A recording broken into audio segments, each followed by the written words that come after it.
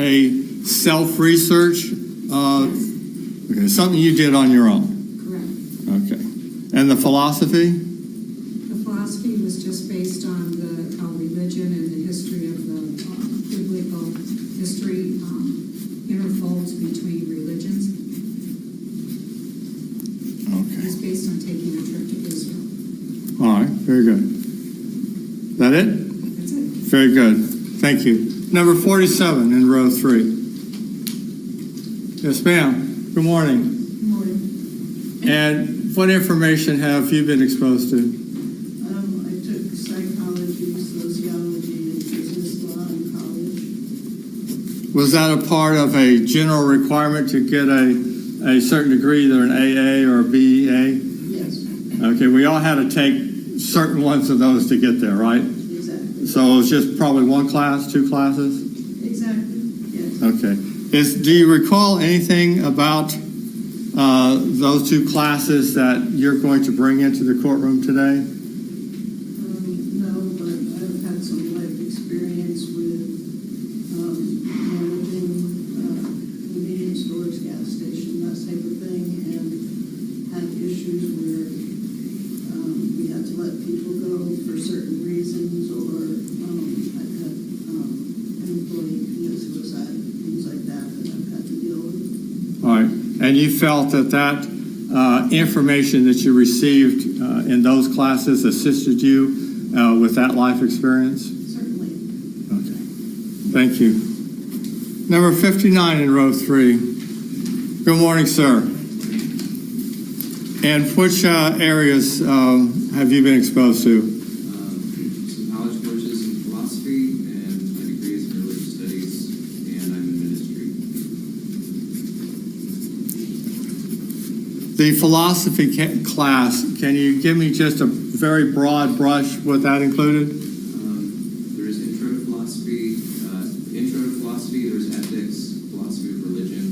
I didn't go super deep, but I considered philosophy as a major for a little while. I never stuck with it, but it was pretty introductory. Okay. Thank you. Number 60 in row 3. You did what? Right. Terrorism classes. I'm sorry, ma'am. It's like sorry, I was a little bit late, so That's relax, slow down. I just like to know, I was trying. I worked with the State Department, and I took counterterrorism classes. Okay. And they have the physical class, the psychological class. That's within the counterterrorism? Yes, we were getting ready. My husband was a diplomat in Australia, so I have to go through those classes. Okay. Can you paint a broad brush? What is the physical part? We were trained to use weapons and in case that we get kidnapped by terrorists, how to defend ourselves. And if we get kidnapped, how to deal with it. Psychologically, how to deal with it. Yes, and self-defense and how to use weapons. Give me a broad brush. What was it about self-defense? What did that include? Self-defense is in case that we get attacked. How it's like a little bit of martial arts. Okay. Like I was talking with juror number 9, the grappling, the hands-on, the defensive against edged weapons, that kind of thing? Yes. Okay. Anything else, ma'am? Yeah. All right. Thank you, ma'am. Number 63. Yes, ma'am. Good morning. Good morning. I took psychology, philosophy, religion for my degree. And what is your degree in, ma'am? Accounting. Accounting? Okay. And I was in the Army and I learned how to fire an M16. Okay. When you were in the Army, did you do any of the basic training like we discussed with juror number 9 as far as the hands-on grappling, anything? Just the use of the long rifle? Yes. Can you paint me a broad brush about the psychology? There's so many areas that it can involve. It was just a basic. Basic. Psychology class. Just to get a degree. Yes. Yep, we've all had to Yeah. watch the rat in the maze. Okay. And a religion class. And a religion class. Catholic college. Okay. Thank you. Number 70, first time we've had to speak with you. Good morning. How are you? Good. What topics have you been exposed to, ma'am? Concealed weapons permit. Okay. We're going to discuss that in a little bit, and I'll make a note, and we'll come back and discuss it further. Thank you, though. Let's go ahead and go to row 4, number 65. Yes, sir. Good morning. Good morning. How are you doing today? Good. What topics have you been exposed to? Well, constitutional law and contract law. I'm a sports agent, so I used to represent professional athletes. Okay. My partner was a state prosecutor and a criminal defense attorney. Your partner is or was? I'm no longer doing the sports agency. Okay.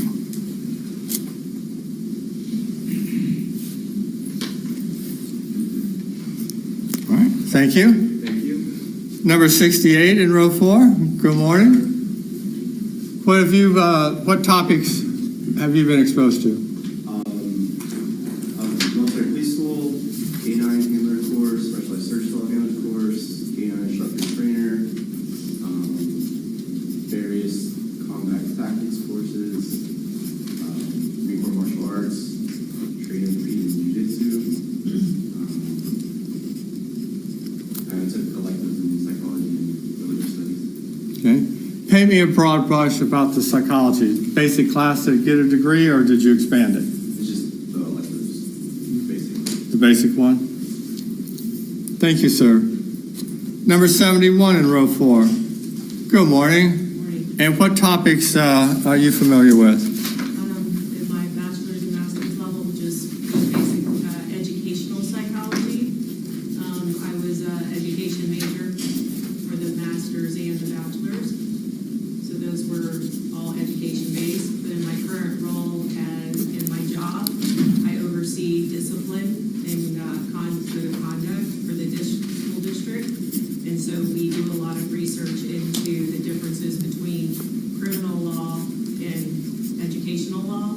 So we oversee disciplinary hearings for students. All right. Help me with the last part. I know there's some issues with search and seizure on campus and that sort of thing. Can you paint me a broad brush as far as the differences between the school district policies and criminal law? What is it that you're concentrating on? Differences between reasonable suspicion and probable cause. So school-based administrators have all they need is reasonable suspicion to be able to search a student, where law enforcement needs to have probable cause, things like that. And we do training of administrators on the differences of those types of things. Okay, very good. Thank you. Number 75 in row 4. Oop. Number 77 in row 4. There you are, sir. What information have you been exposed to? Psychology 101, sociology 101, and then we do a training at school, like how to react to situations non-violently, like when students,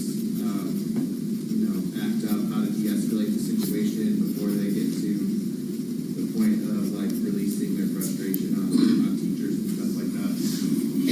Okay. The information that you get from the school system as far as dealing with the students and trying to either to de-escalate the situation, is that on a yearly basis? Is it a one-time thing? So it's a 1 year, it's a one-time 2-day course, and then every year it's like a 3-hour refresher course just on like how to do it, and then like moves to like, stop somebody from biting you or choking you and stuff like that, or them hurting themselves. So So actually physical contact? yeah, I mean, the whole point of it is to not engage in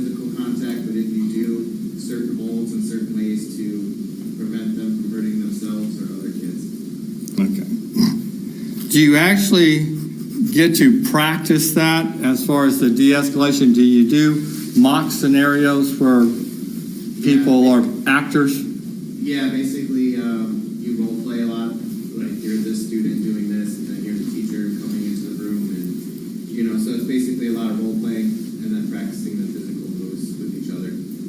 Okay, thank you. Yeah. Number 81. I didn't. You didn't raise your hand last time, did you? Earlier, I'm sorry. That's okay. A regular religion philosophy classes in college, and then I thought I was going to major in child psychology, so I took more than basic child psychology, but not very far. Okay. As you sit here today, to what extent do you remember the information that you acquired during those classes? Not very much, other than raising my own children and some of it, but not much. Okay. It's too long ago. I don't remember anything out of my psych class either. Okay. Number 83.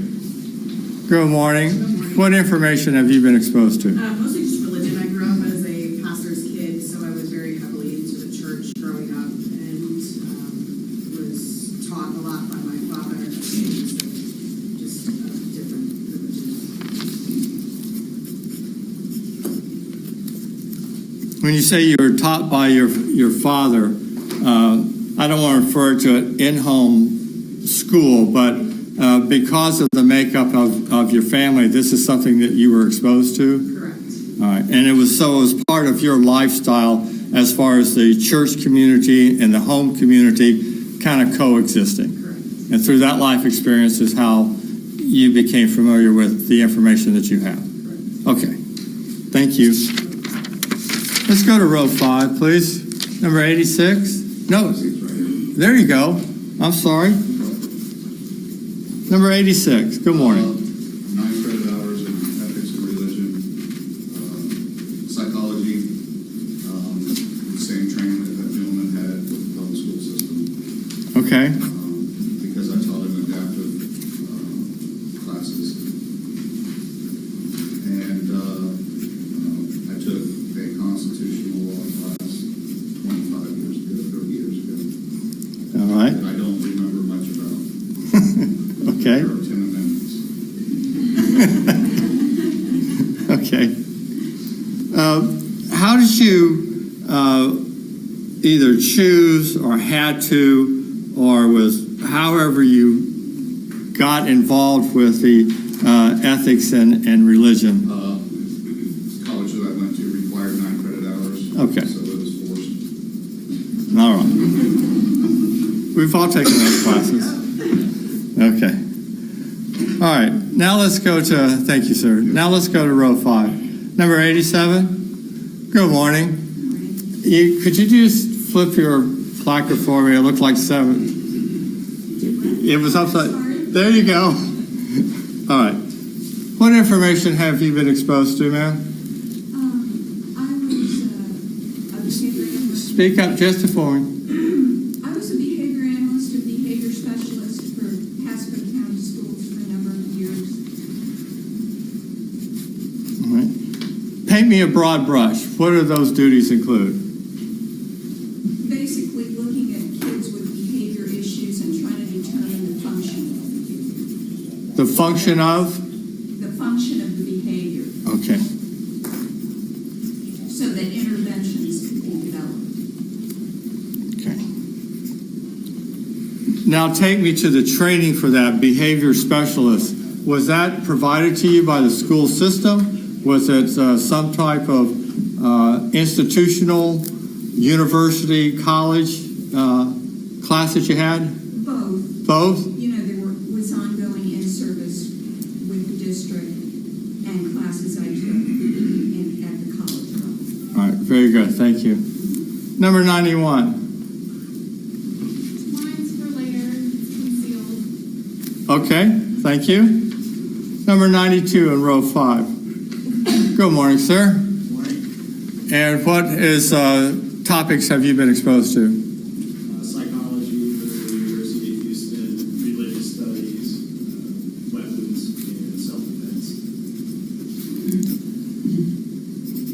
right, I'm going to go backwards.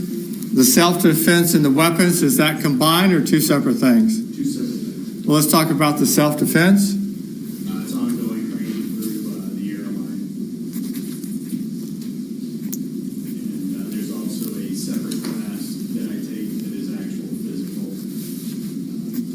not just discussion theory. And that's often through the Airport Commission. Through the what? Minnesota Airport Commission, the MAC. Okay. And this is because you're a commercial pilot? Yes, sir. And all the scenarios would be involving that particular environment? That's where the gist of it comes, but the hand-to-hand is just in the airport as well. Transportation to and from, lodging, through the airports, that kind of thing. Okay. As far as weapons, are you allowed to carry a weapon on the airplane? I'm not an FFEO. Okay. I participated in the Federal Flight Deck Officer program. Okay, so what training as far as the weapons? Sidearm, rifles, crew-served weapons. What kind? Crew-served weapons. Any weapon that requires more than one person to operate. Oh, crew.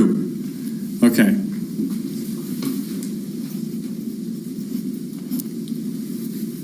The religious and psychology, was that part of your college or something that you elected to take? That started in the Army. Some of the deployments, we needed to understand the religious makeup of the countries that we were going into and how that related to our interactions and just personal study through today. All right, very good. Thank you, sir. Number 93. Good morning, ma'am. Good morning. And the information you've been exposed to? Just 1 year of basic intro to philosophy, sociology, and religious studies. Okay. Anything about those classes and the information provided that you recall today and you would bring into the jury room? Just basics of psychology since I went on to do a master's in human resources. Okay. And as far, what was the theme of your master's? Human resources. Human resources. Okay. All right, thank you. Number 96 in row 5. Good morning, sir. What information have you been exposed to? Penal law, criminal procedure law, law enforcement, weapons, unarmed defense tactics. All right, let's start from the beginning. Give me a broad brush. What does that include? In that study, did you become aware that within the Department of Correction, the use of force standard is different than outside the prison? Yes. Okay.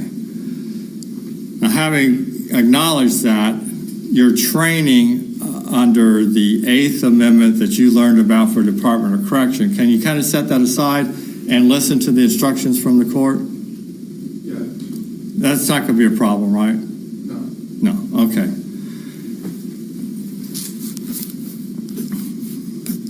As far as defensive tactics, paint me a broad brush on that. It's all basically unarmed defense tactics. Didn't deal with a lot of weaponry, with the exception of homemade broomsticks and mop buckets and Those can hurt you too, right? exactly. But it was unarmed defense training, and also with the use of batons And what? and the use of batons. Use of batons.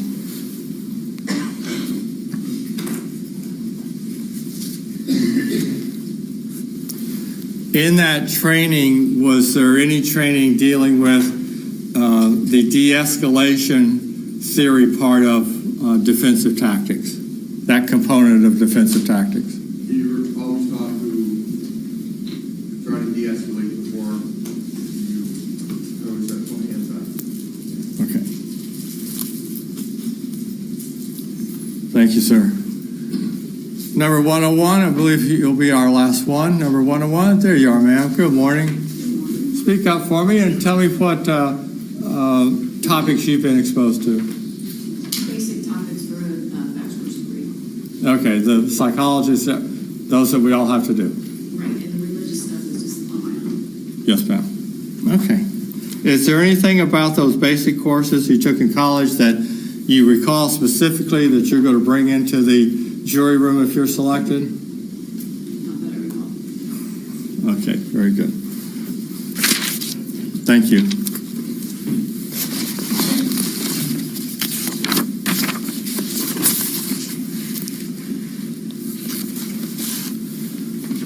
What I'd like to do now is go back to the questionnaire, relax, and talk about a couple of things. I'm not going to talk to everyone, but I need to kind of fill in the gaps as far as the occupation, right? I know putting retired is what you do now, but I kind of like to know what you did then, okay? So let me go through a couple with you, bear with me. And let me just complete a little bit more information on the questionnaire. Let's start with in row number 2, number 29. Good morning. I have that your spouse is a JCC contractor. Are you employed outside the home, ma'am? No, Have you ever been employed outside the home? yes. And when you did have that occasion, what did you do? I was a case aide for nonprofit company, Community Aging and Retirement Services. Tell me what the duties of that position is. Mostly it was ordering supplies and meals and stuff for the people, retired people that needed it. A lot of paperwork, billing, that type of stuff, talking to the clients. Were you in a supervisory capacity at all? No, Just yourself? yes. How long did you do that? 6 years? All right. Any other employment outside the home other than that? Before that, I worked for a medical company, All right. And what did you do for them? just ordering medical supplies and, for the clients and everything. Supervisory role? No, Anything before that? that was all of it. That was all of Way it. back. All right. Very good. Thank you so much. On road number 2, number 31. Where's number 31? There you are. Good morning. You indicated that your spouse was retired. Are you employed at this time, sir? I'm not, I'm retired too. All right. So that's retired. So now we're back to before retirement. What did you do for a living? I was an IT project manager. Explain to me what that is. Various projects in our organization on the IT side that needed to be implemented either due to internal or federal HIPAA guidelines. Okay. Now the HIPAA guidelines is setting up a system that is secure. Would that be correct? Healthcare guidelines, not just security. Yeah, healthcare guidelines. All right. Did you write the programs, or did you simply install the equipment, install the applications, and keep them running properly? Originally, I was a programmer, so, myself, I wrote code or installed code. As a project manager, I was in charge of anywhere from 6 to 15 people roughly, depending on the scope of the project that we had. Okay. And how long did you do that, sir? 20 years. Any other position before you held that job? My IT career as a programmer early on, working your way up. Okay.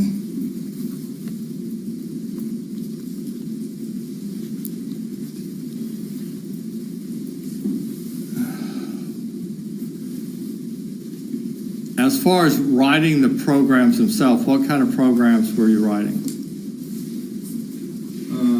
Way back when, I know it was the early stage of this, and it's come a long way. Yeah, most of my career was on the healthcare side, so Okay. it was claim processing, they used to call them encounters at one time, membership processing, that type of thing. Very good. Thank you, sir.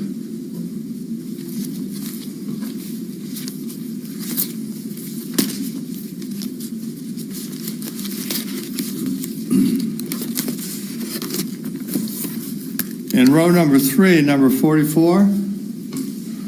44. Oh, I'm sorry. My bad. Number 46. There you are. I have it down as business manager, but I'm asking you to expand that just a little bit for me. Of? That's several different. You want from the beginning and then to the end, would that be the best way to do it? Sure, just bullet them out for me.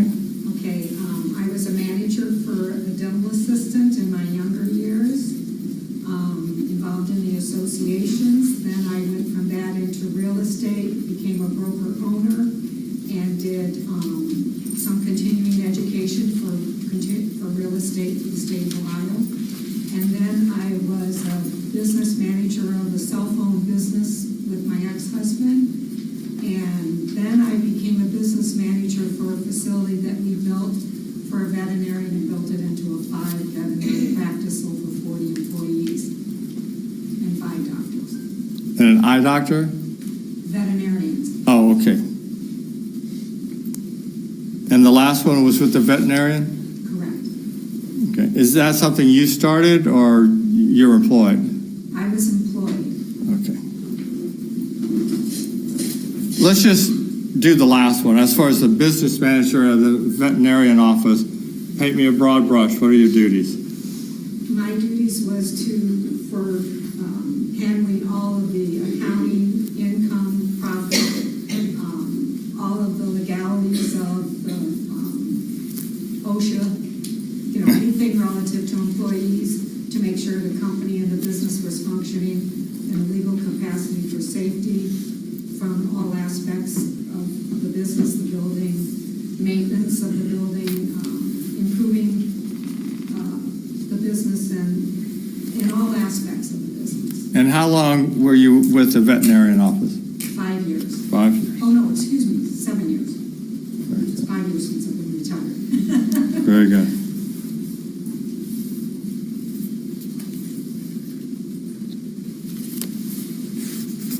All right, thank you.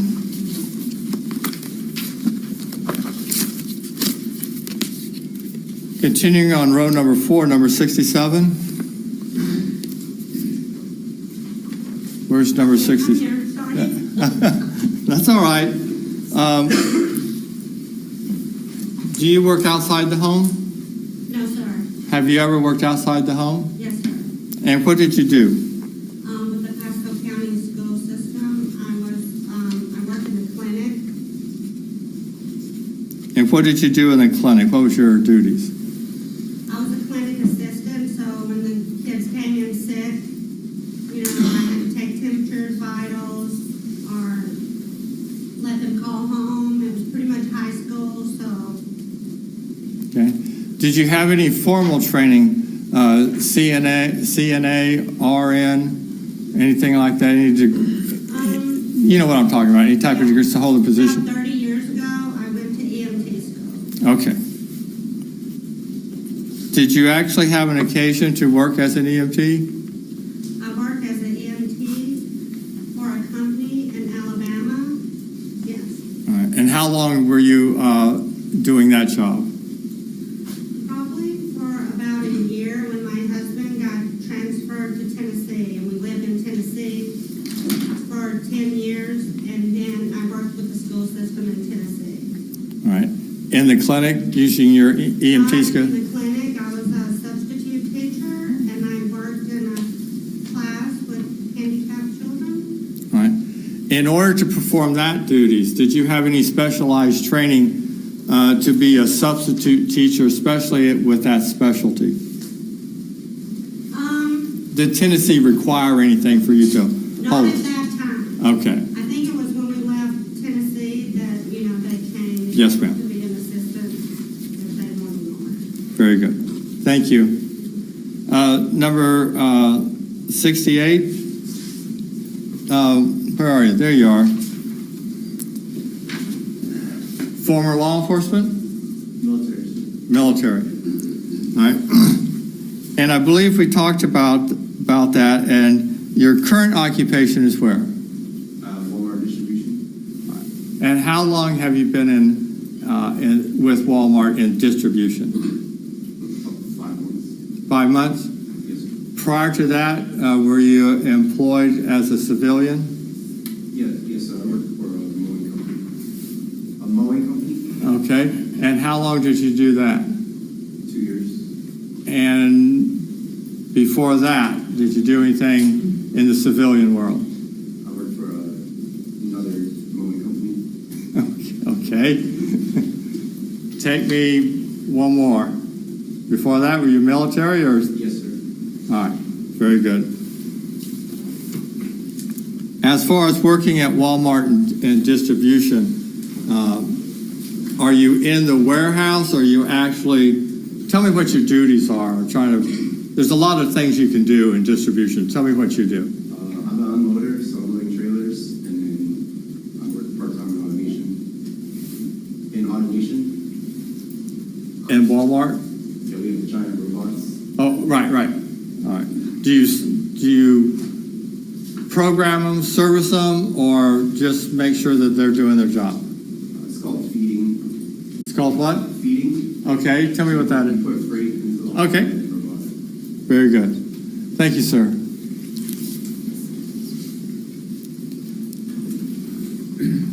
Number 70. Good morning.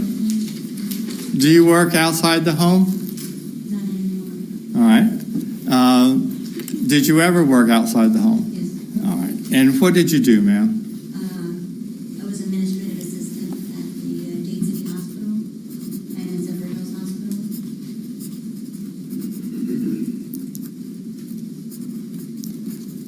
Explain to me what your duties would be as an administrative assistant. Basically, it's a glorified secretary. You answer the phones, you do the mail, so whatever she needed for the nurses, then and then I type them up or whatever and handle policies and procedures and. Well, let's talk about that. When you say handle policy and procedures, are you reviewing them and writing them, or just? No, they do that and I make the corrections that the CNO needed done. Very good. And how long did you perform those duties? 13 years.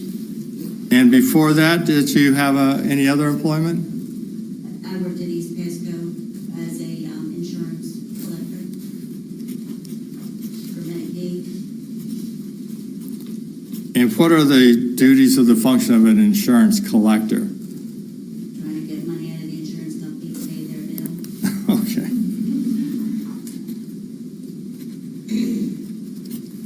Thank you, number 70.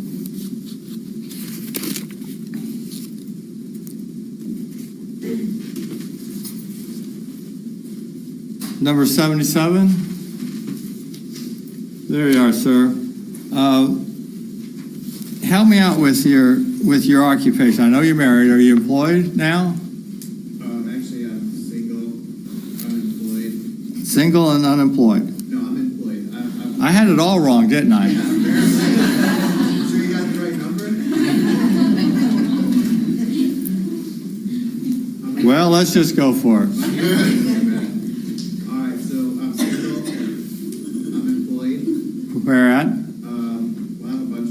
Right now I'm working at Seven Oaks Elementary School as a PE teacher. I also referee ice hockey games at night. All right. I've worked like every single job known to man. All right. How long have you been a PE teacher? That's the only one that I've kept a while, 18 years now. Okay. And refresh my memory, what grade level? Or what? K through 5. K through 5.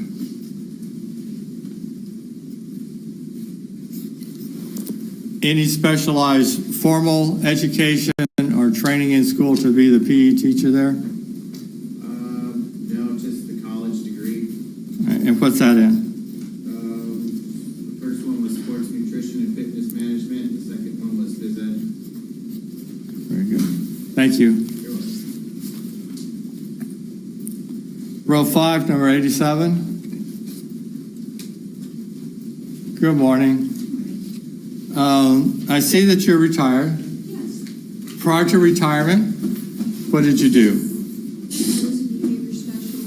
I was a behavior specialist for Pasco County Schools. think I've had a discussion about that. Yeah. Same job? Yes. All right.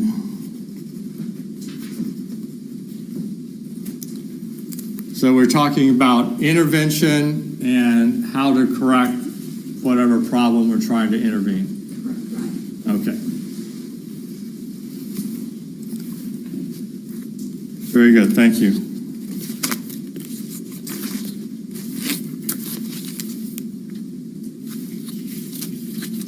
Okay, I think we've caught up a little bit with that. Thank you.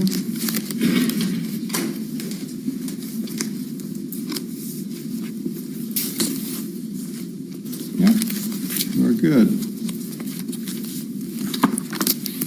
Let's talk a little bit. We're going to change topics just a little bit here. We're going to try to do some group discussions and move things along a little bit. So please, everyone, listen up. We're going to go kind of row by row, maybe as a group to see where we're at. I'll jot down your numbers and we'll talk. But let's talk a little bit about your role as a juror. We're going to discuss several things now, dealing specifically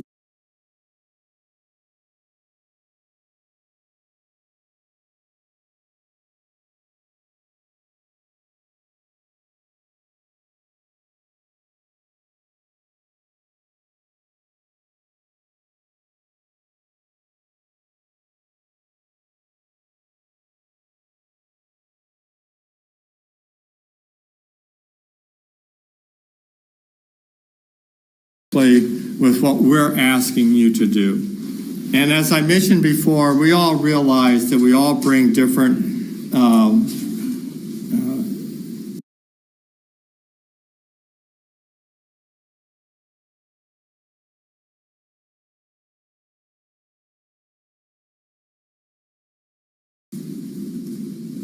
attitudes, idiosyncrasies, skill level, education. We're all different.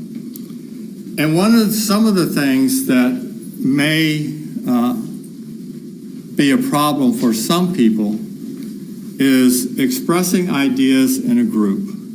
You're fine maybe one-on-one, a casual conversation, but if you're in a group, you're just kind of clam up and you sit there and you don't say anything. It might be because you're shy, afraid to speak, don't be wrong, don't want to be criticized. It doesn't matter. But that's what the jurors do. The jurors are called upon to, as a group, to collectively and individually express your ideas, and then you make your decision based on after the discussion. So it's important that not only you listen to the other jurors, but they have an opportunity to get your input so that everyone can make an informed decision, whatever that might be.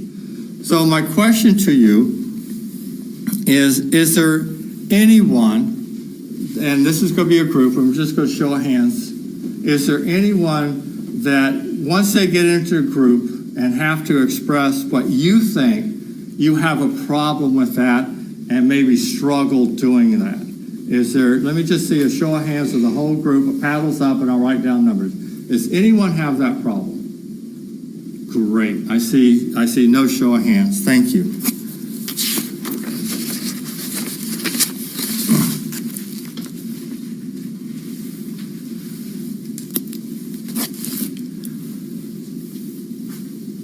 In deliberation, you'll receive some instructions and guidance about how you're expected to conduct yourself within the jury room, and you'll get those from Your Honor.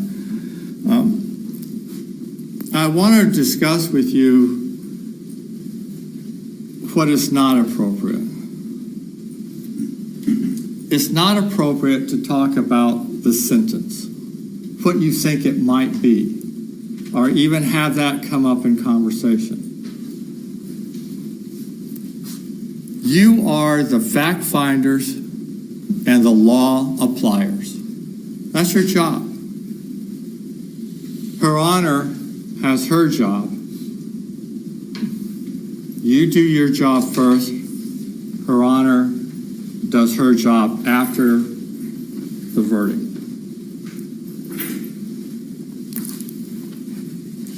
It's important that that type of thought process and to make a decision on what you anticipate her honor might do is just not appropriate. So let me ask you this, and I'm going to go row by row, because that's how important this is. First row. Can each of you be the fact finder and the law applier and keep out of your discussions whatever potential sentence might be? Row number one? Yes. All right. Same question with row number two. As a juror, can you be the fact finder and the law applier and keep any type of discussion about sentencing out of the equation in your verdict? Row number two? Yes. All right. Row number three, same question. Yes. Row number four, same question. Yes. Row number five, same question. Yes. And finally, my last two and six. Yes.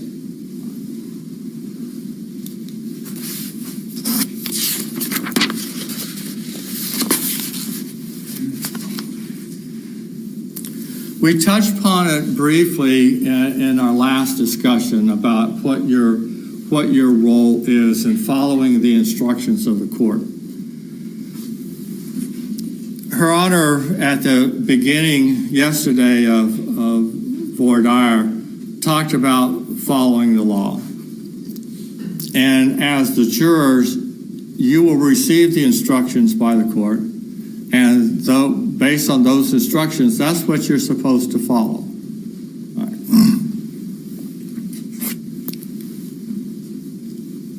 Number 9, in your mind, how important is it for you to follow the law in this case? Very. All right. Number 18, That's the core of my belief system. very important, right? Number 43, how important is it to follow the law? Very important. Very important. Number 92, how important is it for you to follow the law? Does everyone agree with the other panel members that it's paramount that you follow the law? Everyone agree? Yes.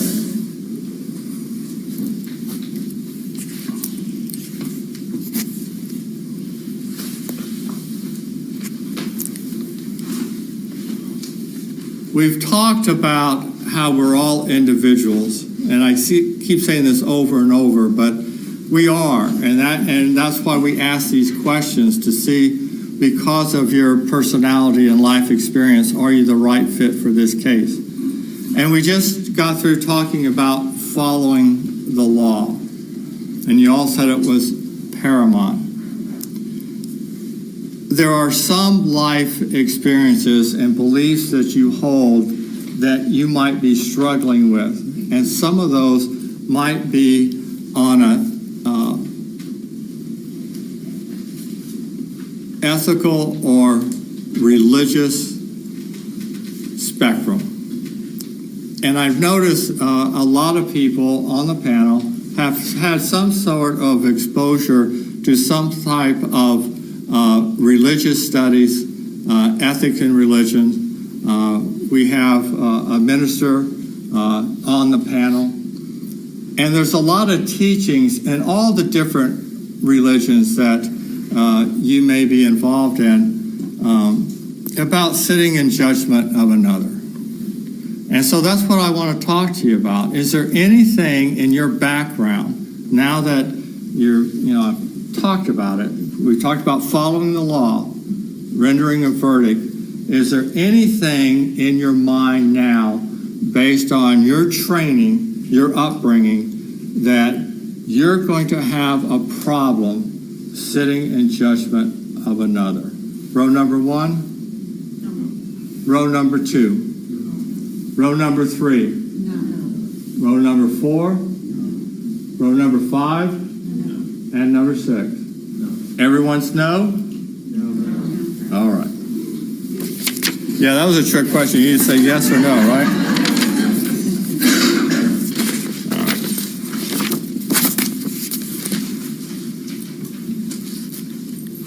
We're going to continue our discussion with following the law. The law given to you is by a court. Her Honor read you the standard of proof in this case, beyond a reasonable doubt. That is the standard, and it's the state's burden. It's a burden that the state gladly accepts. It is our burden, no one else's. It's our burden to prove this case beyond a reasonable doubt. All right. The definition of reasonable doubt in detail, you'll be, Her Honor will give that to you again before you go deliberate, but you heard it yesterday.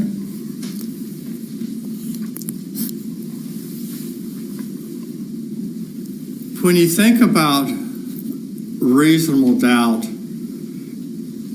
what the proof is, well, what does that apply to?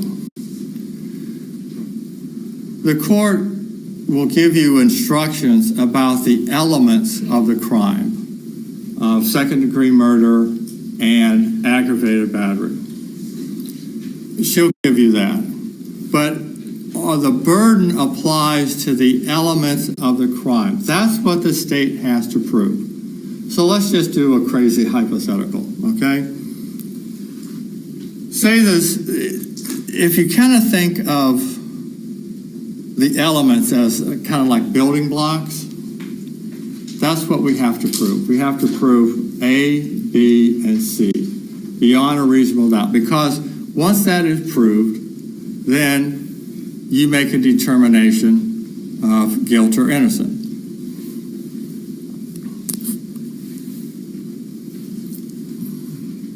Let's say that there's a wedding, okay? And in order for the state to prove that a wedding occurred, it was just two elements. There was some notary there that said some official words, and then the couple, both of them said, "I do." That's all the state had to prove. But there was a wedding, and we're going to bring in witnesses. You know, at the wedding, there's more than just a bare room and an official and two people. There could be other guests. There could be cake. There could be weather conditions that occur that hamper things. A lot of things can go on. All those other things, the state doesn't have to prove beyond a reasonable doubt. We don't have to prove beyond the reasonable doubt it was sunny that day, or that there was cake, or that the bridesmaid wore a pink dress. So the only thing we have to prove is a notary said some official words, and two people said, "I do." All the other stuff is the environment that took place. Row number one, the little silly, I guess, example that I gave you, does that help you understand how the reasonable doubt is to be applied to the element case? Do you all understand that on row number one? Yes. All right. Row number two, you understand it's just the elements of the crime. Row number two? Yes. Row number three? Yes. Row number four? Yes. Row number five? Yes. Yes, all the way over? And number six? Yes. Okay.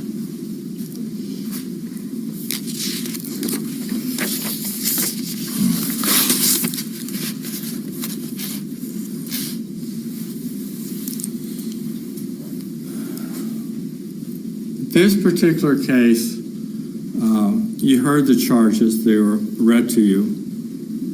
It is second-degree murder and aggravated battery. And you know from the information that was read to you that as far as the second-degree murder, someone was killed. And from the aggravated battery, you know that someone potentially was harmed physically. And those are the two crimes. We've had some discussion about your life experiences leading up to today. But I need to ask you, just based on the charges themselves of a death and a bodily injury,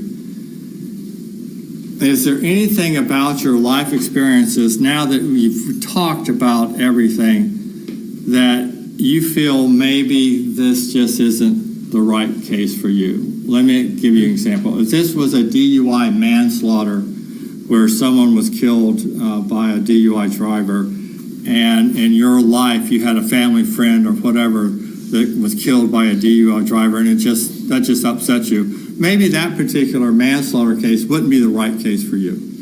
So that's why I bring it up. Sometimes we just have that nagging feeling that this isn't good. So let me ask row number one. Is there anything in your life experience, just based on the charges themselves, that you feel maybe you're just not the right person for this case? Row number one?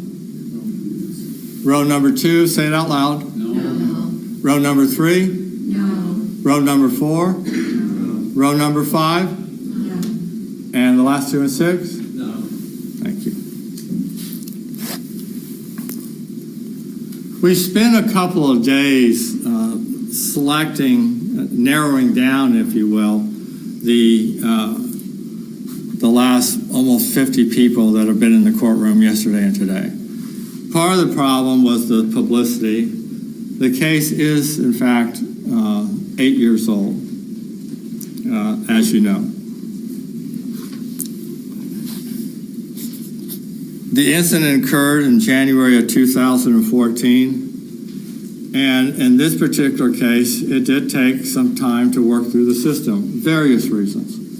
Legal reasons, pandemic reasons, the voluminous nature of the case.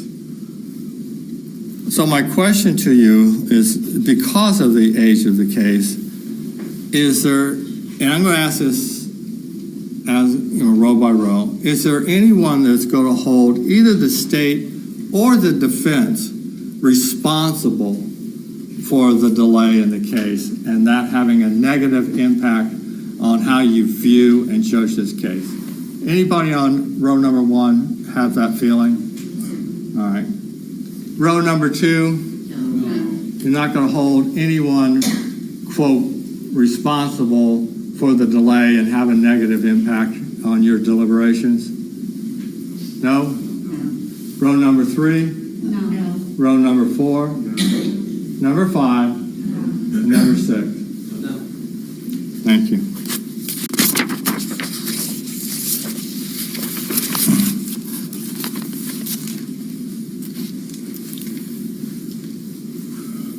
We've been talking about the role of the juror a little bit, the procedures that are going to be involved, your role as jurors, what you do in the jury room. You will get instructions by Her Honor regarding the evidence and how, some guidance on how you can conduct an analysis of the evidence that has been provided to you. And you'll probably hear during this trial some evidence that's in conflict with one another. You'll get a jury instruction on that. As a juror, it's going to be your responsibility to resolve whatever conflicts you feel exist within the trial, either between the testimony or the evidence. Determine how, based on your determination of how you resolve those conflicts, what facts you're going to eventually rely on, and returning your verdict. But you have to go through the analysis. So let me talk. First of all, who has a teenage child at home? Okay, number 13. She was the first one up. So number 13, with your teenager, have you had an opportunity to have to resolve a situation involving conflicting information, like I was supposed to be at Johnny's, but I was really at Billy's playing basketball? Something like. Have you had an opportunity to do that? Yes. Okay. How'd you go about resolving that conflict? Asking additional questions and putting make sense or there's a gap in the story, and leaning in and asking more questions, which is pretty easy to do with a teenager. You can typically get to Okay. The rest, did everyone hear what she said? And let me see a show of hands of who also has a teenager at home. Would your response be about the same? That's the way you do it? Yes. Okay. All right.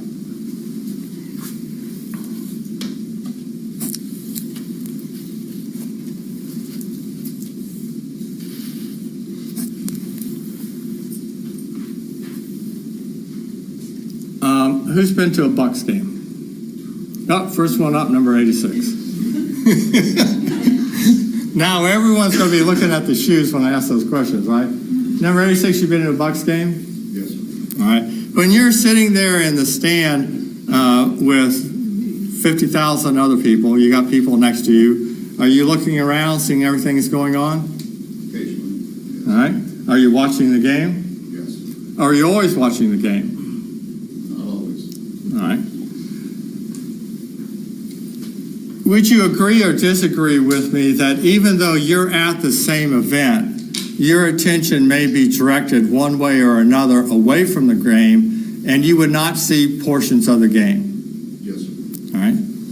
Would you agree or disagree with me that just because you didn't see some portions of the game, that doesn't mean the game didn't occur? Yes, sir. Okay.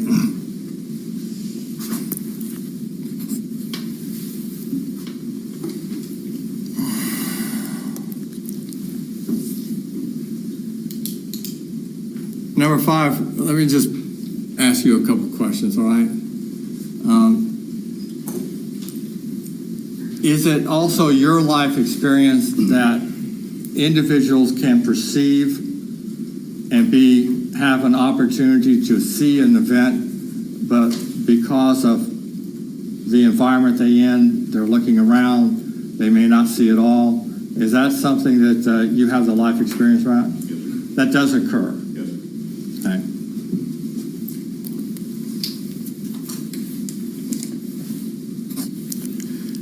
Because of that phenomenon that we just talked about, is there anyone in here that does not believe that individuals watching the same event are going to always come in and say exactly the same thing?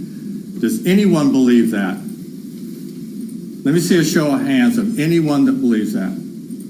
I see no show of hands.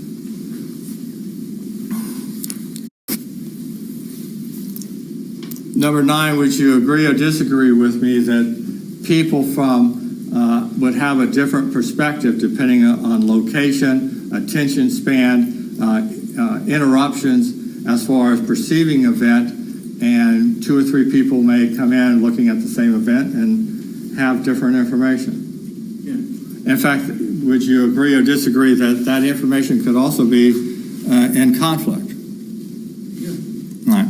Let's go back to that silly example that I had, okay, about the wedding. We got the wedding going on, and we have the, let's call him Bob, let's not give them names. We have a couple that are getting married, and that's what the state has to prove, that this couple was in fact married. Now, there were witnesses there. They're sitting at different locations, some up front, some up back, some to the left, some to the right. Some attention spans of some people are not that great. Others are very specific. Some people are handling children and are distracted. But they're all sitting here at this event. And then we ask these people to come in and we say, okay, tell us what happened at the wedding. And there's some conflicting information. There's information say, well, some people say the flower girl dropped the basket, and some people don't recall that. You might have whether or not the best man had red hair or blonde hair. There was a conflict. There was how many members of the bride's party were there? Was there 3 or 5? There's just a conflict there. Was the groom taller than the best man? Okay. The proof would be, were 2 people married? But when you bring the people in, they say 2 people were married, But these details about the wedding, let me ask, I'll go back to verse number 29 on my second row. There you are. Would you agree or disagree with me that those factors about whether or not who was taller or shorter, how many bridesmaids were, in that party, whether or not the flower girl dropped the flower basket, who had red hair and black, those things in conflict have nothing to do with two people, whether or not they were married. Would you agree with that? Correct. Okay.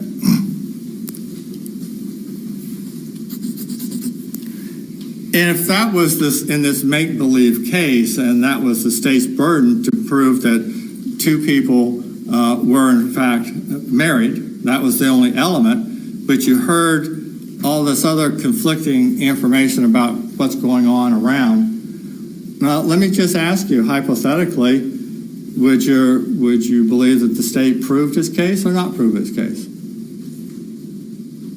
With all the evidence and, Yeah, the elements would be just two people are married, right, but you heard all this other stuff. it's hearsay, the other stuff is hearsay. All right. Okay. Let me ask, where's number 33? There you are. In that hypothetical situation where the state's burden is only those two things, there was people married. Official said some words, two people said I do, but then you heard all about the ceremony and all the conflicting information about that. All right? But the only thing the state has to prove, beyond a reasonable doubt, is two people were married. All right? Now, knowing that some information is in conflict, hypothetically, would you believe that the state met its burden or not met its burden? All right. Would you agree or disagree with me? But the other information is just immaterial to the elements of the case. Whether or not the flower girl dropped the basket has nothing to do with whether or not two people were married, right? All right. I know we've used some silly examples, but let me, by a show of hands, does everyone understand conflicting evidence in your role as how you resolve it and look at it, and if there is conflicting evidence, you determine, does it impact, has the state proved its case beyond a reasonable doubt as far as the elements? Let me show you. Does everyone understand that now? Everyone? You see all the paddles up. Everybody up? All right. There we go. Thank you.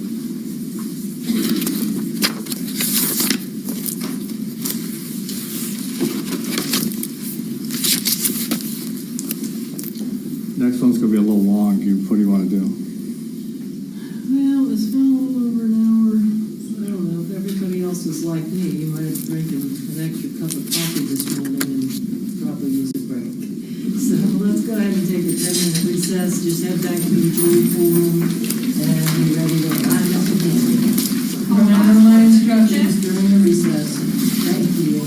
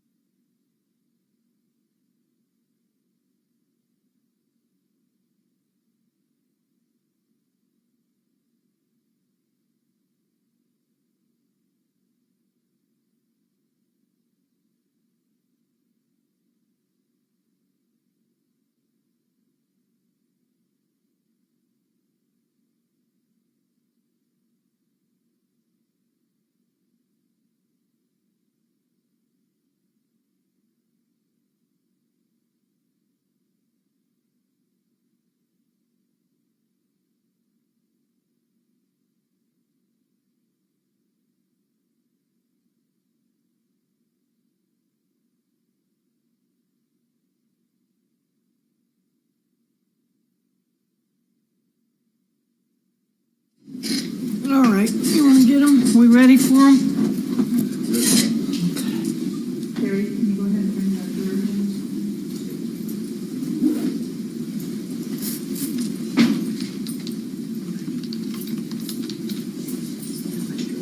I ought to know by now, but.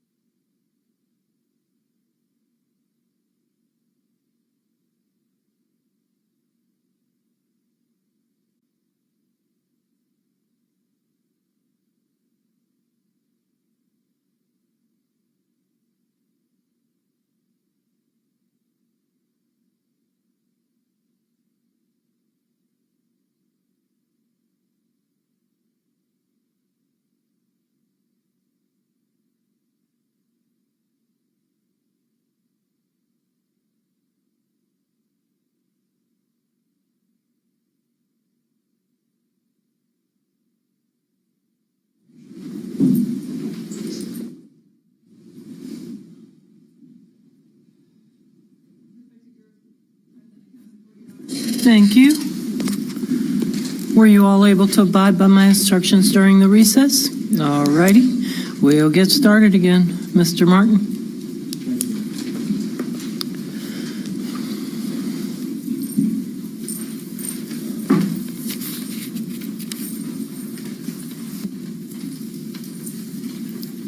We're now going to discuss the topic that might take just a little bit. Based on my experience with you yesterday, when I talked about training and firearms and defensive tactics, just about everybody's hands went up. So I'm going to try to organize a little bit because, as you know, in this case, there is in fact a firearm that was used. And so we need to talk about that particular issue. I'm going to do this row by row just because I think that would be easier for everyone to keep it organized. So what I'd like to do, and I'll do this for each row, I'll go and ask you whether or not you own a firearm and have a CCW. And then whatever row we're on, raise your paddle, write down your numbers, and then we'll just deal with row by row. Okay? Everybody's paddled up. I couldn't see a lot of them. So let's try that procedure and see how we go with this. Can I ask a clarifying question? Number 71. Is it personally or in your home? Own a firearm personally or in your home? Let's include in your home. Okay. All right. Thank you for that clarification. Okay. We're going to talk about experience with firearms. As you know, a firearm is involved in this case. I'd like to discuss with you a little bit about that, so that all the attorneys in this room can make a determination whether or not you're the right fit for this case. That's the reason for the inquiry. And I like to do it row by row. So just row number one, if you have a CCW, you own a firearm or there's a firearm in your home, just put up your paddles and I'll write down the numbers. 2, 5, 9, 13, 18, 19, and 20. Okay. Let's start with number 2. You have a CCW? Yes. Okay. There's a process in order to obtain it. You first have to get a certificate and have instruction by someone that's in the statute, recognized, and can provide the training. And then once you have the certificate, you fill out the form for the background check, and then you mail it in with your fee, and then you get your license, right? Yes. All right, so I want to start with the first process. When did you get your training? What year? Probably about 3 years ago. All right, so this would be 19? Okay. And where was your training? Sumter County.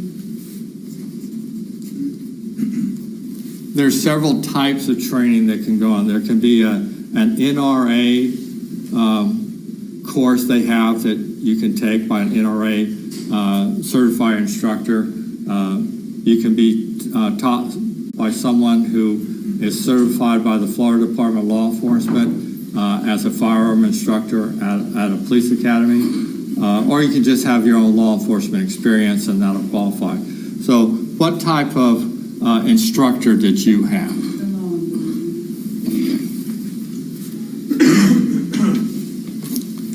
And how many hours was it? 3 or 4. Okay. During that time period, were you required to fire the firearm more than once? Yes.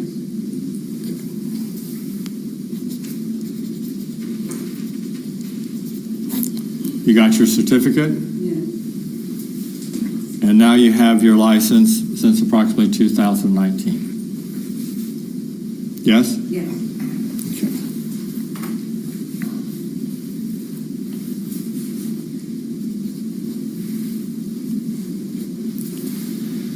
I'm going to cover that process with everyone, then I'm going to have some general questions, all right? Number 5. All right. When did you receive when you got your training? What year? From 1996 to 2016, it was a yearly requirement, military combat arms training. All right. And then do you have a CCW now? Yes, sir. When did you start? You were allowed to rely on your training in order to make the application. So what date did you make your application? 2018. Okay. And that was because you were out of the military? Yes. All right. And what type of training? You heard my question. Yes, sir. It's yearly training. No, as far as the CCW. As far as the CCW, it was military training. Okay. And then, right. Okay. So it's been, what, 3 years? Yes. You've had it? All right. Number 9, just the CCW application. Did you have to do training before, or did you just file an application? No, I did training before. All right. And what type of training? Law enforcement. Okay. When you say law enforcement, if you were in law enforcement, were you? No. No. Law enforcement. Right. So when you say law enforcement, was that individuals certified by the Florida Department of Law Enforcement to be a firearm instructor? Is that type of law enforcement you're talking about? Okay. So you had that individual. And when did you complete that training? What year? 2012. All right. And then you applied and have received your CCW, and you've had it since 2012. In 2012, was it 5 or 7 years? Did you renew it? Yes. All right. So that'd be 2019. You renewed it. Yes. Okay. That's what I was trying to get at. Number 13. Let's talk about the process. When did you take a class in order to get the certificate? The first time I took a class was up in New Hampshire, I believe around 2010. Okay. And I'm sorry, I'm not familiar with the requirements in New Hampshire. Is there a particular instructor that has to do that pursuant to a statute, or is there even a class? Yeah, it was a class. I believe, if I remember correctly, it was a retired law enforcement person who held the class. All right. And in that class, were you required to fire the firearm more than once? Yes. Now, in 2010 in New Hampshire, now you're in Florida. Did you do the necessary paperwork to transfer it, or you just rely on the No, reciprocity? I took a new class in Florida. Okay, when did you do that? 2020, I believe. Okay. And same question, the instructor, NRA? The instructor was a retired law enforcement Okay. person. All right. So you've had yours for 11 years then. Number 18. Yes, I was instructed by 3 federal agents of Homeland Security.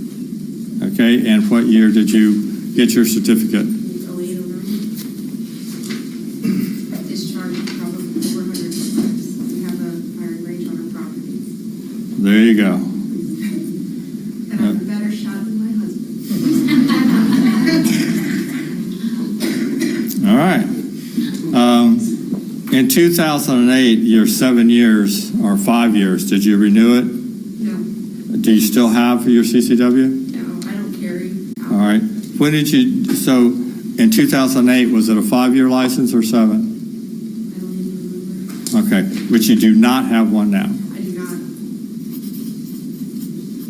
I kind of have a bodyguard with me all the time. Okay. Number 19. I had my license from 98 up until 2020 in the state of West Virginia. All right, let me just talk about that real quick. I'm not familiar with the requirements. Is there a statutory requirement for training before the application? Yes. And what type? A certified instructor from law enforcement. Okay. All right, and when you moved to Florida, are you relying on reciprocity, or did you get a CCW here? No, I haven't applied for the state of Florida yet. All right, but is your West Virginia CCW still valid? It is expired. Okay. Do you plan on an application to Florida, or are you done? If I get time. Very good. Number 20, when did you start the training to get your 08? Yes, sir. Type of class, NRA, or? I believe it was retired law enforcement officer. Okay. In that class, were you required to fire the firearm more than once? Yes, sir.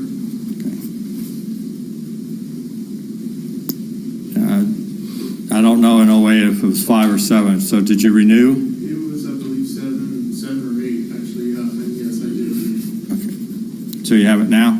Yes, sir.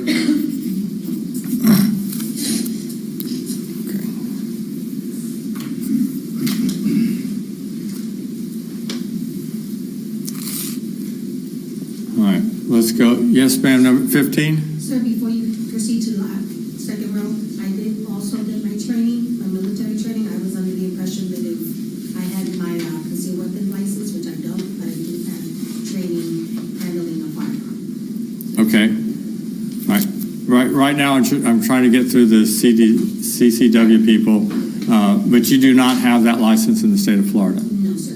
Okay. We're going to get to just general ownership in a minute. Let me just get through this process.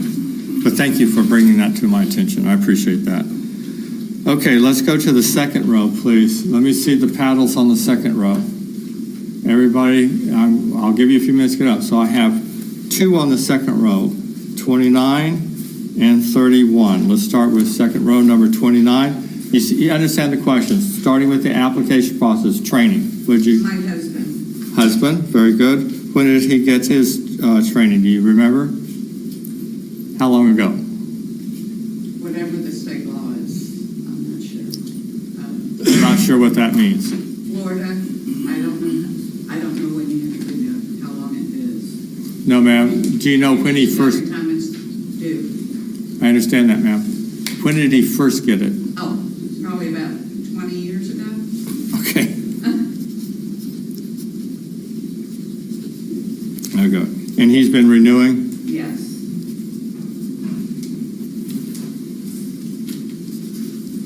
And you do not have a CCW? No. Thank you. Number 31. When did you first do the training so that you could get one? I think it was 2018 in Minnesota. All right.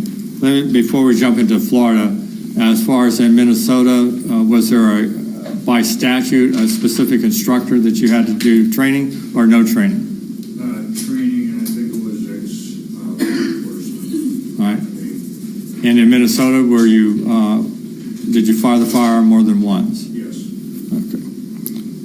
Now, in 2018, that was in Minnesota. Did you maintain that license and relying on reciprocity in Florida, or did you apply for another one here? At that time, there was no reciprocity, so I'm currently licensed in Minnesota to Arizona. I wanted to say it's Utah and in Florida when we moved here. So you do have a CCW in Florida? Yes. And so in 2018, when did you get the Florida one? What year? I think it was the fall of 18. Okay. All right, thank you. Row number 3. Row number 3, we're just talking about CCW and the application process. All right. In row number 3, I have juror number 60. Anyone else? And 70. Let's start with juror number 60. The process, when did you first start? 2020 at the Shooter's World. Okay, that's where you got the training? Yes. All right. And you got your certificate? Yes. And now, did you make the application and currently licensed? Yeah, I got it. Okay. Number 70, 2002. Florida? Yes. And what was the type of training? NRA instructor or law enforcement? Okay. Were you required to fire the firearm more than once? Right. Did you renew after expired? And is your license currently current? Thank you. Row number 4. We're just talking about the CCW and the application. Let me take a quick look. 65, 75, and 86. Let me start with juror number 65. Remember, just the application. When did you first apply for, in any state, I guess now, I should have done that. West Florida, I believe it was 2013. Okay. The type of training, The NRA. And in that training, were you required to fire the firearm more than once? I believe it was only once.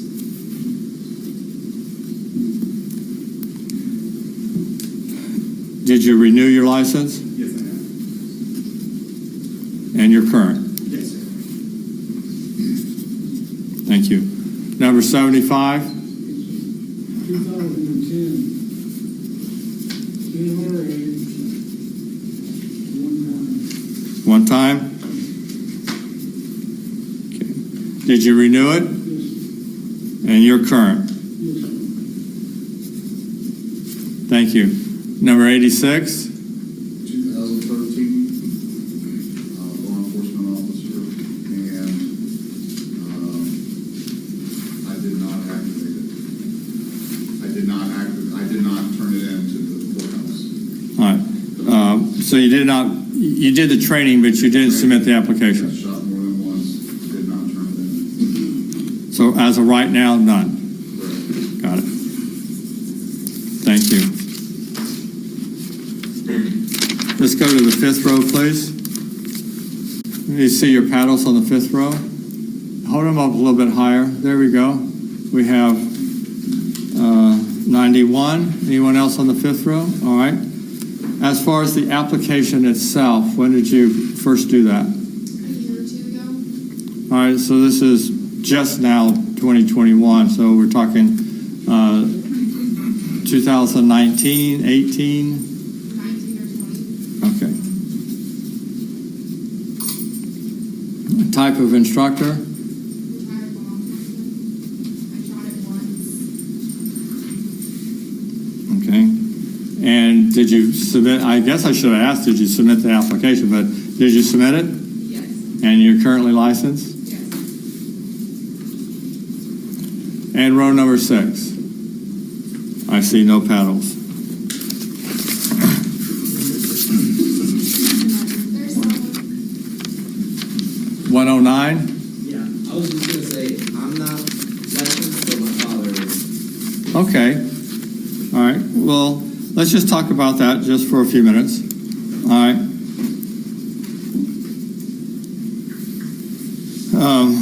Were you aware when your dad first became licensed? Yeah, that was probably maybe 10 years ago. Okay. Do you know whether or not his license is current? It is current.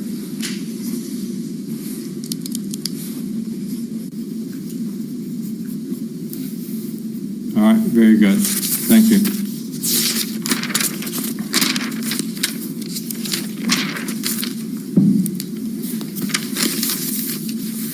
Now that we've gone through the licensing process, then the general question is, and we're going to take it row by row, and I'll just write down the numbers. I need to know if you have a firearm in your home, and whether it's a pistol, revolver, or some sort of long gun. We don't have to go into details. All right?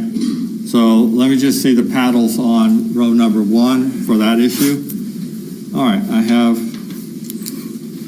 2, 5, 9, 13, 18, 19, and 20. All right, so remember, it's not the details, it's just do you have a pistol, revolver, or some sort of long firearm in your home? Number 2? Yes, And what is it? Not what it is, it pistol, revolver, or long rifle? pistol and long All right. One of each or multiple? multiple pistols Okay. and one long All right. Thank you. Number 5? All three. Number 9? Yes. All?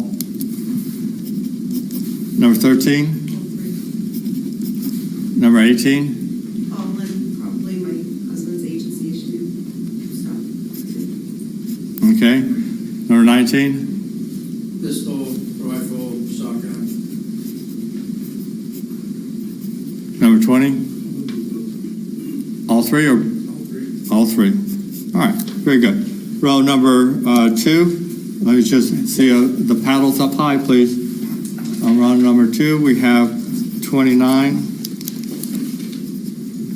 and 31. Okay, pistol, revolver, some sort of long gun. All, very good. 31. All three. Very good. Row number 2. Let's see, show of paddles. Hang on a second.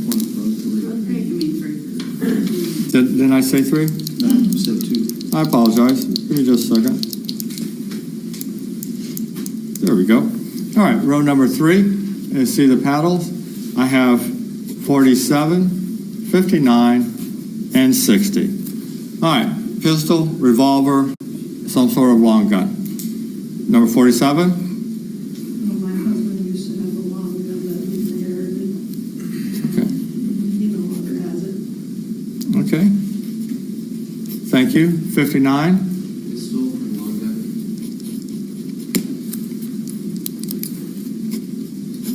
Number 60? Well, my husband was in the Marine Corps for 30 years, so he has a lot of them. I don't know. I have a pistol. Okay. And then husband, everything. He was Okay. in the Marine Corps for 30 years, so not everything, but I don't know everything he has. Very good. All right. Let's go to row number 4. Maybe see just paddles. Give me a moment. Hold them up high so I can write them down, please. Thank you very much. 65, 67, 68, 71, 75, and 86. Pistol, rifle, some sort of long gun. Number 65? Yeah, pistol and long gun. 2 pistols. All right. Number 67? All three. All? 68? I'll do both. All? 71? 75? 86? Pistol and rifle. Very good. Row number 5. You can raise your paddles high so I can see, please. Thank you. We have 87, 93, 96, 101, and the glare on your cards hit me. I see 10. Very good. Thank you. All right. 87, same question. Pistol, revolver, long gun. It's a handgun, but I don't know the difference. Okay, handgun works. I got it. Number 93. They're my husband's, but I believe it's both pistol and revolver.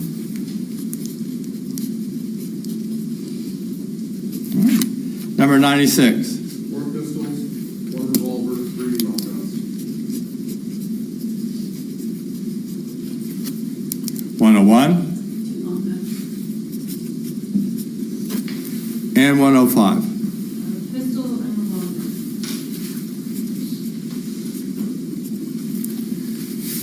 All right. Are we ready for number 6? Rows number 6, I see 107. Yeah, it's the glare. That's all good. I appreciate you correcting me. 109. I'm sorry. Yes, 109, right? All 3.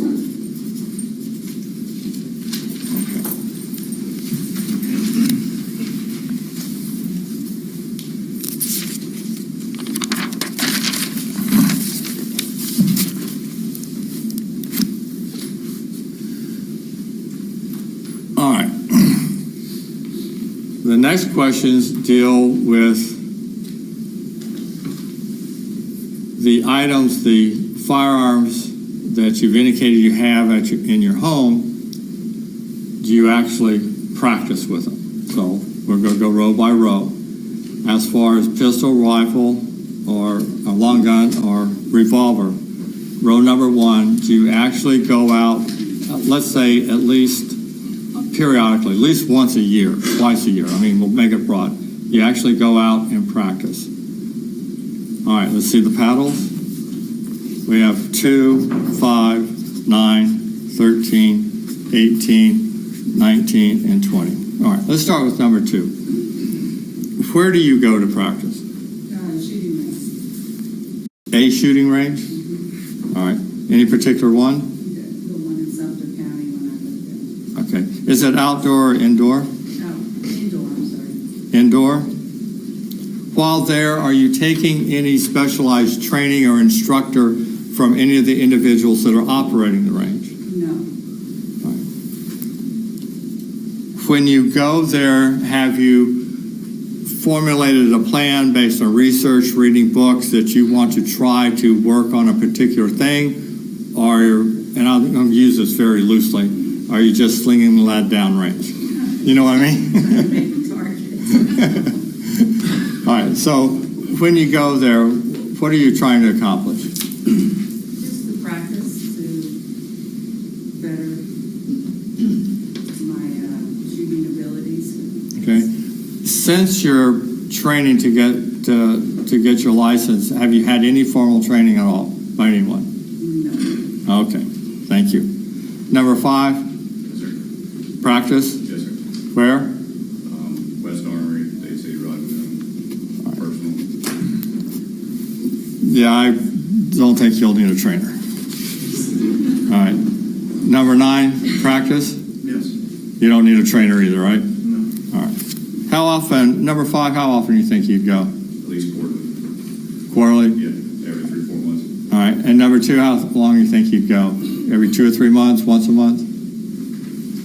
Once every 6 months. Okay, very good. Number 9, how frequent? Once a month. Okay. Number 13, Yes, so I moved here 4 years ago from New Hampshire. When I lived up there, we shot on private property regularly, so probably once a month. But since moving here, I think I've gone twice in the 4 years that I've lived here. okay. That'd be an indoor or an outdoor range? The one here in Dade City. All right. Any formalized training by the individuals, they're volunteers there, right, that run the range? I believe so. Any individual training by any of those individuals? All right. Number 18? Yes. All right. How, Once every other week or so, we're shooting. okay. Number 19? I have not practiced since I've been in Florida, since 2016. All right. And number 20? Yes, indoor and outdoor, just for leisure and practice, targets, inanimate objects. All right. No professional trainer. About how often? It varies, twice a year, sometimes every other year. All right. Very good. Row number 2, let's see if paddles. Who has a firearm that actually goes out and practice with it? All right. We have number 31. How often? Since I moved here, we haven't gone. The pandemic started pretty much right after we moved. Okay. Before that, Minnesota, I would say every month, and prior to deer season, et cetera, just to check the rifle out. Yeah, we're going to get to hunting here in a minute. Okay. Anyone else on row number 2? All right, let's go to row number 3, please. Let me see your paddles to actually have the firearms and actually take them out of the house and go to the range and practice. I see no show of hands on row number 3. All right. Row number 4. All right, row number 4, I have 65, 68, 71, and 86. You kind of know the questions. What? Oh, and 75. I apologize, sir. Number 65, how often you go out? Once a year, maybe. All right. Since receiving your license, any formalized training? Just my neighbor has a class 3. Okay. He's also a police officer for St. Pete. Okay. All right. Number 68, you actually take your firearms out in practice? Yes, sir. Once a month. Once a month? All right. Any formalized training in that practice where you have someone as a coach or a mentor? And that would be an indoor and outdoor range? Outdoor. All right. Number 71? Outdoor, mostly skeet shoot, target shooting. Skeet? Skeet. there's a difference between skeet and sporting clay. Which one are you doing? Sporting clay. We call it speed sporting clay. Okay, sporting clay? Yes. All right. Anything with pistols or revolvers? Whatever, yeah. Yeah, okay. And you're involved in that? Yes. All right. Number 75. Once a year. Number 86. Sporting clays 2 to 3 times a year, and then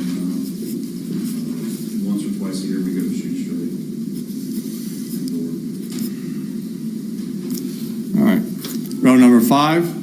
Let me see the paddles, please. You actually take your firearms out and practice. Row number 5, then paddles all the way up. I have 93. Okay. Just the husband does. Husband does? Yeah. Do you go? Oh. Home with the kid. Home with kids. All right. Well, let me ask you this: if that wasn't an issue, would you be going with him? You have? All right. Have you shot his firearms? Have you shot your own firearm? Nope. Ever shot a firearm? Nope. Okay. All right. Anyone else on row number 5? All right. And the last 206, 109. All right. And the firearms that are in your house, do you you go out and practice with them? Yes, sir. I've been probably 2 times within the past 2 years. Okay. Both sporting clays and indoor range as well. All right. Very good.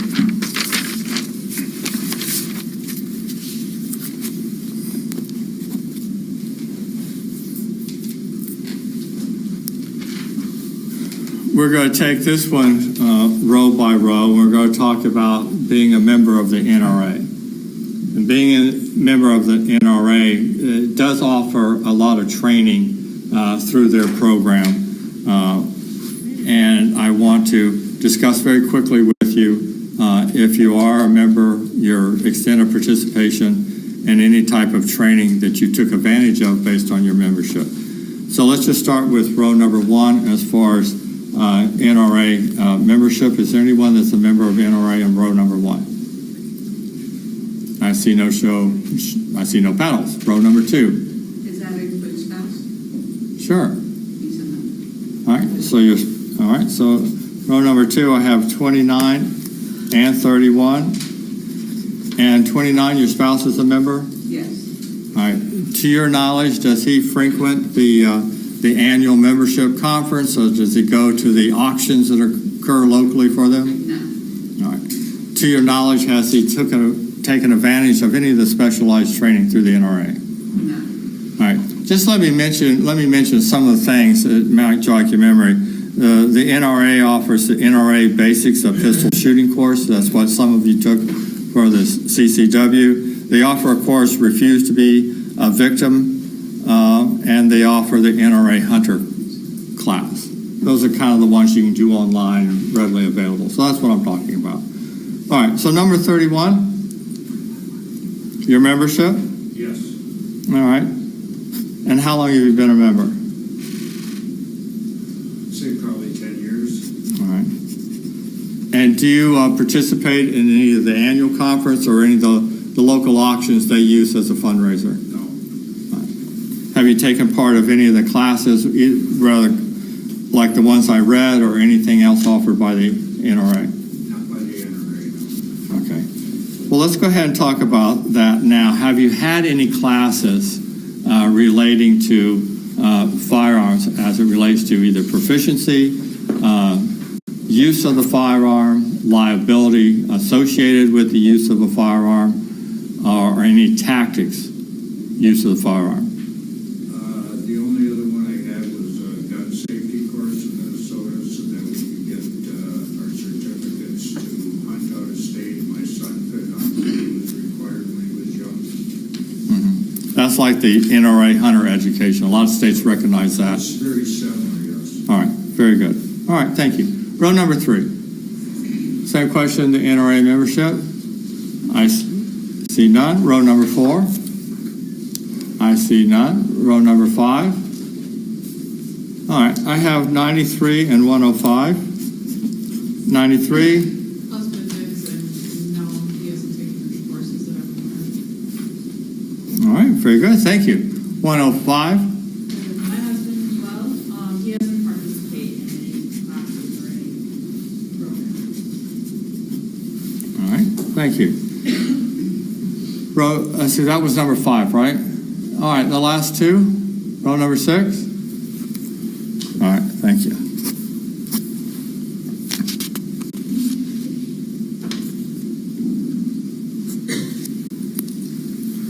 I touched briefly, and I asked several of the potential jurors on the panel about specialized training dealing with the use of the firearm, either when you got your application or since getting your application. Because now I want to be very specific.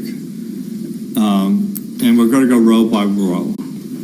Has anyone had any specialized training dealing with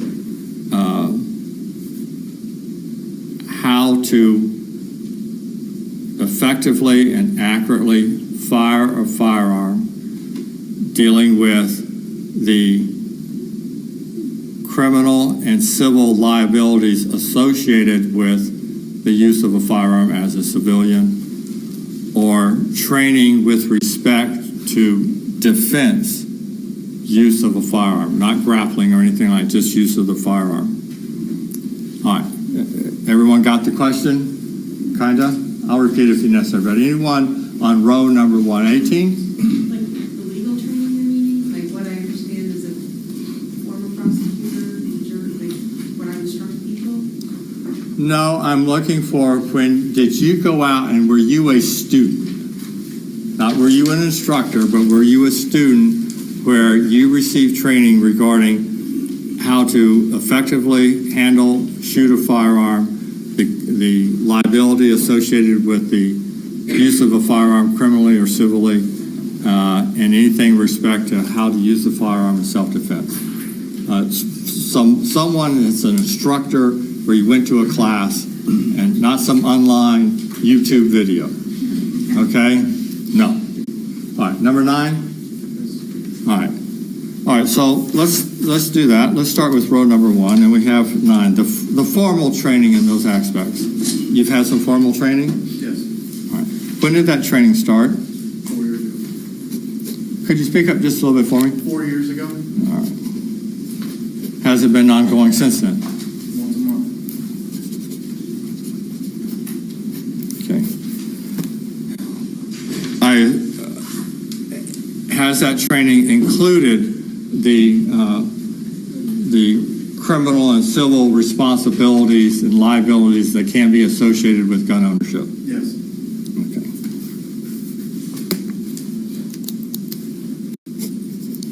Who taught that part? Who was your, not name, but give me a background of the individual who taught that part. It was Orlando State Trooper, sorry, Police Department officer, and a Navy SEAL.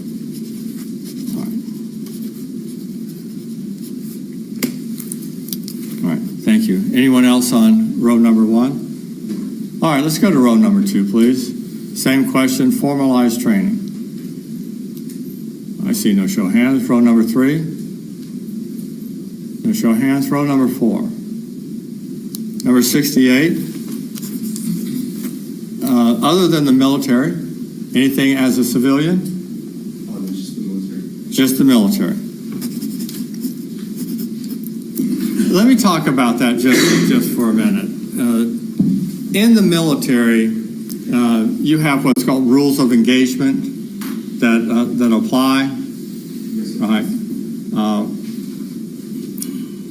If you learn through this case and through the instructions by Your Honor that the laws of state of Florida, I need a drink of water. The rules in the state of Florida are different than the military rules of engagement. Can you set that military experience aside and follow her honor's instructions to you? Yes, sir. Okay. All right, let's go to, see, that was row 4, right? So row 5, any formalized training? I see 96. Anyone else at 5? Okay, 96. What formal training have you received? New York State Department of Corrections. The Department of Corrections.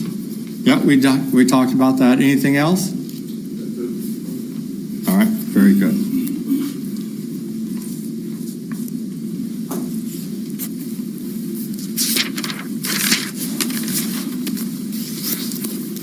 All right.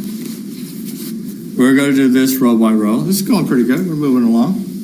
Let's go row by row with the next issue.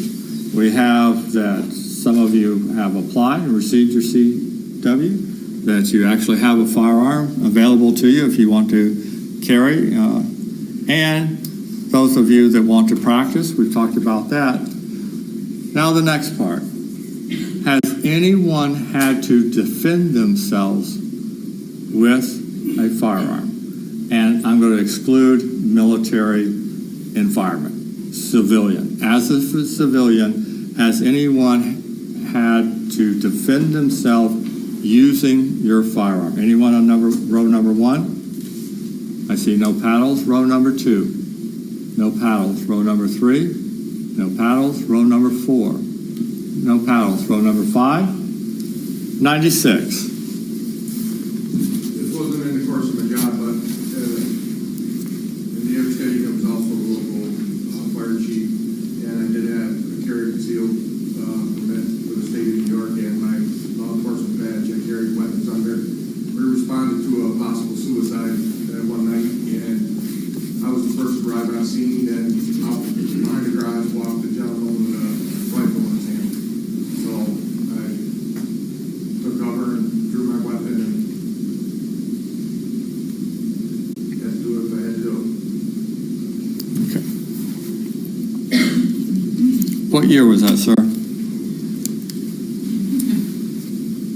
Was here around 2015, 2016. It was third weekend before I retired. Right before you retired?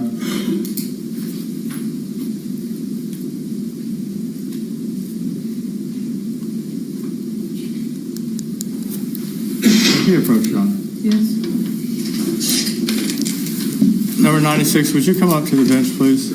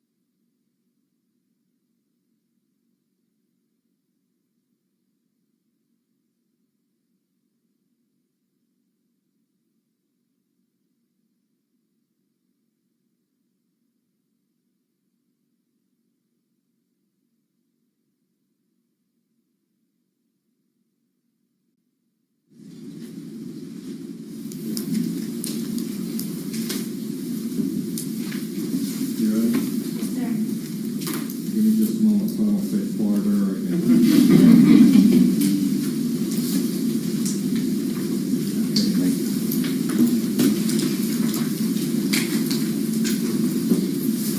We're still going to talk kind of row by row.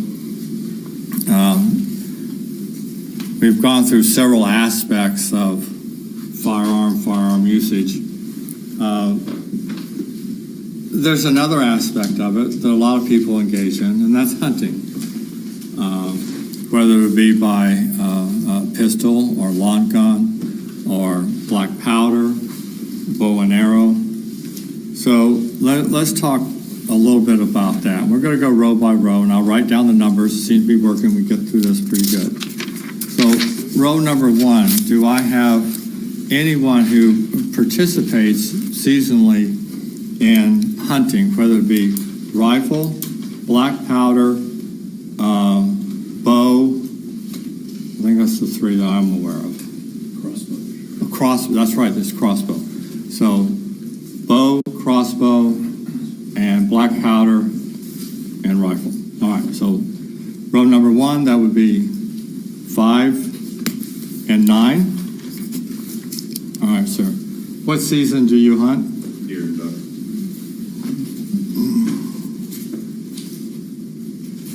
Do you get out early for the black powder? No, sir, I don't do black powder. All right, so strictly rifle and shotgun?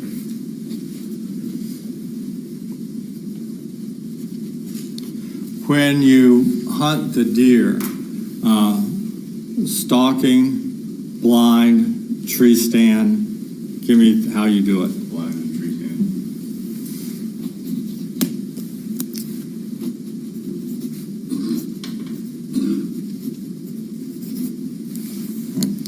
Have you been doing that locally here, or do you go to another state? Not locally, it's North Florida, Georgia. Okay.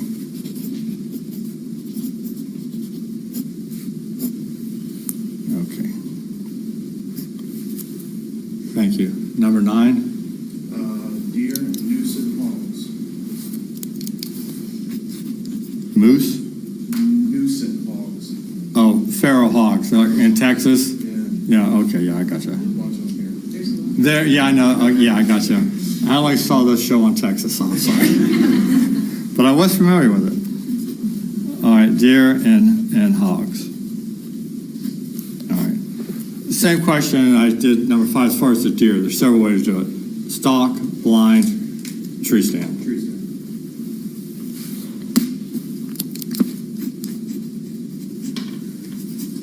All right.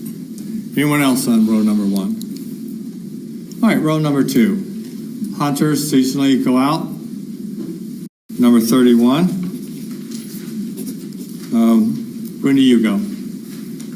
Deer, ducks, and grouse.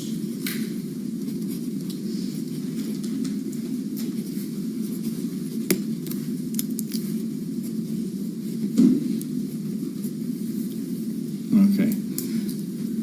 Now, number 9, let me just quickly go back to you because I made the assumption, maybe incorrectly, that it was strictly a long rifle. Any crossbow, bow and arrow for the deer? Compound bow or long rifle. Compound, okay.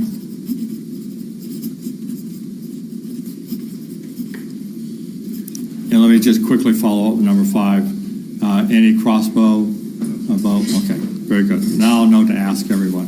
All right, number 13. Deer, ducks, and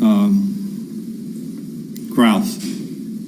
Right? 31. All righty. With the deer, stalk, blind, tree stand. Blinder stand.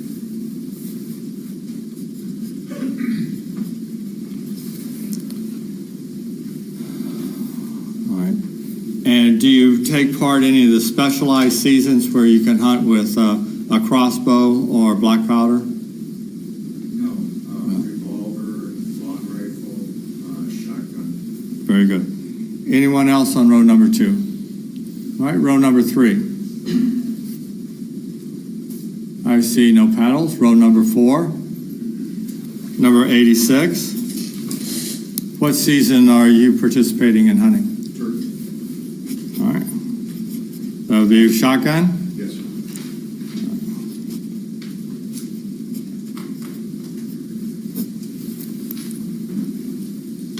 Now, with the turkeys, is it mostly stalking and blind? Yes, sir. You ever use a tree stand? No, sir. Okay. Thank you. All right, row number, I think I'm up to 5, right? Row number 5, hunters that go out during the season, and row number 6. All right, thank you.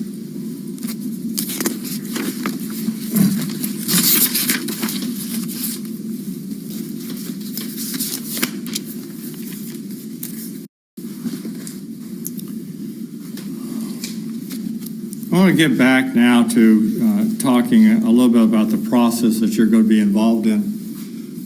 We've gone through several stages of it.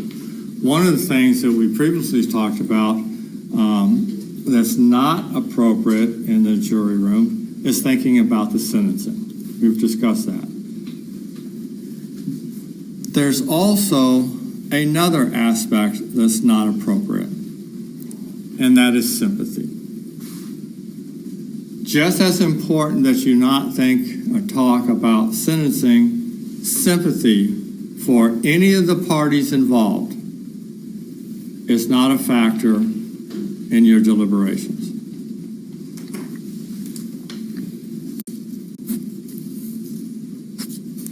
How you individually feel about one individual or another as it relates to sympathy has to be kind of bottled up, not shared, and you strictly relying on the facts, testimony, physical evidence that is provided to you, instructions given to you by the court in your deliberations.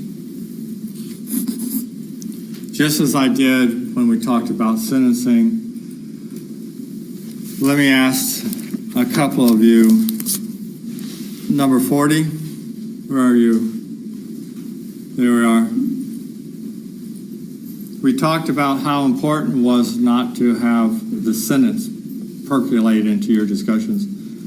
How important it is to you not to have sympathy percolating, if you will, into your discussions? How important is that to you? Okay. When we talked about sentencing, one of your panel members said it was paramount. Y'all remember that? Do you agree or disagree with me that it is paramount that sympathy does not become a factor in your deliberations? Loud? Yes. Very good.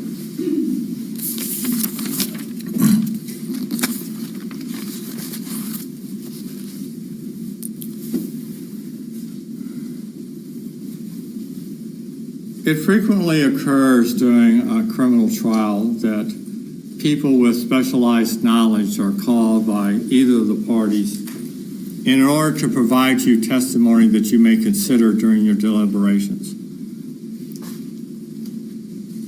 They might be referred to as an expert witness. This is someone that has some sort of expertise, that has some sort of specialized knowledge, that is allowed to testify not only in the form of a witness, but also to give an opinion. What you will learn is that that person is an expert to the extent that you judge them to be. Okay? You'll be told that you can either accept or reject all or part of an expert's testimony, just like you can any other testimony. Let me just pick on number 18. You're familiar with that concept? Yes. All right. And that particular concept, would you agree or disagree that is consistent with the role of a juror as far as you are the one who determines credibility and who you believe? Absolutely, yes. And that applies to an expert witness or a lay witness? Yes. All right.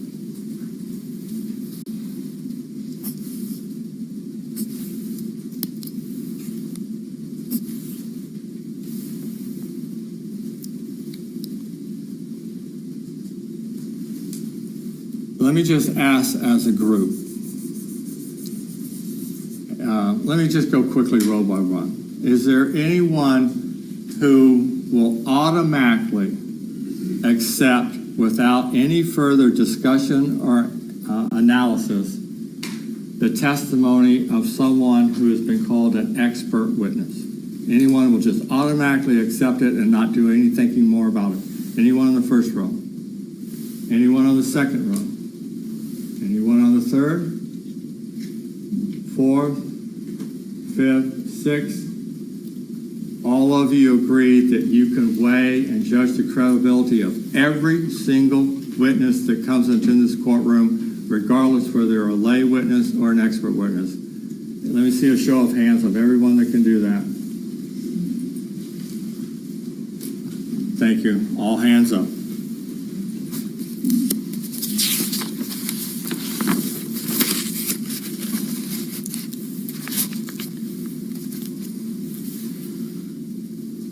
I've been a prosecutor long enough to have gone through some changes in the way we do things in the courtroom. When I started, certain things occurred, and that's changed. Our society has changed. The rules have changed.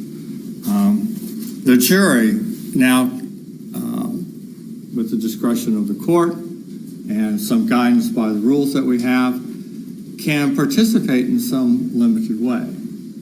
And one way that a juror now can have a little more participation, if you will, is note-taking.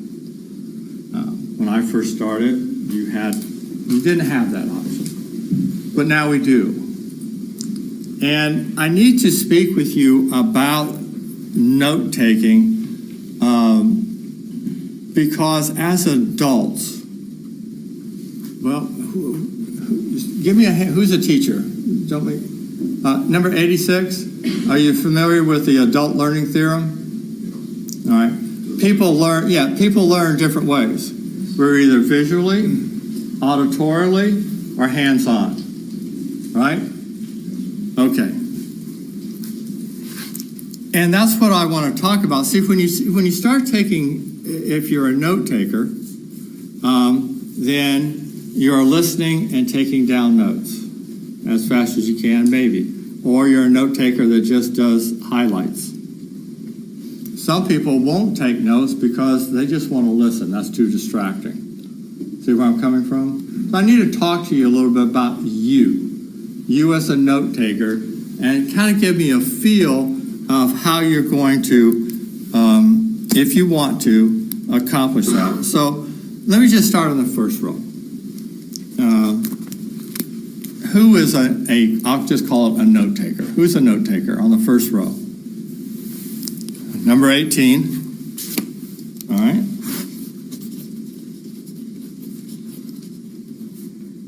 Okay. I'm going to ask her some questions. Everyone, please listen, and it'll go a little bit quicker then, because I'm going to follow up with you, okay? You don't mind me picking on you just a little bit? Okay, let's talk about taking notes. You're a note taker? Yes. All right. The notes that you take, are they as detailed as possibly you can, or is it a topic, or just a word? See where I'm going on the spectrum? Between the most detailed and the middle. Okay. So if I were to drop dead, someone could make do with what I'm writing.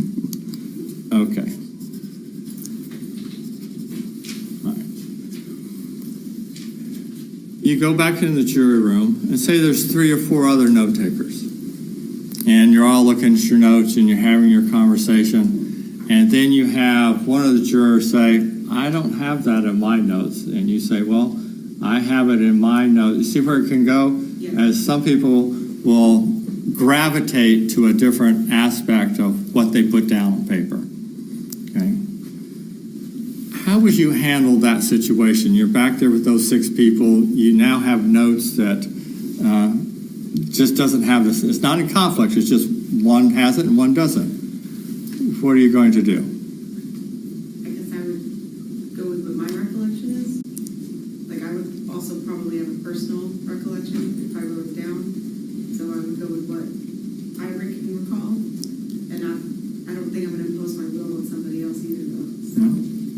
Did everyone hear her response? Say yes or no. Yes. All right, everyone hear the response? She would go with her recollection and her notes and let that be her guide. All right, let me ask as a row number 1, do you agree or disagree with the analysis of juror number 18? As if there's an issue with note-taking, you rely on your personal recollection, your notes, and making your deliberation. Do you agree or disagree? Let me see your hands that you disagree. I see no show of hands. And let's just, since everyone heard it, row number 2.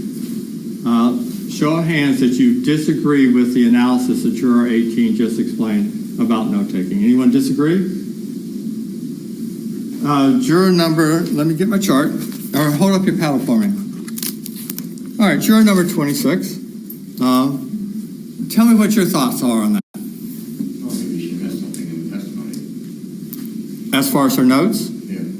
All right. Perhaps she was writing something down and then some other detail that was said she missed while she was note-taking, but then someone else picked up on that detail. Okay. And then she indicated, well, then she would rely on her recollection. So let me ask you the same question. If you were in that situation, how would you handle it? Did any other jurors pick up on that detail that I may have missed? You make a little more inquiry? Yeah. Okay. Would you rely on your own recollection as the final analysis? If there were several other jurors picked up on that detail that I missed, then I would go with the majority.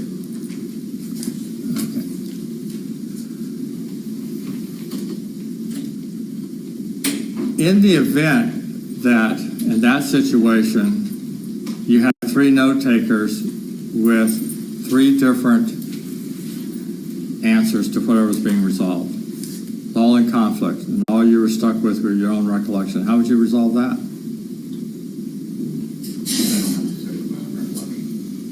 Okay. Would you agree with me that at some point you have to circle back to your own recollection? Yeah. All right. In the event that the note takers are adamant that their notes are correct and your recollection is wrong, how are you going to handle that situation?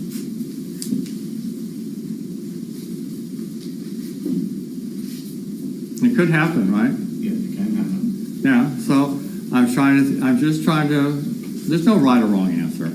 It's just now you're confronted with 3 note takers saying this is the way it occurred, and it's different from your personal recollection. How do you resolve that? But do those 3 note takers agree with each other?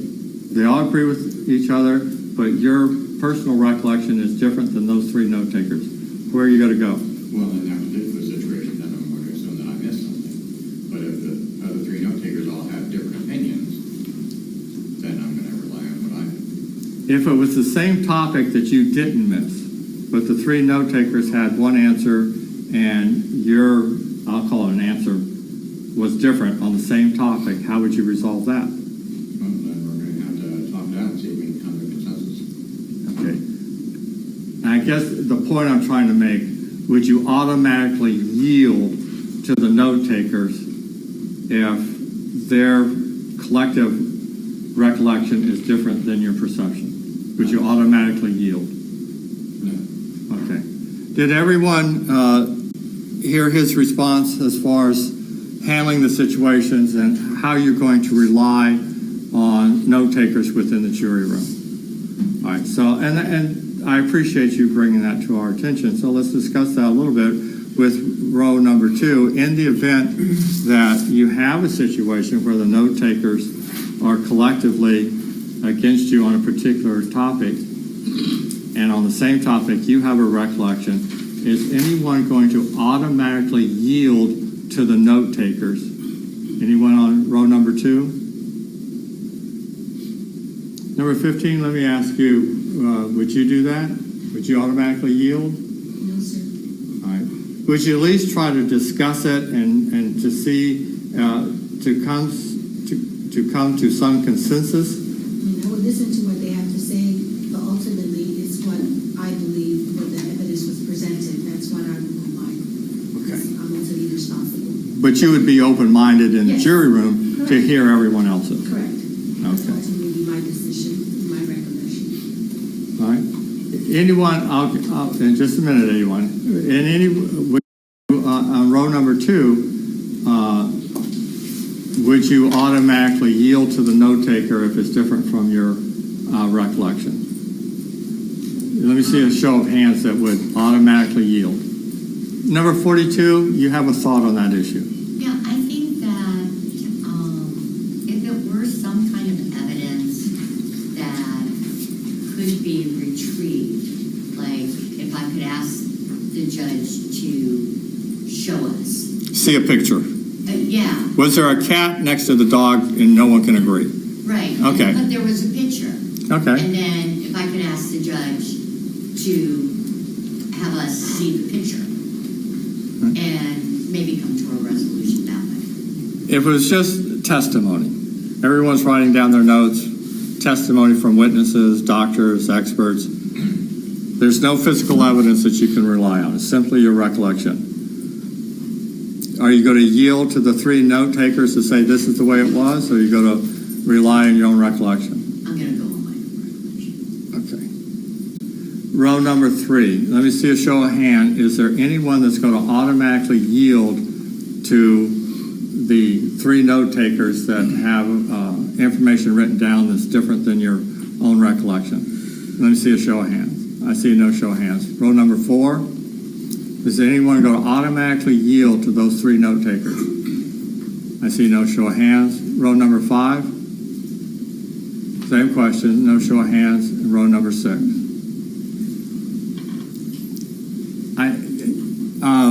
Yes, sir. Let me, do that for me. Number 27. I have a question in relationship to that. If we were in the jury room and we were deliberating and something was a question, do we have a right to review the court reporter's notes? There are procedures that are set up, so I won't go into detail. That would be more appropriate for the court to do. But I will tell you that you can ask that kind of questions to the bailiff, who will then present it to the court, and then the court will discuss it with the attorneys. And then, so I can't answer the question, but procedurally, there's an avenue for you to have that answer. So if we had a conflict of, say, No. half and half, and we had conflict in data. No, I will tell you absolutely, we cannot participate in your deliberation. That's why we're talking about this. As That's what I wanted to ask. Yeah. Knowledge, to know what. No, you can't. Mr. Martin? Yes. Hello. I can kind of answer that as a matter of course. Typically, no, you will definitely not get a transcript back. And I prefer that you do not get a read back. So there'll have to be a really good reason given to me why you have to have a read back. So it's important that you hear all the testimony at the time it's given, and because chances are good you will not get another chance. I just wanted to know. That's why I don't answer that question. All right. So let's get back to that issue, because you can see it's kind of important. We kind of need to know what your personality is, and that we're trying to figure out what 6 people, their own traits, training, personalities, will be a good fit for this trial that can work together collectively within the jury room. That's the reason for all the questions. There's no right or wrong answer, but we're just kind of get a feel for how you handle certain things based on your own personality. So, in dealing with the note taking, I think we've kind of drove the point home that if you are taking notes, it's great. You can rely on to refresh your memory. It's great if someone else has a note that maybe you didn't have collectively. You can either agree or disagree with it, but will everyone agree with me that as a note taker, you will not automatically yield to the information in someone else's notes? Everyone agree? Yes. All right. Very good. Thank you.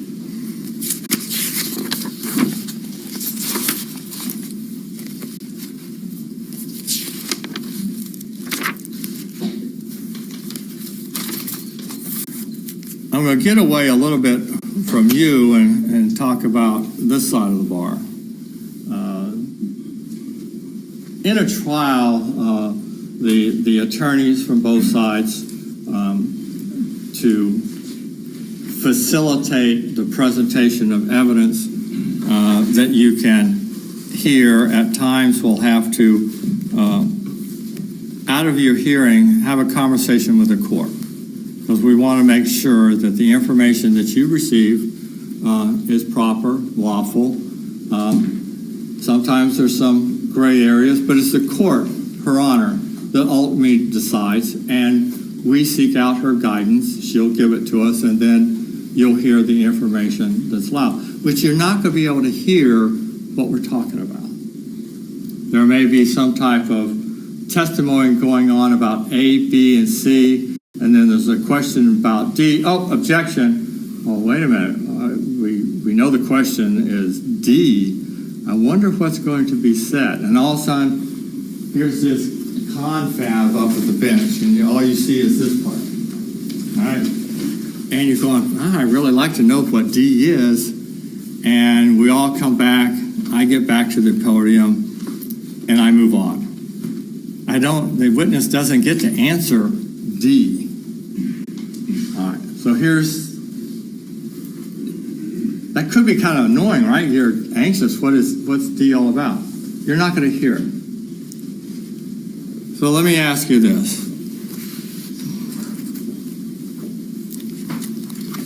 Where's 109? Thought I'd never ask you, right? Because you're the last one way back there.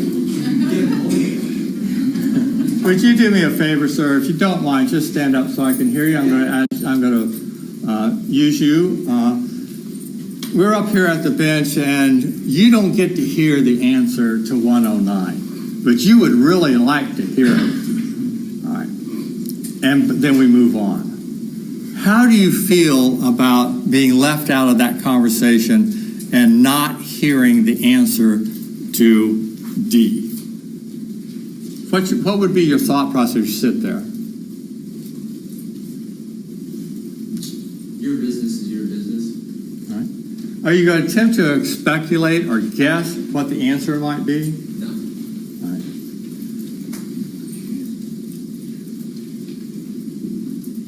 right. How would you handle that in the jury room when someone said, well, we didn't hear D, and everyone goes, yeah, I'd really like to hear D. And then there's a lot of talk about, well, what maybe it could be. How are you going to handle that? I think that's about all that it would be, I guess. Yeah, you just got to ignore it, right? Yeah. You can't speculate what the answer to D would be, right? Right. All right.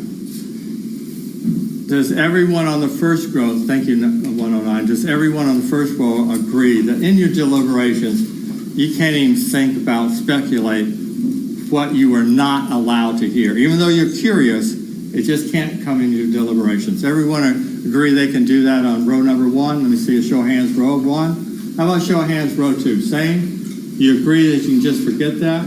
Row number 4, every show of hands, everyone agree they can just not speculate about that? Row number 5, again, you're not going to speculate about what the answer might have been, right? And row number 6, all in agreement.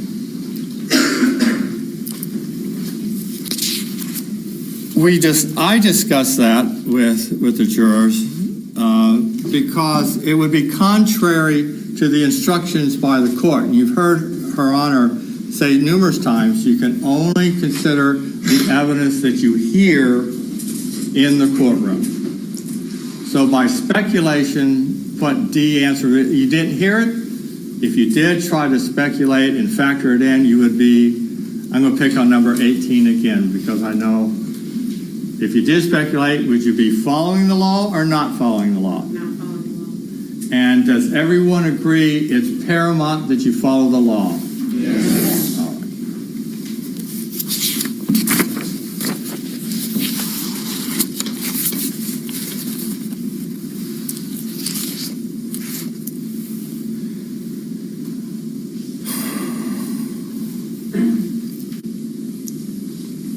I once regretted asking this during voir dire. and for some reason, I still ask the question. But I can't think of everything. You've been through the process for a couple of days.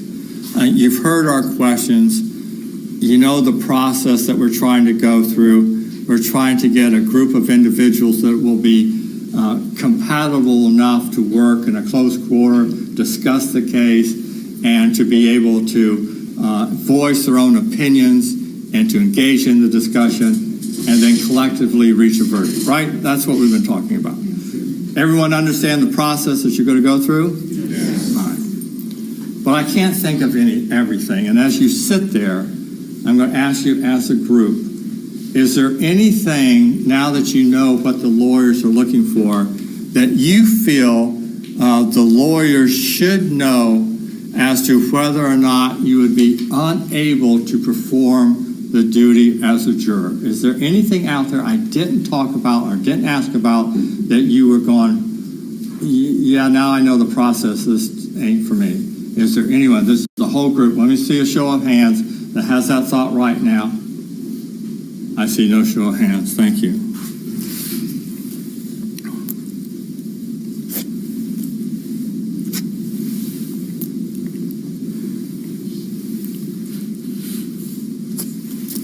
And I know I've covered this, but I'm going to collectively put it together in one sentence. We're going to do it as a group because we've talked and we've used the word paramount. Remember, we used the paramount term when we talk about how important it is as far as not to be considered sympathy and sentence, right?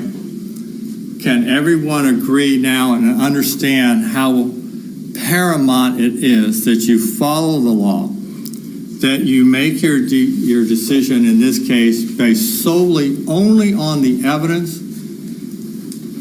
the testimony, coupled with the law given by your honor,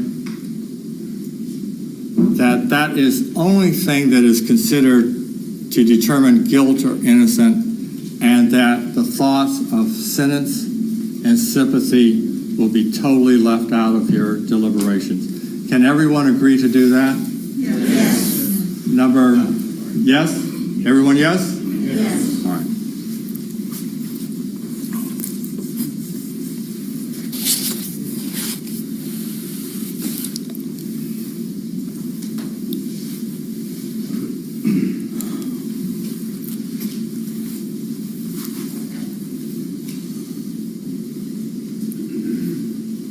We talked about guidance and how you perform your job. We're going to give you, Her Honor will give you numerous instructions as guidance that you've all agreed to follow so that whatever verdict that is returned, the community can have confidence in. And that's the most important thing, right? One thing that you can use, you can bring with you, Her Honor will say that you can use it, is your good old common sense. I know there's a lot of legal terms thrown out at you. There's a lot of guidance given to you, but that doesn't preclude you from using your good old common sense. So I'm going to ask you, can everyone, if you're selected, bring that common sense with you and use it liberally as part of your guidance in this case so that whatever verdict is returned, the community will have confidence in that verdict. Everyone willing to use their just good old common sense in deciding this case? Yes. Thank you, folks.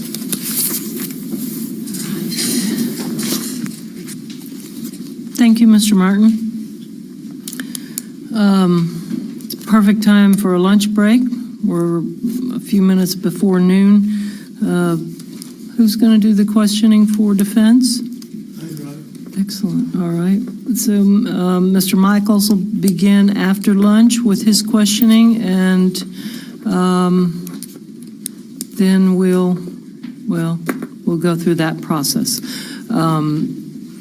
All of you remember my instructions during the recess. Don't do any independent research of any sort. Don't talk about the facts of the case amongst yourselves or with anyone else. Please keep your badges on at all times when you're not in your personal vehicle. Even then, I don't know why you would want to take them off. They're pretty cool looking. So, anyways, we'll see you back. Let's come back at 1 o'clock. I think that'll be a good lunchtime, and we can get started and get going. All right. Thank you, everybody.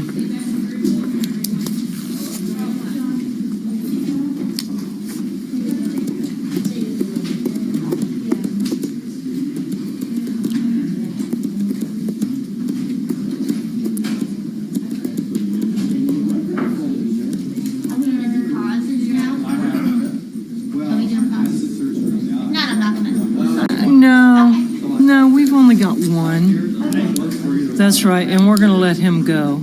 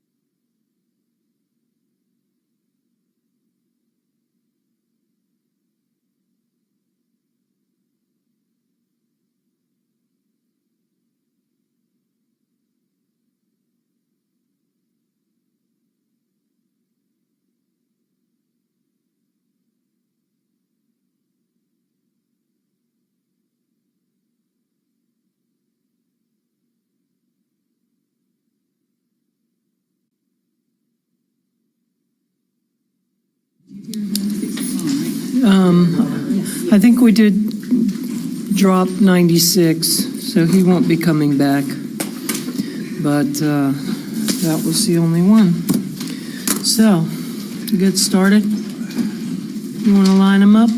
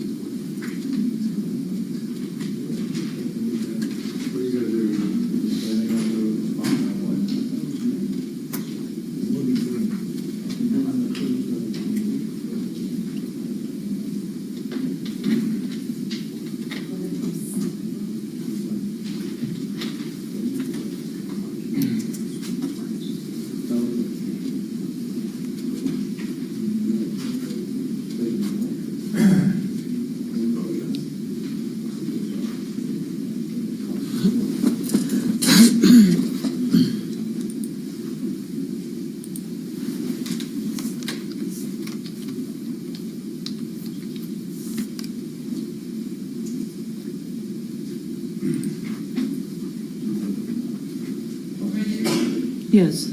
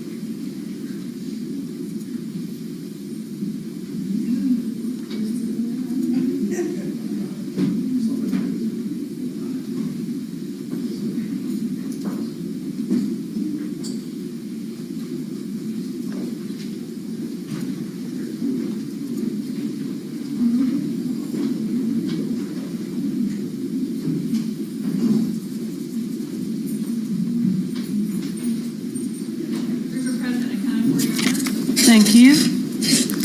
Ladies and gentlemen, welcome back. Were you all able to be, Council, you can be seated. Were you all able to abide by my instructions during the recess? Yes. Excellent. All right. You guys are getting to be well-trained. You all speak loudly, and I'm sure you're lining yourselves up pretty well. That's, I tell you, enough repetition, and we can all get it. We're ready to begin with Mr. Michaels. Excellent. One brief thing I forgot to broach with the court and I approached with the state. Your Honor, Uh-huh. I'm sorry. It's all right. Mr. Escobar reminded me. It's not. On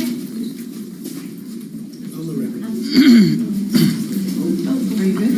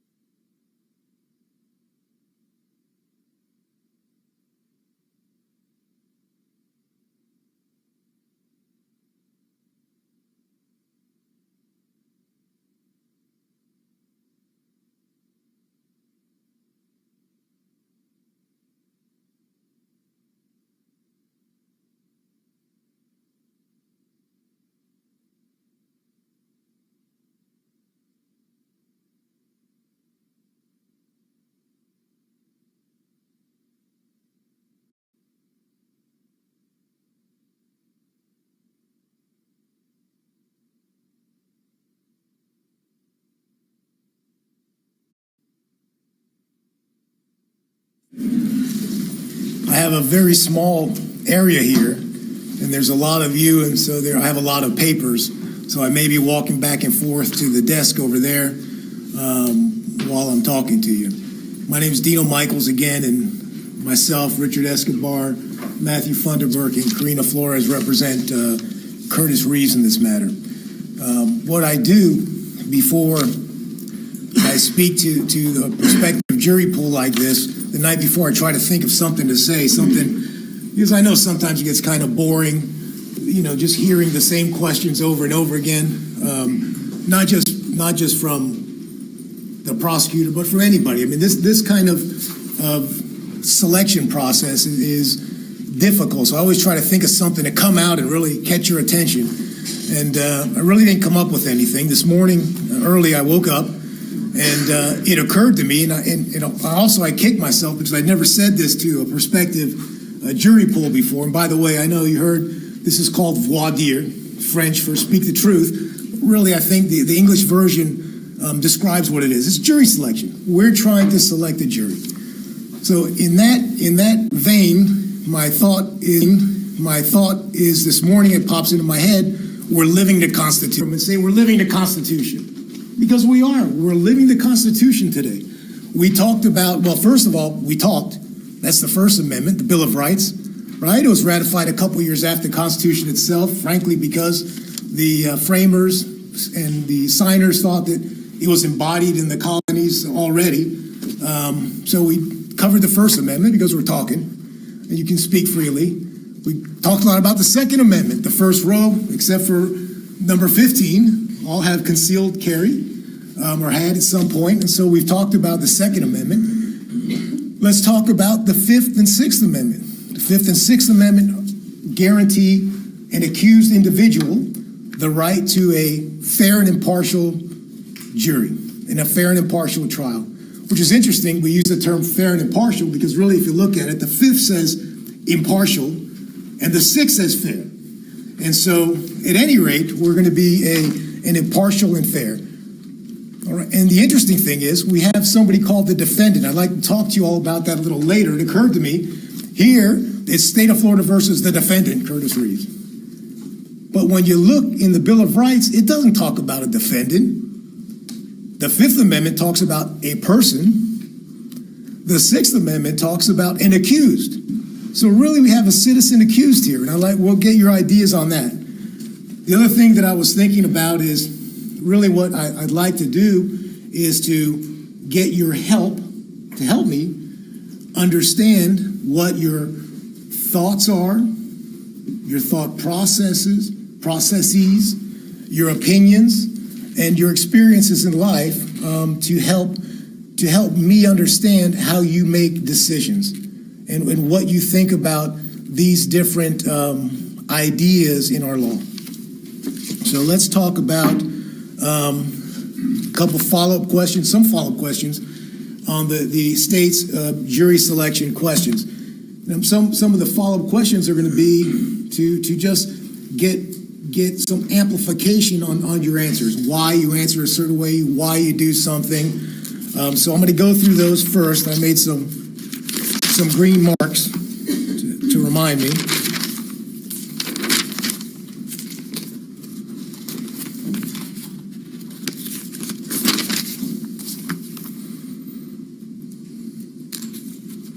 All right, number 20. There you are.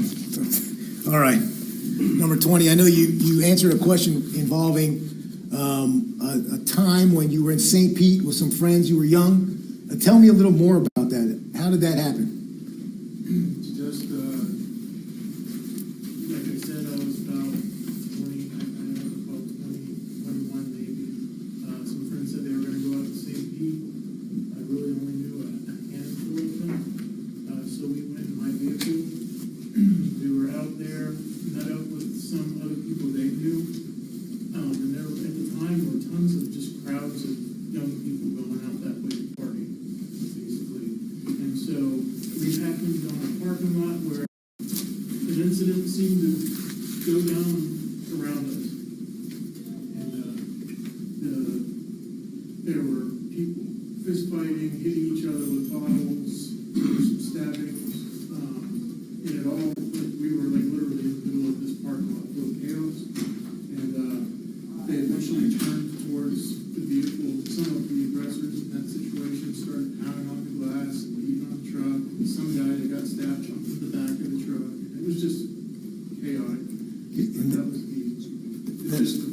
so that was your truck, right? Correct. Because I think you said it got pulverized. Yeah, And so let me talk a little bit about that experience. You were how old then? roughly 20. Okay. When you're 20, what kind of decisions do you make in terms of, hey, let's go to this place you've never been with some people you don't know, and let's meet up with other people you don't know. Tell me why you did that when you were 20 years old. I hadn't had any life experiences to lead me to believe that there was anything wrong with going out and about. Ybor used to be real popular for people at that age. The same kind of stuff goes on in Ybor, but you're not in your vehicle typically. You're walking. You're lucky in a vehicle, doors locked. But I hadn't had any reason to think that wasn't a great idea. Now looking back, I think, I can't believe I considered those types of situations entertainment, Right. Seeking entertainment and getting entertainment, but not the entertainment that you were seeking. It didn't go the way I thought it would go. Right. It was exhilarating, but not fun. Yeah, it's a good way to say it. Now, let me ask you, how old are you now? 43. All right. A 43-year-old Mr. 20s. Buddy calls you on the phone and says, hey, remember that time we were in St. Pete? We had a blast. Let's go with some people I don't know and you don't know. We're going to meet some people that we don't know. Would you do that now at 40? Hell no. And why is that? I have since learned to be more selective of the company I keep, and I consider just past experiences to kind of dictate where I'd want to go. I steer clear of large crowds and potentially rowdy or drunk people if I can. And, I don't know, it just doesn't sound like a good time anymore.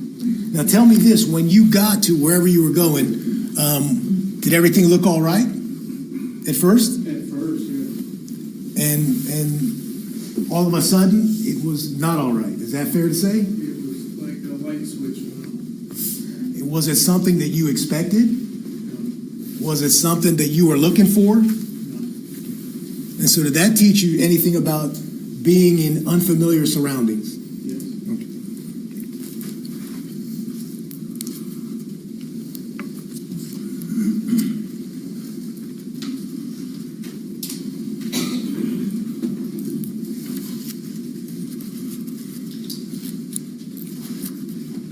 Number 13. Oh, there you are. Number 13, you talked about a family member who had charges dropped. It was your husband. Yes. And you told me, I think the question, it was in that section where, having contact with law enforcement, something like that. And then I guess the question was something like, well, would you hold it against law enforcement or something like that? And you said you were angry at your husband than law enforcement. Yes. Okay. So tell me what you know about that particular case. The charges were dropped, right? They were. Okay. So we were at our community pool in our neighborhood for a going away party for one of my son's friends. And the adults, some of them were drinking. And there was a group of young gentlemen who were kind of playing football around the pool. The clubhouse manager had come out a few times to tell them to stop, and they just ignored her. She was clearly frustrated. They ended up throwing the football, and it hit my vehicle over the fence. So my husband asked them, hey, tow, cut it out. They didn't listen. They were just out of control. They were disrupting everybody's time in the pool. My husband started yelling at them again. One of them ran up and got in his face, and they had an altercation, and the man threatened my husband, and my husband shoved him one time. And he ended up getting arrested for that because we found out later that that gentleman was actually 17. I thought he was at least low 20s, maybe a college student. He was physically larger than my husband. All right. We didn't know he was 17, and that's why he was arrested. But the law enforcement did review the tape from the pool because everything is recorded out there. And it's my understanding that, the prosecutor wasn't looking to pursue anything, and it was all just dropped. Okay, so it started out as really kind of a request not to do something that you shouldn't be doing. Is that fair to say? Yes. And then it escalated beyond what your husband expected. I'm not trying to put words in your mouth. Is that what you're, do I understand you? Okay. And because of the kid's age, your husband gets arrested? Correct. Okay.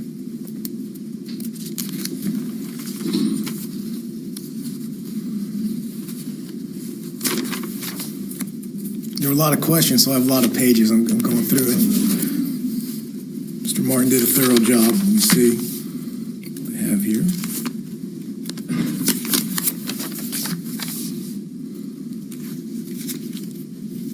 All right. I think there was one of these group questions that said, do you harbor any ill will against the prosecutor's office? And everybody said, no, I wouldn't. Tell me, number five, Mr. Number 5. As an attorney, the other thing I'll tell you, the most difficult thing to do is to call you by your numbers, because I'm so used to doing this or anything else and calling people by their names that even though I try to prevent that from happening by scribbling out on my chart your names, I still look through the scribble to find the names. It's just, so I didn't say it. So I'll say number 5, Mr. Number 5. Tell me why you said that. I'm looking at the wrong place. You're number 5. Mr. 9 is number 9 next to you. Number 5. So let me ask you that. What did you mean by that? You wouldn't hold any ill will. What did you take that question to mean? I mean, you take it as you're not going to hold any ill will towards the state, towards the defendant, anything. You're here to do a job, and you're here to do it equally and fair. Okay. And so you beat me to my question, because my question was, if you didn't hold any ill will to the prosecutor, do you also feel the same way about the defense?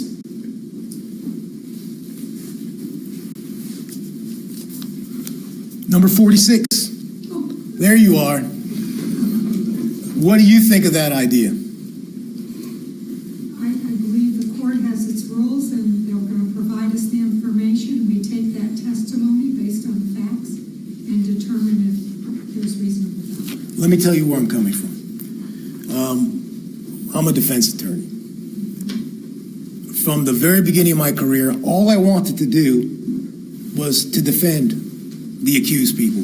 That's all I wanted to do. Never wanted to be a prosecutor. This is all I wanted to do. And so I get the question at parties when I'm there with my wife, how can you do that? Right? How can you do that?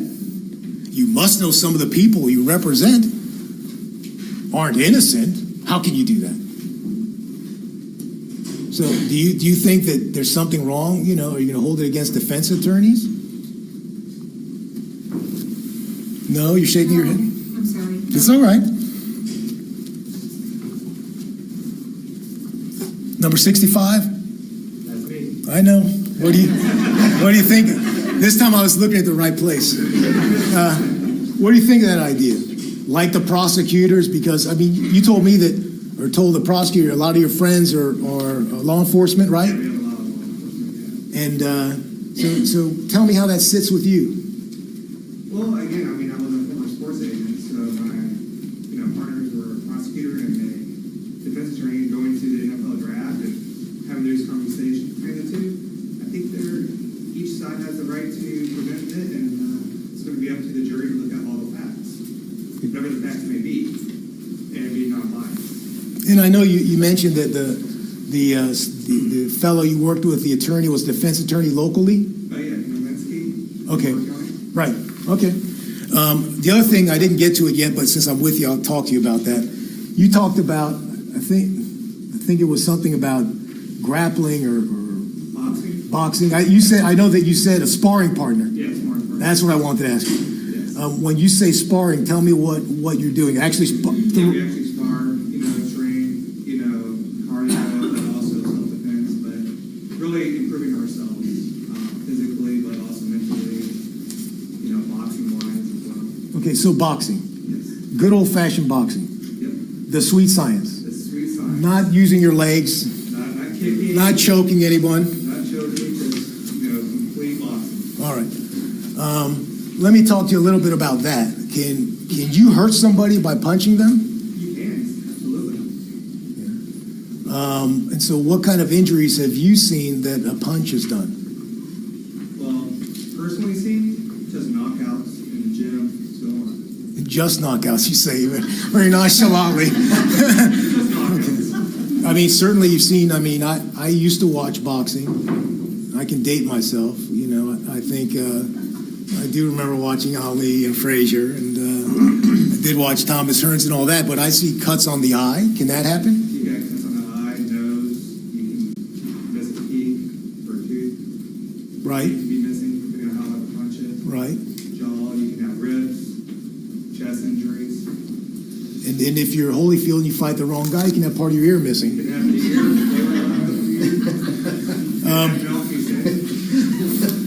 Let me ask you this. When you box, they're different. You wear gloves. Yes. Padded gloves, and your hands are wrapped. Yeah, and headgear. And headgear. You wear headgear. Yes. The pros don't wear headgear. Right, well, they're actually in the ring under a sanctioned bout. But yes, otherwise, sparring, yes, they wear gear. Okay. But you can still get hurt wearing headgear. Yes.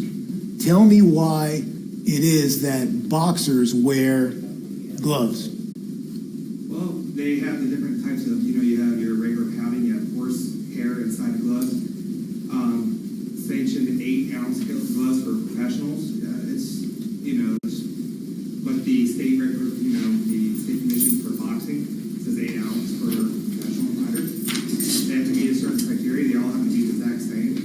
Unwrapped, they go through their inspections, cutting the gloves to see if they're been tampered with. Make sure the padding is correct, so it doesn't give one side more fair opportunity versus the other side. Okay. They want it to be equal. Now, I love that movie Fight Club. All right. They don't wear gloves in that movie, right? Right. Talking about bare knuckle fighting. Yes, bare knuckle fighting. Yes. Why don't they do that? But there is a professional sport for that now. And what is that more dangerous? I would say it's a little bit more likely to get a concussion or two. Well, what about cuts? Sure, it's more of a gruesome, sport. It's like UFC, where you have grappling and everything else. So yes. Right. Bare knuckles, right? Knuckles. They're like little pointy bone protrusions out of your hand. Yes, sir. And they look like they can hurt. They do hurt. Okay, so you've been hit with a bare knuckle? Of course. Okay. As I was asking you that, I'm trying to think back if I ever have, and I have. I'm not going to tell you the story, but nonetheless, did it hurt? I think it probably felt pretty good. In a sense of, well, it wasn't very pleasurable, but did it hurt to the point of being knocked out? No, but, did it hurt? Yeah, it hurt. But it also could have caused some serious injury, right? It could have. And I know I've seen some of the YouTube stuff. I don't know if that guy's still around. Do you remember Kimbo Slice? Yeah, Kimbo Slice, yes. Okay. Before he died. Right. And so he was a big backyard bare knuckler. And some of those people got pummeled. They got hurt. Now, Mr. Number 9. I was looking at you, calling you 5. You were shaking your head yes when I was talking about, can a hand, a bare knuckle do serious injury? Yes. Tell me what you know about that. I've been punched with them. I've seen eyes pop out. It's like a dislocation of the eye. I've seen, obviously, bloody nose, bloody lips, broken jaws, missing teeth. Compared to boxing, mixed martial arts, you're not just using your hands, you're also using feet and everything else. But being punched by a bare knuckle, it can be considered a lethal weapon sometimes. Right. And in your training that you talked about, are you taught that the bare hand can be a deadly weapon? If trained, deadly could cause death. Let me ask you this. Do you have training that tells you can look at somebody and tell if they have the training to have this hand be a deadly weapon? Can you look at me and tell me if I have? No. Okay. Can you look at anybody and tell if they have? No. All right. And I always think of Bruce Lee wearing like a loose like wearing a loose sweater and some sweatpants. You know what I mean? You look at Bruce Lee and you say, "This guy, I'm going to kill this guy," right? Okay. What about?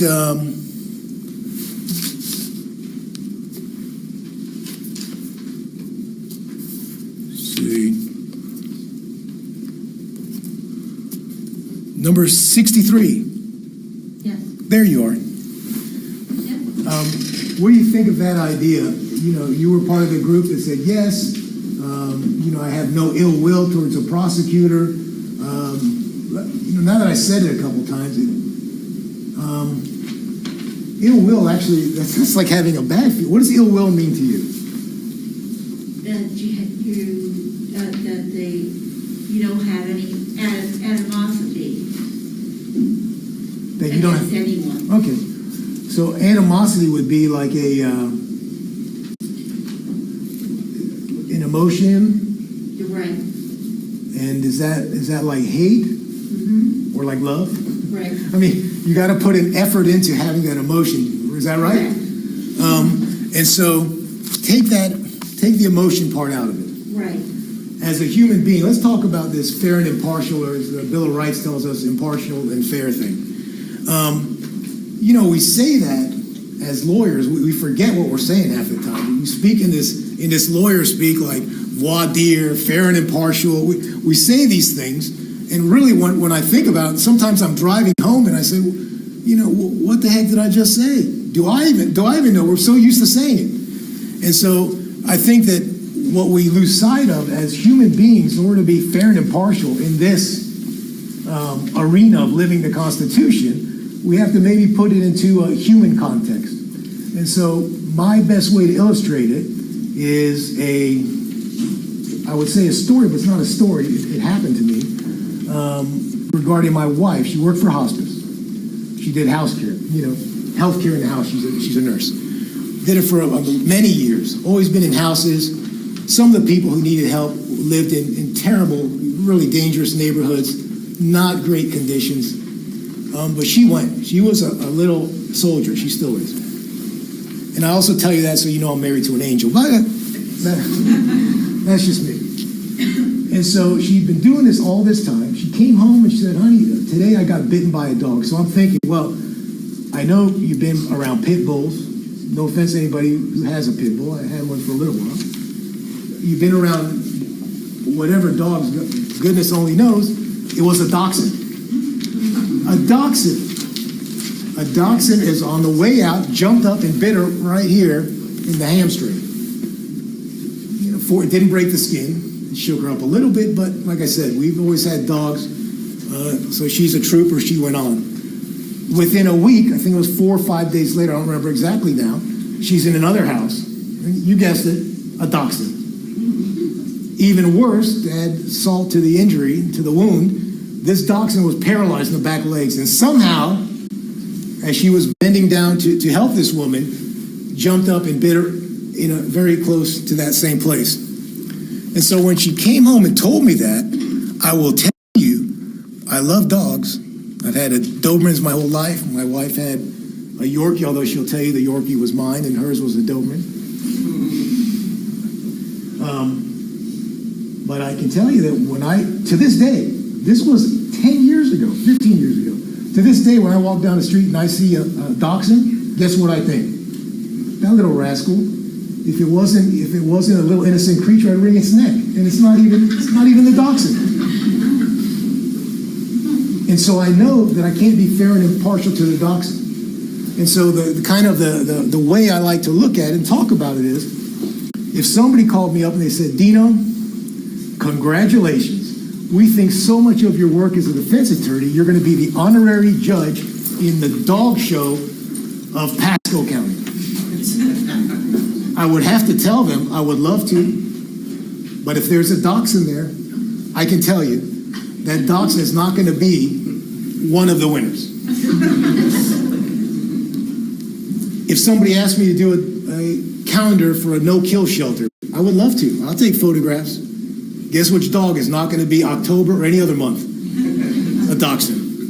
And so I know, even though I can be fair and impartial, that I should not be doing that. And so, I mean, I can mechanically look at the dachshund and say shiny coat, 7 inches at the haunches, 23 inches long.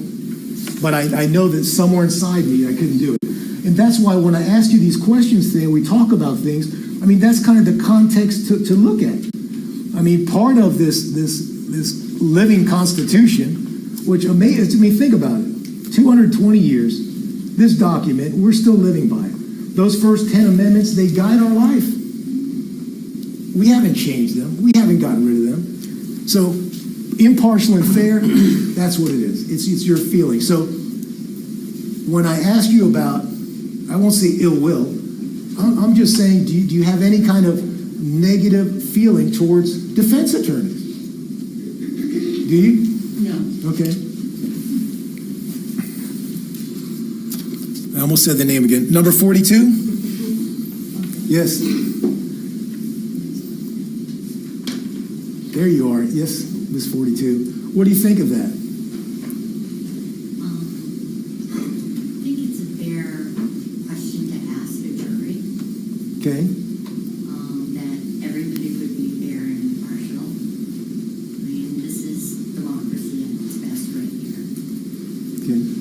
We all believe in it. And so how do you feel? Do you have any kind of negative feelings or feelings towards defense attorneys, period?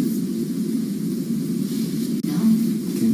Does anybody have any feelings towards criminal defense attorneys, period? You can say you love them. It's not going to count against you. Okay.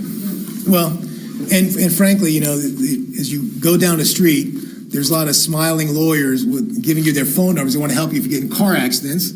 I guess there are not too many that want to help you if you get in trouble, so that's why I have to ask you that. Let me go through some more of these questions.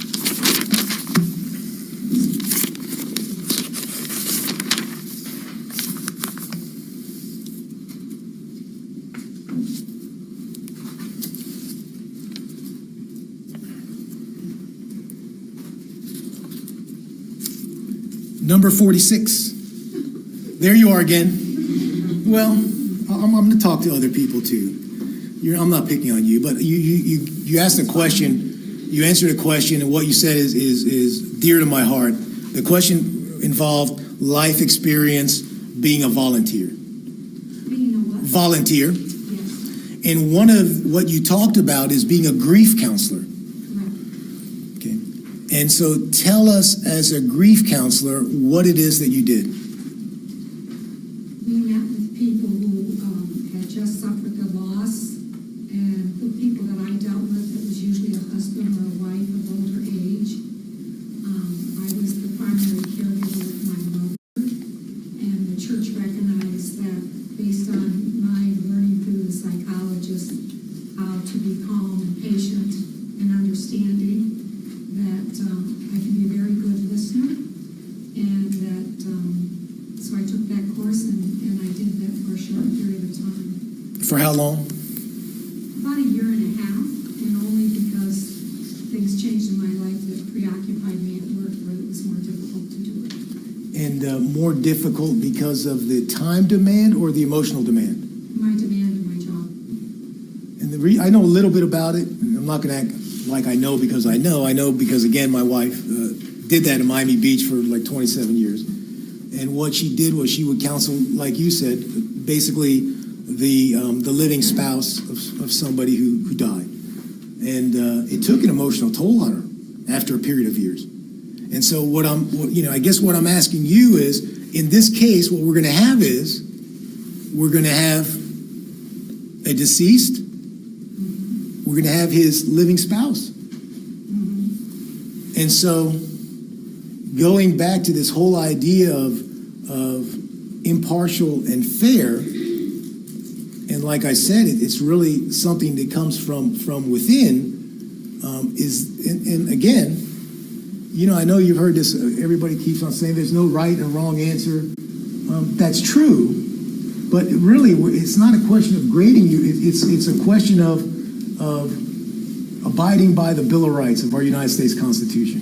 And so I have to ask you these questions because although in our times, sadly enough, at the entrance to all the courthouse, there are these magnetometers. And so they can detect metal.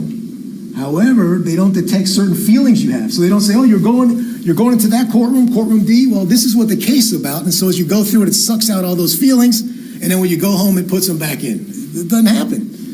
And so my question to you is, because of what you were involved in, the prosecutor turned to, are you the right person for this jury? And I think that's a fair way to phrase the question.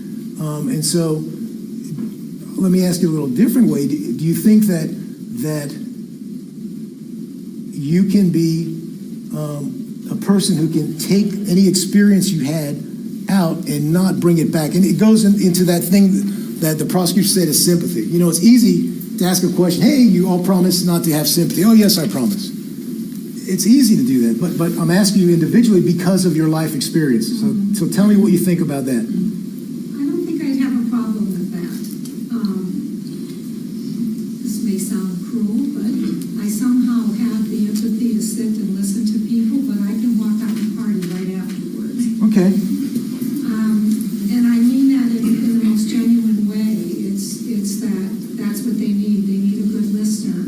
What happens with most people in grieving, everybody wants to tell them what to do, and that's usually not what they need. They need somebody to listen to them and give them comfort.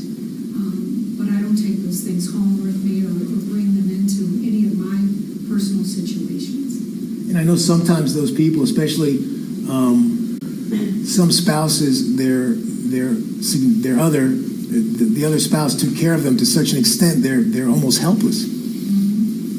So I'm imagine you ran into people like that as well. Yes. So tell me some of the things that you would need to help them with. Again, I was in a controlled environment, so it wasn't like I was in their home. They were in a church, and we were given guidelines to follow. And so the helping was more to whatever they may ask us. Our response wasn't to tell them what to do. Our response was more to question them back relative to what do you think you need. We were just good listeners to bring them to a point of peace that when they left, hopefully that would help them slowly, move on. Obviously, you never get over a death. That's somebody that's always with you. It's more about living with it in a positive way as you can, moving forward as quickly as you can in who you are as an individual. Okay, so there are ways to, although the person may not be whole, in a manner of speaking, they can certainly survive. Correct. Anybody else involved in giving grief counseling or that sort of counseling? How about in receiving it at all? Did anybody ever have to go for any kind of grief counseling? Number 18, yes? Yes. My husband passed away in 2018, so I was involved in helping him pay. So I felt like he needed it. Okay. Appreciate you sharing that. I saw another one. Yes, 83? My brother committed suicide and also possessed respirants.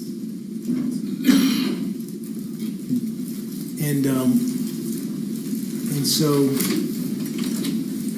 you can approach the bench and talk about it if you're comfortable speaking from there. Okay, all right.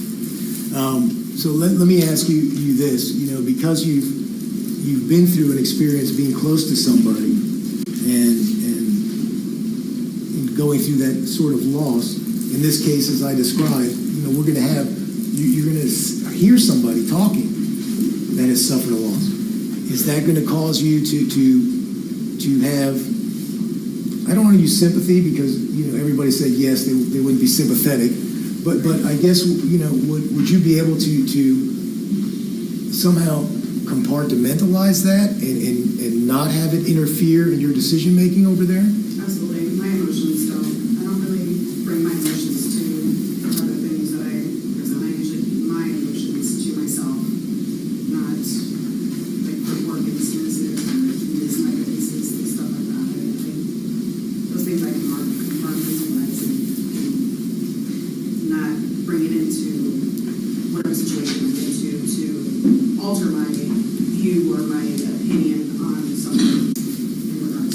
Okay. And I'm not nitpicking, but I am listening to you. And what I heard you say is that that you hold your emotions in. And so that means that when you go back there, they're still in. So you're not going maybe to express them, but I'm just wondering if that would affect your decision making. No, that never affects my decision making. It's either black or white. It's not, how do I explain it? Yes, it's not, it's something that's gonna cloud my judgment on what the facts need to be for a particular item, things like that. Okay. And if it's not too personal, I'd like to ask you I'm going to ask you, I should say, if it's too personal, tell me you don't want to answer or you want to go to the bench answer. Can you give us an example of a decision you made where you had to kind of hold in check your emotional part? Well, yeah, it actually had to do with my brother. My brother suffered PTSD. He was with the Tampa Fire Department for 30 years. So my family back in 2017 helped with workers' compensation to write a bill for the state of Florida for first responders to help get workers' compensation put in the bill for people who have PTSD. So when we were doing that, especially when we were going through all the hearings through the Senate, to the state, through Congress, everything along those lines, we really had to keep our emotions to ourselves. It wasn't something where we could express to the panel when we're presenting this bill to them. It wasn't something that we were allowed to express to them what our feelings were. It was more the fact finding on the fact of which workers' compensation did not cover for PTSD unless you had an actual injury. So we now have the capability of putting workers' compensation in there and for people to now have that counseling for first responders for them to cover that under the workers' compensation laws. Well, so they recognize that it is an actual injury that doesn't necessarily have to be a physical injury. Correct. Let me ask you this. So now you saw how the legislature works, huh? Yes. All right, you're seeing this, you're seeing that, so you've seen them make sausage, in other words. Tell me about that process. Do you think that the Florida State Legislature really tries to consider things when they make a law? Absolutely. They have to take all aspects into consideration as to why this wasn't in the bill in the first place or why it wasn't covered and why it was only in a particular aspect. But then we had a lot of,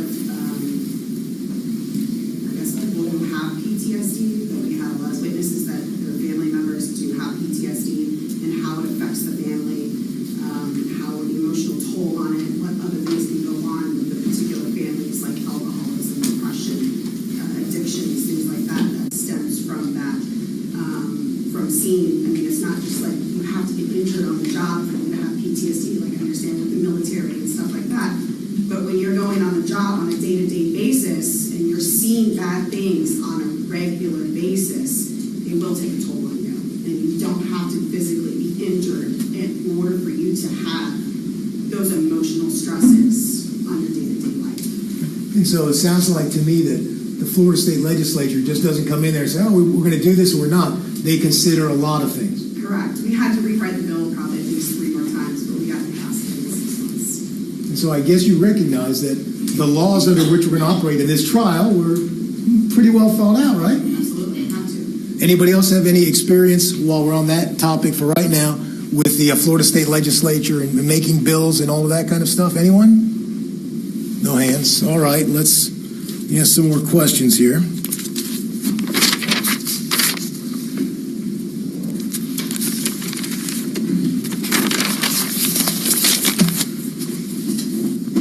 This one is under that training and education, that list of things. Let me see. Number 19. Oh, there you are. See, I'm looking at the right guy. Thank you. The prosecutor talked to you about you being a competitive shooter. Yes. All right. And it seems like you stopped in 2016. Was there a reason for that, or just ran out of time? Just moved to Florida and really hadn't had time to get back into it. Okay. And, oh yeah, I did write it down. The prosecutor knows about that stuff. I don't, so I apologize. He said all action, right? Mm-hmm. Okay. I mean, to me, it sounds like you're running around or shooting from a horse or something. What does that mean? Huh? All action. That's all I can think of. It's not from a horse. Okay. But then is it running around shooting at... It's running around, shooting at targets, recognizing targets, and so forth. And that's like I've seen some training films where you're going through like a fake town or something like that and silhouettes pop up? Or? They don't pop up. Okay. They're in place. At least the range that I've done were already in place. So you move from station to station? Is it, okay. Yeah, it's done within time frames, so they judge you based off your time. All right. I was dying to ask you. I wrote that down. No horses. I will be frank with you. I'm a little disappointed because I was imagining this, Okay. Number 42. There you are. Again. All right. You worked for now Judge Tepper. No, I worked for Right. I should have said you worked for the now Judge Tepper when she was the then lawyer Tepper. Yes. Okay. And you said she practiced some criminal law. Criminal, mostly civil, and I had worked for a criminal attorney in North Carolina and another criminal attorney in Elk. Okay. Anything about those experiences that would cause you, let's go to the defensive, just talk about the defense attorney side, would cause you not to be an impartial and fair jurist on this? Okay. What about the idea that you worked for somebody who's now a judge? Well, the criminal attorney had been a judge, so then it's now 2 judges. Okay. But then I went to work for the state of Florida, and I investigated child abuse. So I was working with more judges. All right. Let's talk about when did you begin working with the state? In 1984. All right. 1984. It's a year after I graduated from law school, so let me do the math. That's a long time. Yeah. And how long did you work for the state of Florida? The first time I worked for them for 5 years. Well, let's talk about the 5 years. What did you do for them the 5 years? I investigated abuse of the elderly, the disabled adults, and children. Okay, let's talk about that. Tell me, is that part of the, I guess, it keeps on changing. That was HRS at the time. Okay. And then, is that the one that became children and families, or is that something different? Yeah, and then it became DCF. DCF. Okay. And is it something different now? No, it's Okay. DCF. And so, tell me what you did in the first part of the capacity. When you say abuse the elderly, tell me what you're talking about. What does elderly mean under the law, as far as you know? We investigated the abuse of the elderly, so the neglect, abuse, and exploitation. Okay. And under the law, what was it? 65 years old? You're considered elderly? Yeah, I think maybe back then it was 60. Okay. 18 is shaking her head. Is it 65, 18? Yes. Okay. And so, and you're considered elderly. Is that right, 18? Yes. So tell me what you did then in terms of neglect, which means it sounds like people not taking care of other people. There could be self-neglect. It could be purpose. People intentional neglect. It could be abuse. And by abuse, what sort of things are you talking about? They could starve. We're dealing with the elderly now. Yes. Well, it was the elderly and the disabled adults. They were lumped together. Okay. Let's talk about the elderly. They could harm them, they could starve them, they could steal their money, exploit them. They could deny them access to medical care.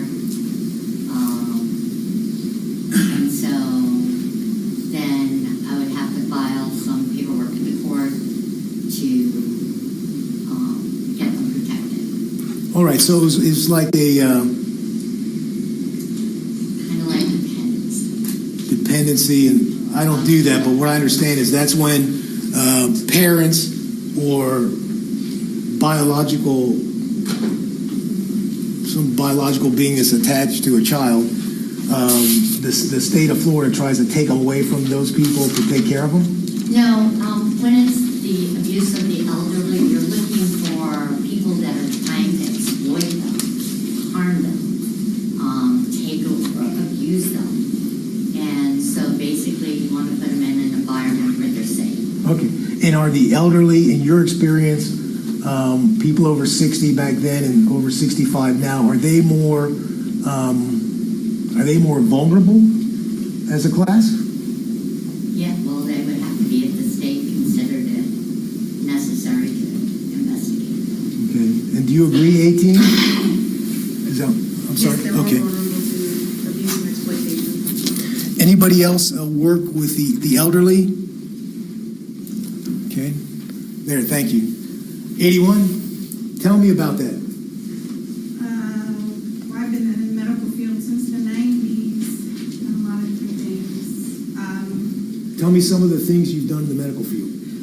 I was an EMT, and then CNA, and going to fire school, and then got pregnant, but anyway.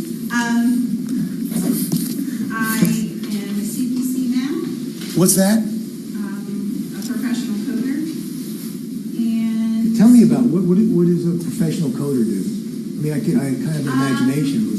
you take doctor's notes and figure out how to bill that. Figure out exactly what the doctor did and how to bill it correctly. Tell me then about your experience with the elderly. I've worked in veterans nursing home. Where at? Hospitals, things like that. Where did you work at veterans nursing homes? I worked at the Colorado Veterans Nursing Home in Rifle, Colorado. And what sort of things did you do there? Everything. Get them up. Make sure they're okay and clean and shaved and get them breakfast. Get them nap. Make sure they're stimulated and their family can come and see them and that kind of thing. And then I worked at home health as well, so did some hospice work there. Okay. And so that's the part where you have more hands-on with the elderly in the hospice work. You said EMT. Yeah. Tell me about that. What kind of training or education you need to be an EMT? You have to get certified by the state and national or national. You don't have to be national, but What do you need to do to get certified? you have to take a certification college course that's set up for that. Is it like a single course? I think it was about 4 or 5 months. Yes, that's one. And as an EMT, was part of your training to like be able to diagnose people, for instance? Not as an EMT. Okay. What about any other time in your career? Were you able to diagnose anybody? Anybody else in the elderly? I saw another card somewhere. Oh, number 29. Yes, 29. Yes, I work for the non-profit organization that worked with the elderly, supplying them with supplies, talking to them on the phone, feeding them, not physically feeding them, but supplying them with food and meals, listening to them on the phone when they had problems and stuff. I was going to, and I remember you said that. Now that you say that, I we've been together for 3 days. I probably should know everybody by now, but I do remember you mentioned that, so I wanted to talk to you about that, and so we'll do it now because I know it was on one of the other lists of questions. Is that like Meals on Wheels? I know that's what they have around here for elderly people. Well, we contract with different companies to deliver meals to the elderly that can't afford the meals. Okay. And what drew you to that, helping elderly people like that? I was hired. Oh, you were hired. I enjoyed it. Okay.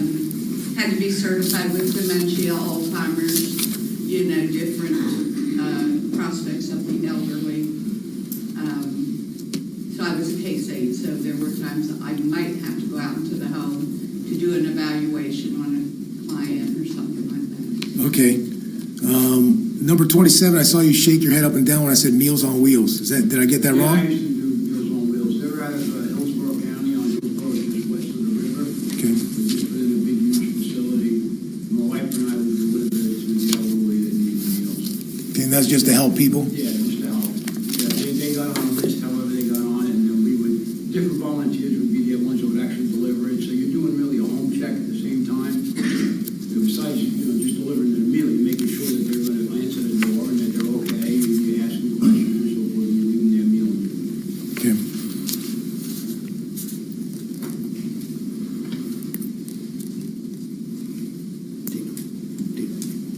Oh, 18, yes. I hate dominating. It makes me nervous, but. Well, what is it? What makes you nervous? Like dominating, I feel like I don't want to dominate Well, the discussion. but- you're not. You're on the other side of the bench. I'm safe. I'm safe over here. So during COVID Yes. times, I did go to the hospital and help the elderly for wills and things like that. Okay. Thank you.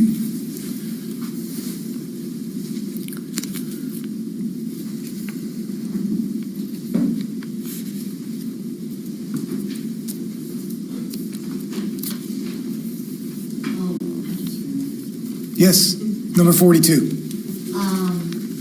It was back, as we were talking about the elderly, there was a client or a defendant who had robbed a convenience store, and he was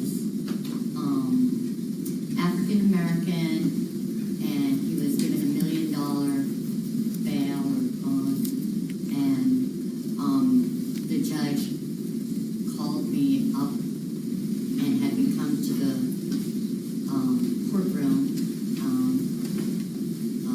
and asked me to help navigate his well-being because it became like a national press thing, which he told me that. Okay. But, so I did that. All right. Number 60. Here you are. I've been dying to ask you this question when you said that you got counterterrorism training. Yes. So right away I hear training and counterterrorism all in the same sentence, and you're not in the military like these other gentlemen. And so I'm thinking, that's pretty interesting. Of course.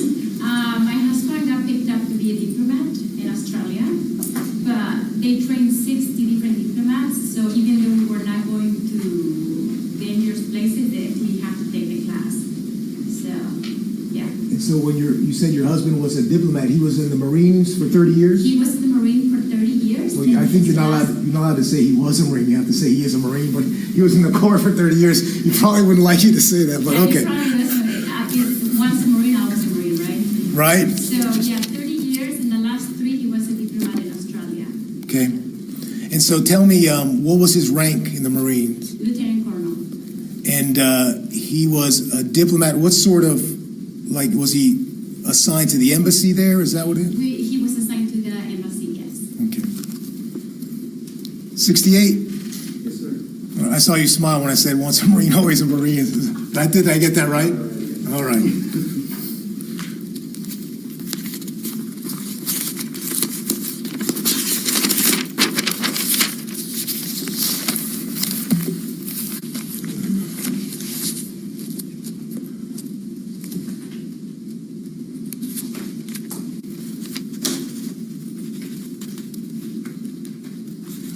Number 71.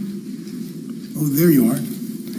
Number 71, I just have to look down because we lost some of your prospective jury pool mates, and so I want to make sure the number I have is on my chart. Number 71, hopefully I have this by next to you correctly. It's something about a disciplinary hearing for students. You conduct those. I develop procedures for that. I don't actually conduct them. I have a staff member that does that. So we develop procedures and monitor those hearings and work with our school board attorneys to make sure that we're following all due process laws for students, making sure that families receive their due process rights. Okay. So you said due process, and that's a wonderful word. That's in the Bill of Rights, right? And so when you say due process, what kind of due process do the kids get? They have appeal rights. They have the rights to have the evidence presented ahead of time that will be used in the disciplinary process. They have the right to see any evidence ahead of time. They have the ability to bring witnesses with them of their choosing. They have the ability to speak their side of the story, present written statements, those types of things. Okay. Which is kind of, from my perspective, kind of a twist on due process. Does anybody know where I'm going with this? Well, here's where we're going with that, okay? Does the child have a right to an attorney? Yes. Okay. Does a child have a right to testify or not testify? Yes. Okay. Does the child have a right to cross-examine his accusers?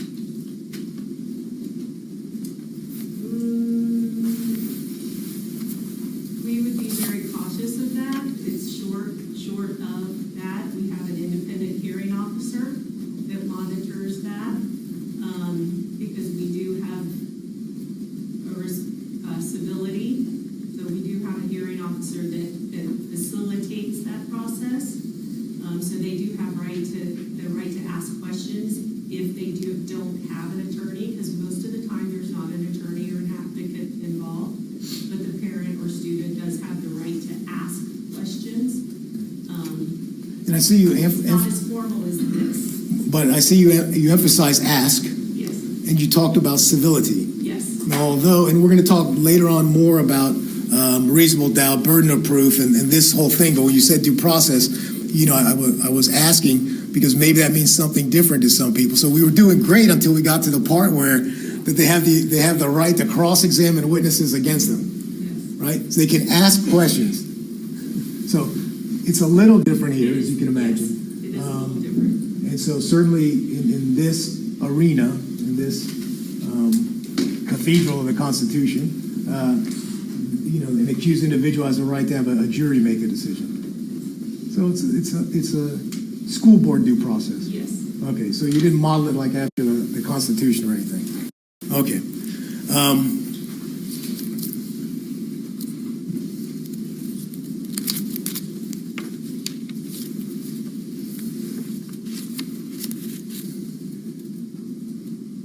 Number 77. There you are. Were you talking about working with school children and de-escalating situations? Pardon? Yes. Tell me what you meant by that. So basically, we're being taught how to kids come in with factors from home, different factors that are occurring outside of school. So they teach us to try to recognize that, and when we see something building up in that student, to either remove the student, talk to the student, just different strategies to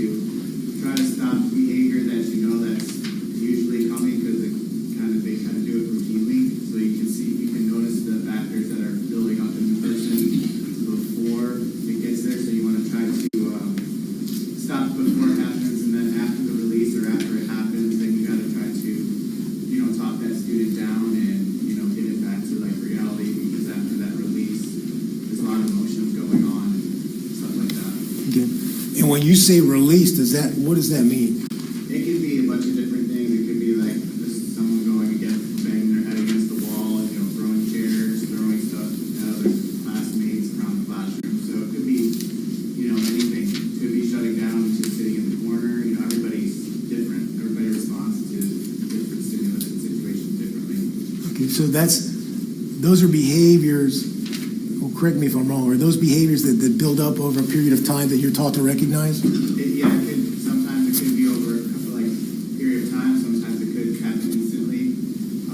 So it's just learning how to react, prior to or after and during. Which is easier to deal with, somebody who's identified as potentially acting out over a period of time, or somebody who acts out instantly?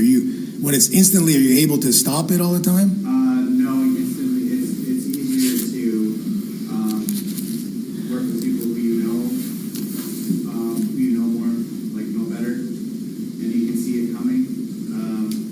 Because that way you can try to do everything to prevent it, as far as strategies or removing people or furniture or stuff that's probably going to happen. Call people to help you before it happens, as opposed to just all of a sudden something happens and then, for lack of better words, goes nuts. Okay. And what age are these children? Kindergarten through 5th grade. Some of them are, regular ed. Some of them are have disabilities like autism, Down syndrome, stuff like that. Okay. The prosecutor told you can bring common sense, and the judge is going to tell you that. But the judge is not going to tell you that you can use your own personal expertise in deciding this case. In fact, she's going to say it is to the evidence and the evidence alone that you have to decide the case. So are you able to, let's say you see a situation, and then you're going to say, well, this sounds like something maybe that happened at school, and so therefore somebody should have acted in this manner or that manner, even though there's no evidence showing that that was even in play.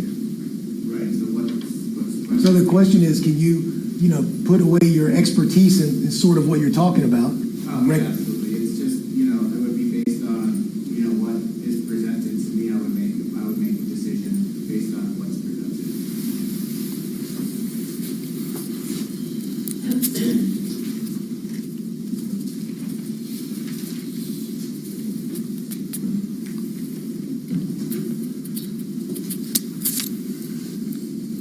Number 87. See, I did talk to somebody back there, didn't I? Number 87, I think you talked about being a behavior analyst specialist. Is that right? Yeah, behavior specialist for Pasco County. Okay, and so tell me what you do in that realm. What is your job? Well, I'm retired now, but when I apologize. Well, I'm happy for you. It was to work with children.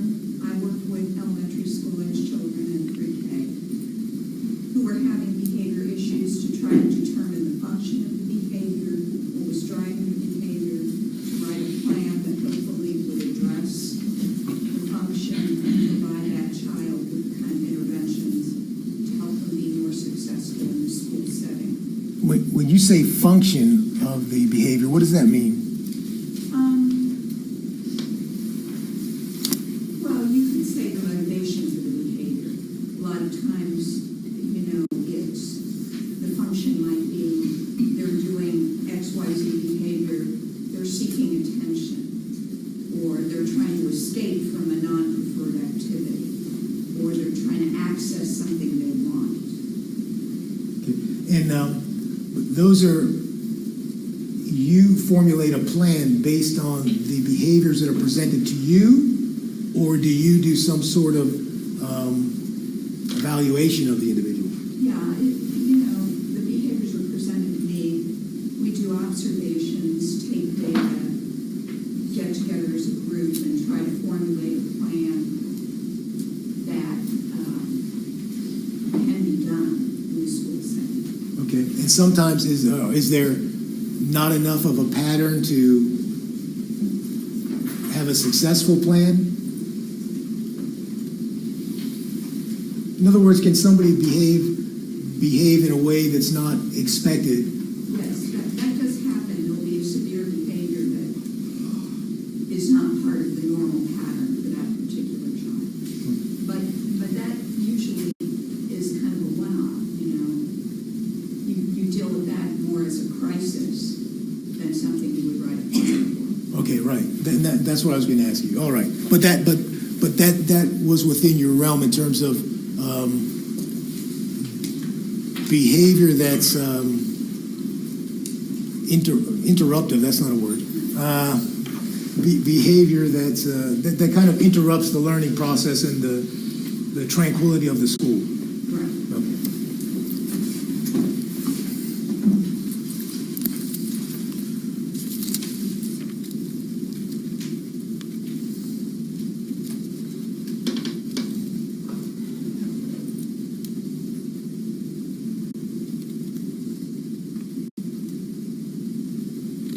I highlighted this. Who said crew serve weapon? Oh, the gentleman in the back. Is that number? Thank you, 92. I was dying to ask you. It's a crew serve weapon.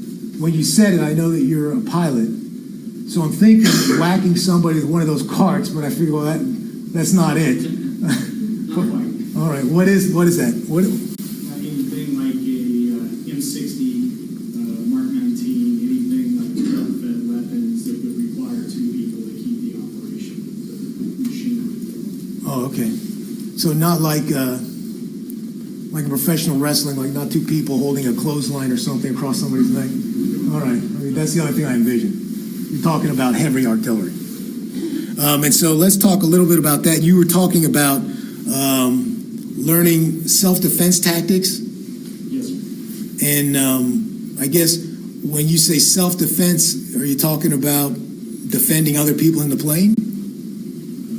No, self-defense. Just yourself? Just self. You're a pilot. What about everybody in the plane?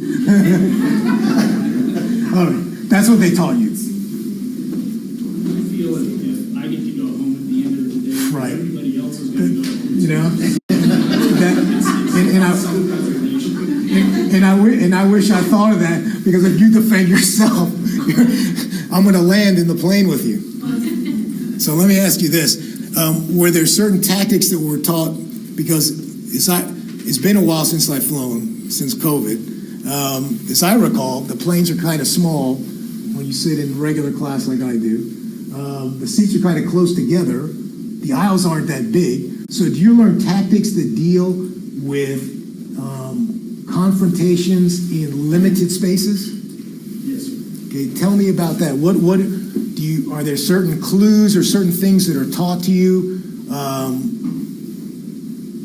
regarding, having smaller spaces, opposed to the gentleman that he's boxing? So it's a boxing ring.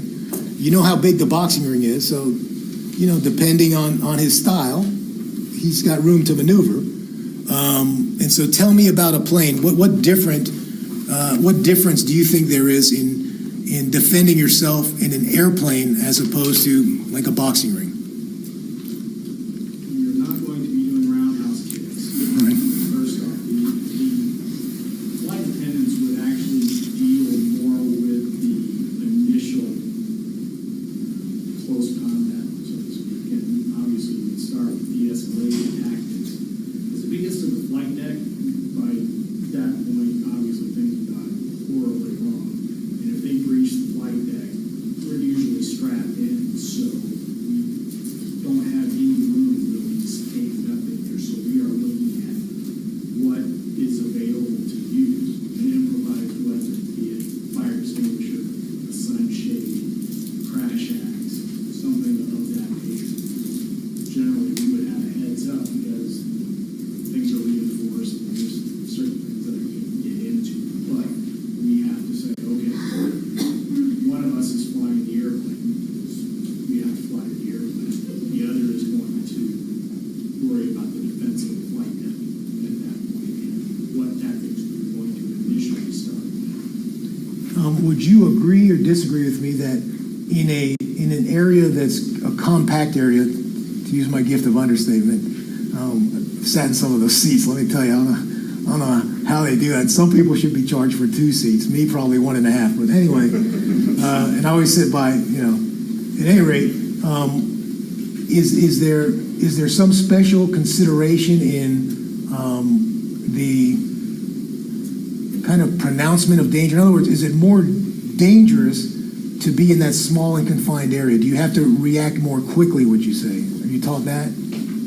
Well, because you're inside the cockpit, so maybe that doesn't apply to you, but if they breach it, I guess it does. I don't think, even as if say I'm just an extra crew member riding back, that confined area doesn't make you react any faster. Just as being in the air doesn't make us react any faster than we would if we were on the ground. You are trying to assess the situation. Every situation is different. As you mentioned, you can't just look at somebody and know right off the bat how they're going to be. There could be all kinds of situations. So we really work on what we call expanding our team to gather as much information as they can, and ultimately have to make a decision one way or the other on how that's going to be. We have methods for dealing with it. And so the idea is that, number one, that it's easier to diffuse a situation if you have a bunch of people as opposed to just one person. Not necessarily. Okay. It's easier to defend a situation with more than one person. Agree with that. And although in a small area, your reaction time doesn't change, is what you're telling me. It's the same reaction time. You don't react faster because it's a smaller area, right? We probably since 9/11, we have to pay more attention to keeping passengers under control, not getting into making a snap judgment and then herd mentality taking over and getting out of control. So prior to the catastrophe that you referenced, some things that prior would seem innocuous now might draw your attention. I think the methodology is just different. You could say maybe before all that it was more of cooperation as opposed to out and out threat. But again, every situation is different. Really, with our training, we are avoiding anger bias. Okay. And what does that mean, avoiding an anger bias? That you have a certain expectation of how something is going to go. So, as you said earlier, you're not going, oh yeah, I've seen something like this in the past, and you're spring loaded to go down that path. Just because it may initially look that way doesn't mean that that's how it is. You're constantly assessing that situation. So unlike football, you see a certain formation, you kind of can guess what's going to happen. Your situation, you can't really guess like that. Every situation is totally different. It's like if I fly from here to Miami, and that's all I do, every one of those flights is completely different. Okay. And so what you're describing is you get in the plane and you're looking for things potentially that you could use to aid you in defending yourself. I just look at the potential for a threat. We discuss that with the crew. And if something does happen, we have the communication to establish what it is that we're going to do. Okay. Like, so every time you go into that plane, you have a plan for potential action. Number 109. Nobody talked to you very much. I saw you shaking your head up and down when Mr. 89 was speaking. No, not Mr. 89. Mr. 92. Do I have that right? No, sorry. Mr. 92 was speaking. Tell me why you're shaking your head up and down. Okay. All right. Listen, you know, the problem is that as important as it is for me to talk to you all and ask you questions, you know, unfortunately, I get a little bit of a disadvantage here. I never could understand it. In trials, the judge speaks to you a little bit, and you know, Judge Barthle didn't really speak to you a lot. Sometimes judges will go on and on. The prosecutor gets to talk to you for 7 hours, and now, you know, you come back from lunch and you got to listen to me to talk to you and ask you questions.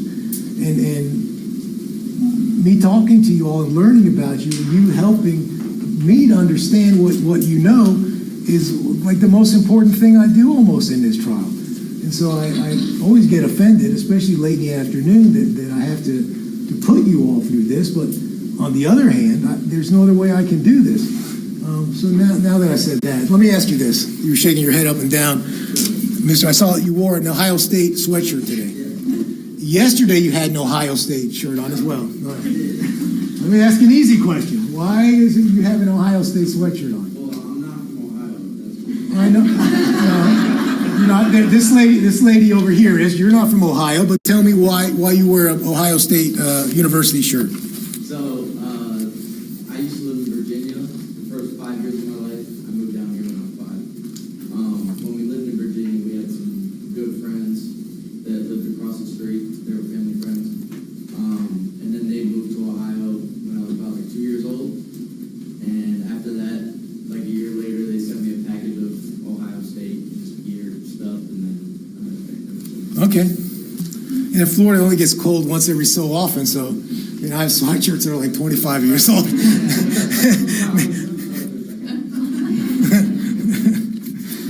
right, let me see what other questions I have.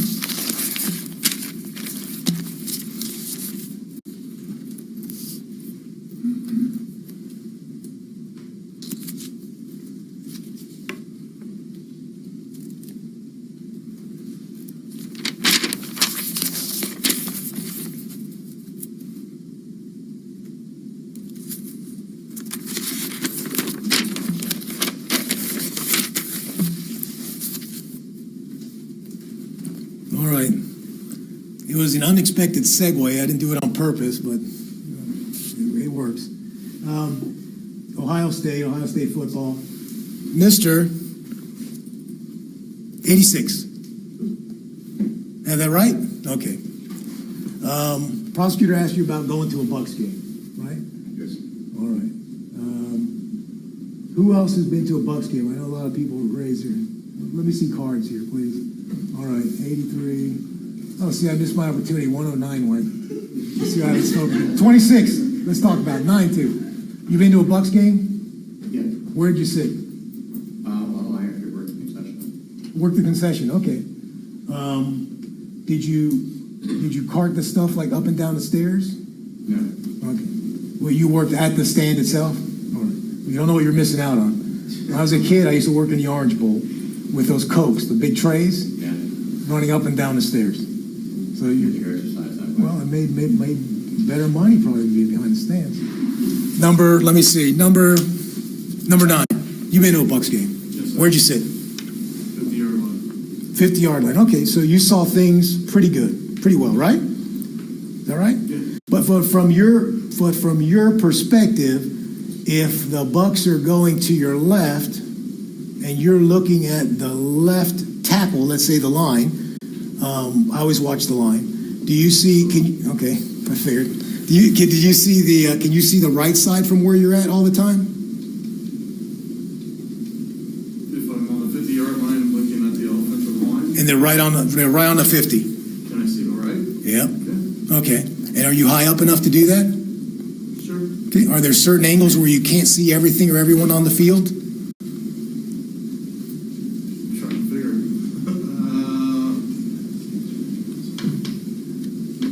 You can pretty much see everything from the field. All right. At one time. And so if you were, instead of a human being, if you were like a camera, the 50-yard line would be a wonderful place to be, right? Sure. Okay. Anybody not sit on the 50? Oh, now we're talking. All right. I got, let me see, Miss We'll go back to Mr. number 86 since we started this. Yes, sir. Where did you sit? I like to sit in the end zone. All right. The corner or the... I like to sit, I coach football. Right. So I like to sit in the end zone because I can see the plays develop. Right, you sit... Front to back. I can see both tackles. I can see everything. Secondary. Right. So you sit in the end zone that's facing... You don't sit like in one of those angle ones. You sit right behind it. I'd rather stay home. Right. I'd rather stay home, period. But but that's a 20 years ago I would have gone. But so what you're saying is from your angle, your perspective, you can see a lot more. Yeah, you get a full 22 view. Than if you were on the side or not. So if you're a camera, you get that perspective that we see on TV. Here's the guard pulling. Here's the tackle tackling. Going down on the. Yes. Okay, I got you. And so you do that on purpose. And you do that on purpose just so you can get the view that you want to get. Yes. And if somebody said, "I got a seat somewhere else," you'd say, "I'm going to watch it from home." If it's free. Okay. Oh, if it's free, you'll go. All right. Ms. 83, where do you sit when you go? We have season tickets in section 309, so where that is in the stadium, I'm not quite Okay. sure. I'm not a big football fan, but I like Okay. to go to the games. Can you see every single thing on the field from your position, or? Yes, where we sit, yes, we're able to, because it's kind of diagonal, so Okay. we're able to see the whole field. All right. Anybody sit someplace where they can't see every single thing? Oh, there we go. My man, number 109. Okay. Now what? Tell me what you see from up there. I mean, you can see the whole field, but They're really small. yeah. Okay. You have probably good eyes. All right. All right, here's an interesting one. The prosecutor gave you this example about, let's say the state had to prove that person A got married to person B. And so the only thing they have to prove beyond a reasonable doubt that person A and person B got married. Then they talked about flower children and this and that. And that's a pretty simplistic model. And I don't know that I have been involved in a criminal courtroom with such simplistic models. And so I have a concern about that sort of example and what your expectations may or may not be based on that. Let me give you an example. Number one, let's say it's a defense. Just let's say you want to get out of the marriage, right? Some things don't last forever. You want to get out of the marriage, and one of the ways to get out of the marriage is to say it's not really a valid marriage. And the law says, like it or not, the law says you can get out of the marriage if the flower girl dropped her flowers. Doesn't count. You're free. You can get out. Right? Now let's talk about that. The lady straight in front of me, could you hold up your card, please? Yes. Yes. Number 97. Thank you. The way this chart is, I'm just going to tell you the reason I asked that is because the way the chart is, it's hard for me to line up everybody, and I know the prosecutor was having the same problem I have, but short of taping the thing to your head, this is what we have to do. So let's say that's the example. The prosecutor said, well, you got 5 witnesses. They all saw something different, right? They saw something different. So if they have to prove, that the flower girl did not drop her flowers, wouldn't you want the stories to match up? Tell me what you're thinking about that. So I can get divorced. You don't even have to get divorced. The marriage doesn't count. Okay, the marriage is. So there's no money involved. There's no lawyers involved. No offense to my colleagues. We don't do that here anyway, but there's no lawyers involved. No judges involved. No offense to no courts involved. No offense to the court system or the bailiffs or anybody. But it just goes away. And so aren't you going to want everybody's story to match up?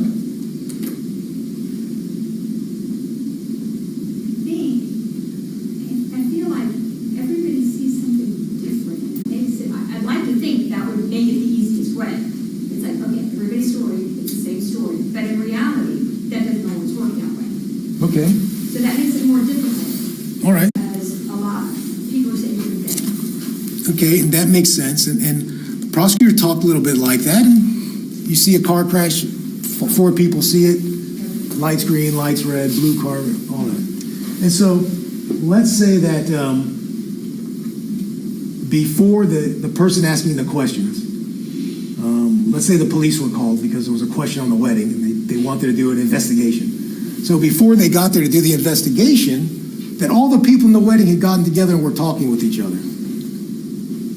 Do you know, what do you think happens when people talk to each other about something they see? Huh? They can easily get swayed. Oh yeah, maybe that's exactly what happened. Right, and so isn't that something you would want to know before making that decision? Definitely. Okay. Number 50. What do you think? Well, if you're fully invested in what you're saying and taking in the information, you have to fairly take what was presented to you and be impartial with it. So it's a matter of taking in, understanding what's in front of you, and making those decisions based on that. Okay. And so what about the idea that the people had gotten together before the investigator, the police got there? Are you going to be concerned with what their story is? Well, again, it's going back to the same fundamentals, right? Right. Fairly and you have to be fair and you have to be unbiased. So you have to take the same information that is the bigger picture, the intricate parts, and making your assessment on those. And when I was talking about the Bill of Rights, I saw you were shaking your head. Tell me why you were shaking your head when I started talking about the Fifth Amendment, the Sixth Amendment. You were smiling, shaking your head. My daughter her dream is to be a DA one. Okay. So we're training her up to be, grooming her, and she likes it, she loves it. She wants to be a judge one day. So Okay. the district attorney or judge, so we've been doing our homework, learning the roots of the country, the system, what this system means and what it does, and learning from it. So you were smiling because you were thinking of your daughter. Yes. All right. And so I know she wants to be a DA, an assistant state attorney. No, that's a noble and that's fine. But let me ask you this, because you think there's something wrong with being criminal defense attorney? Okay.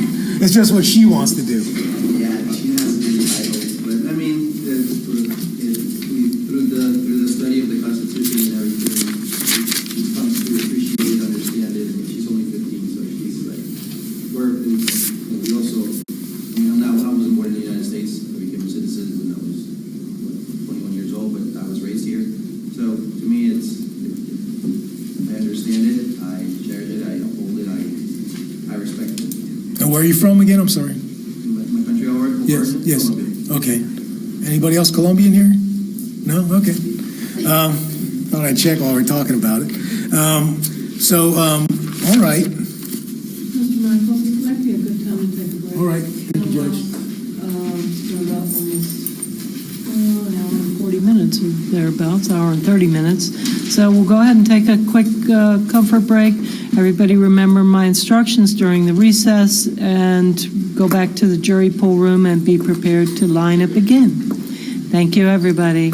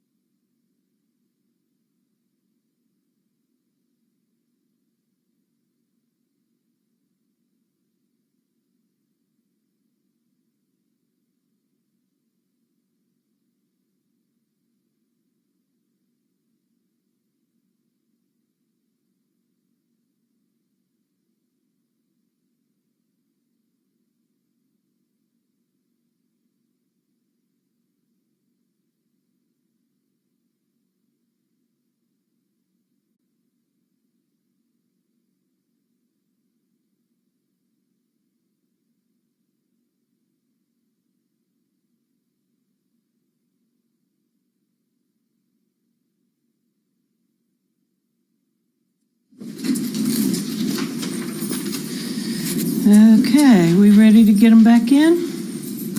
Yes, Your Honor. I'm ready. How you coming along, Mr. Michaels? I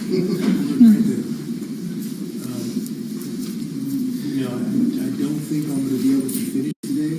Oh, I know. And the other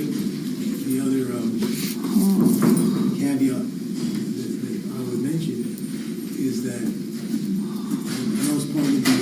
I'm the defense attorney. I get to go last. This is. Oh, I'm sorry. I apologize. I know I'm the defense attorney. I get to go last. It's part of the deal here. But in this case, they went through several hours of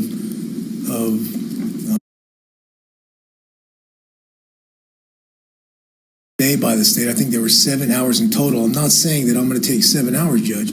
What I am saying is, I see some people going to sleep.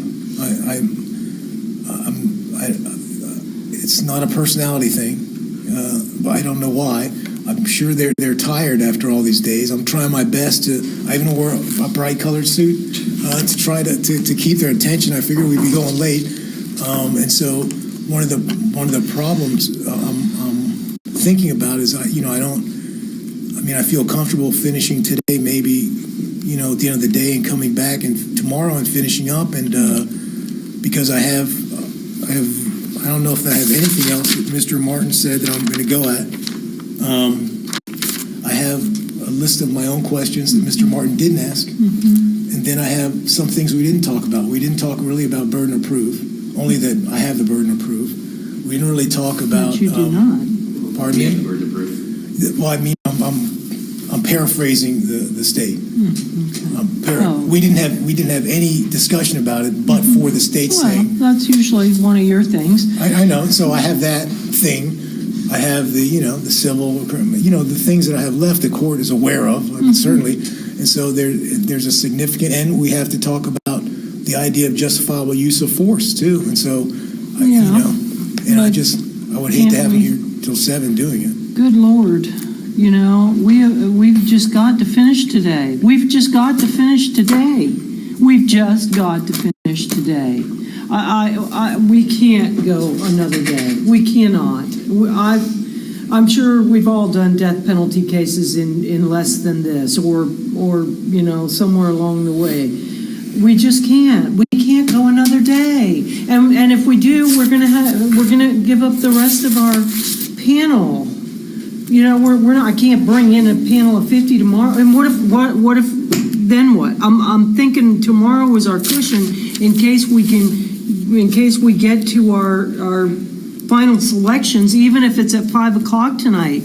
And normally that part takes about 20 minutes. I know it's going to take at least an hour to an hour and a half here, but I don't care. We'll work to 6 or even 7 tonight if we can get this done. We've got to. Because if we have to go all over again in the morning with a new panel to get a couple more jurors, when else are we supposed to do that? Monday? Good God. We got to stop. I understand. So the court's suggesting a plan whereby we finish the jury questioning today, do our causes, hopefully have enough left over. Is that what the court is suggesting? I want it done. I want selection done tonight. Tonight. Judge, can I just make a suggestion? This is just we started at 1 o'clock. They had 7 hours of questioning. So, but let me just say this. We started at 1 o'clock, so right now we've been 2 hours into this. There's 2 more hours left. Okay. Okay, that's fine. Let's do it. Let's do it in 2 more hours. And then we'll start our and then we get in the golden era where we're actually saying, I want this one, I don't want that one. That's the point I want to be at today. We have got to be there today. And yes, defense is asked, what on earth left can there really be after 7 hours? But you guys also took at least often over 30 minutes per person individually. So where the state usually took 0. So it's definitely evening out. And all I'm saying is, no, I'm not looking at tomorrow again. I've been pretty, easygoing as far as, I would have thought Wednesday. I would have thought we'd have had a jury for sure Wednesday. So then we start back today. I'm thinking we're going to be fresh and we're going to get going. I figured he might go to lunchtime, which is where we're at.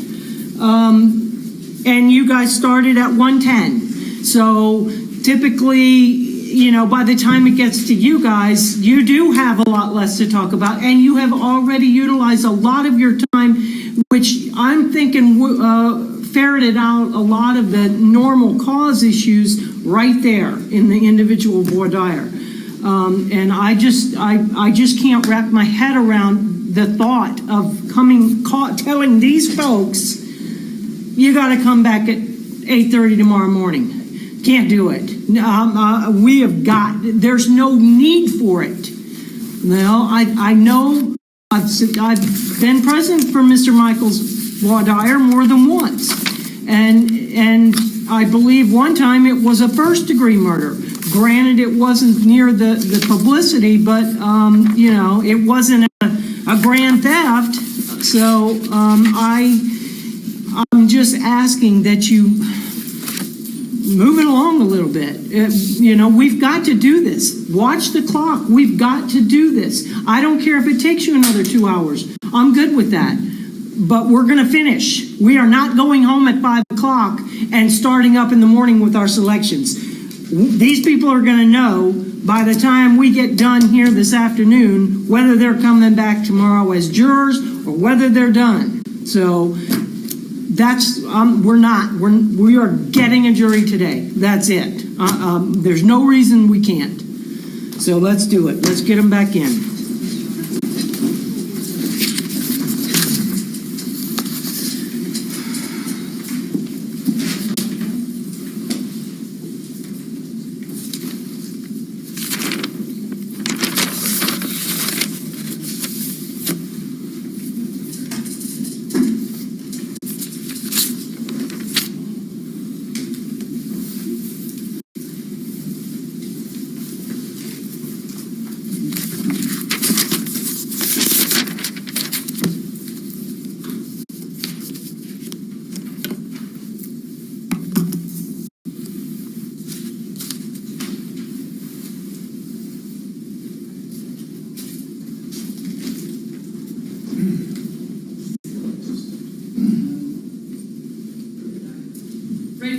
Yes. Prospective jurors in the courtroom, Your Honor.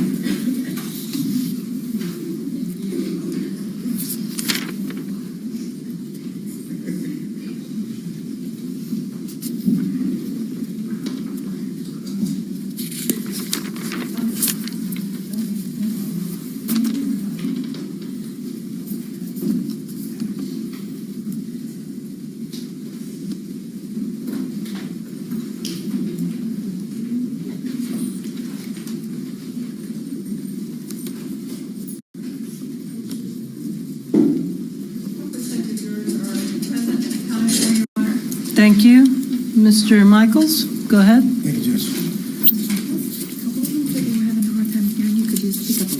Oh, okay. Thank you so much. I've never heard that before.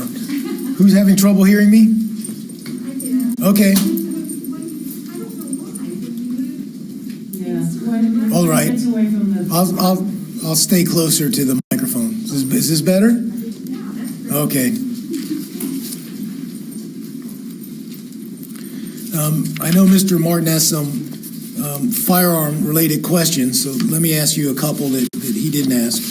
I know that we had some members of the NRA. Show of cards, please. Member of the NRA? Number 31, that I remember, and number 105. And number 93, your husband's a member of the NRA. Number 31, why'd you join the NRA? Help support concealed carry and other things that they were legislating Okay, and do you get some kind of a magazine or something? Yes, magazine, couple envelopes, the stuff you don't put on your card.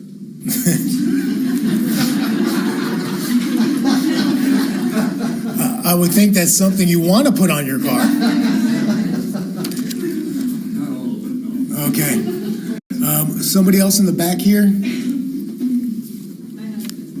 Number 101? Your husband? 105? My husband is a member of the And you moved here from New Jersey, is that right? That's correct. All right. And was your husband a member there as well? Yes. And do you know why he joined? He's just, I guess,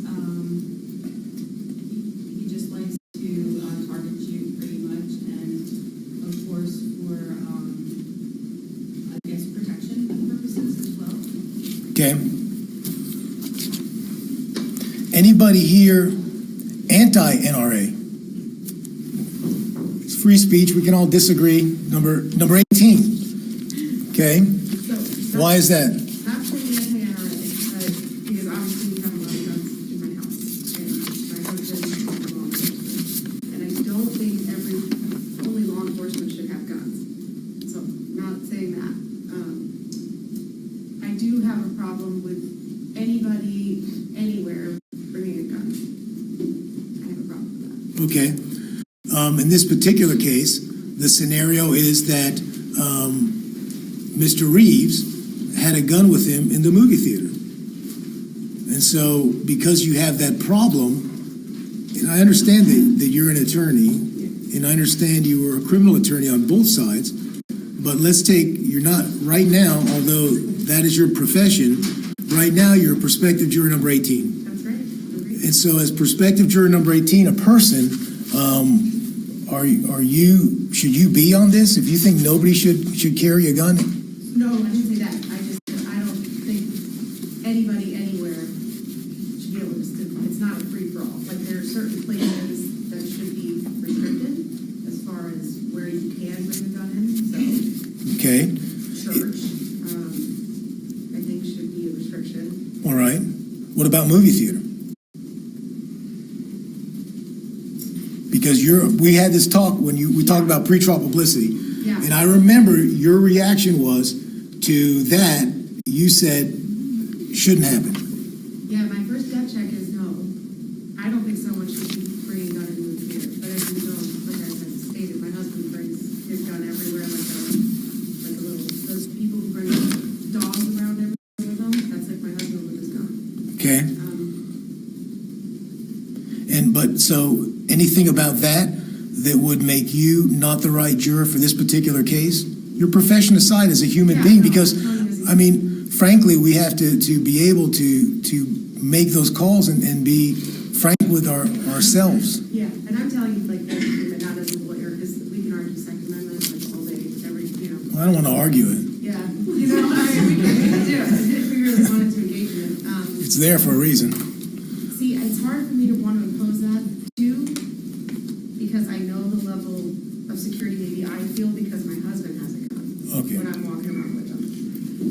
All right, I understand. So, I would be honest with you if I said, if I felt like I shouldn't be on this jury, but I feel like I would be fair and impartial and not carry that, because he had a gun in the theater. okay. And condemn him, I would do that. Number 105, I saw you nodding your head. Is that right? What are your thoughts? Like I told you, in New Jersey, that there was a lot harsher, and I'm less likely to be on a Walgreens line and have somebody in front of me with a gun in New Jersey as opposed to in Florida.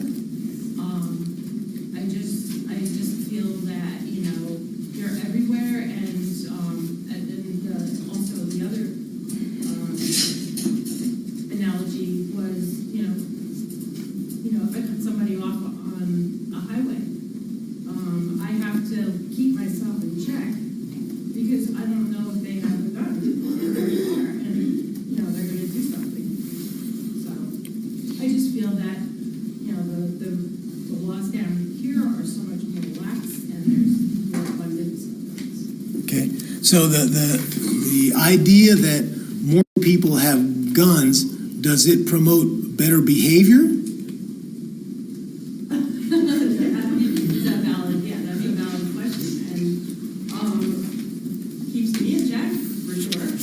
I don't know about anybody else, but sure, I mean, you know, I keep to myself, and I try not to, you know, bend the rules in any direction, so that I don't find myself in a situation.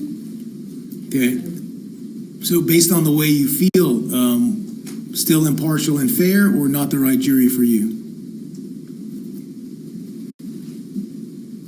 I want to say, yeah, I want to say yes. I'll be, yeah, impartial. All right. Let me tell you what concerned me, and I'm not picking on you, although it sounds like I am. I truly am not. When I asked you the question, you paused, right? And then you said, you didn't say I could be, right? You said something a little different than that. Didn't you say, what did you say? Do you remember? You can be. All right.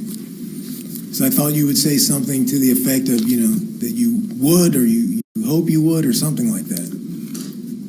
I don't want to be vague. I just want to just be, you know, direct and say that, you know, I love my country and I love the laws of this country, and I feel that everybody needs a fair shot at, and a fair trial. And if I'm that person to be on the jury, I will be, you know, giving him a fair shot. Okay. Number 101, I saw you had a facial expression.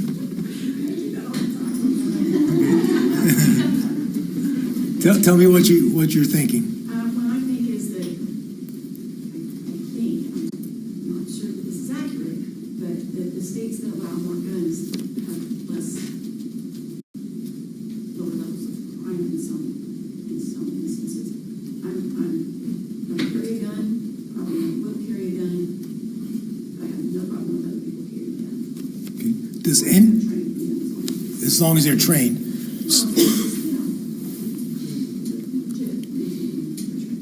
Who feels more comfortable with somebody carrying a gun in a public place, including a movie theater, if they have training? They have a lot of training. Raise your paddles. Let me see.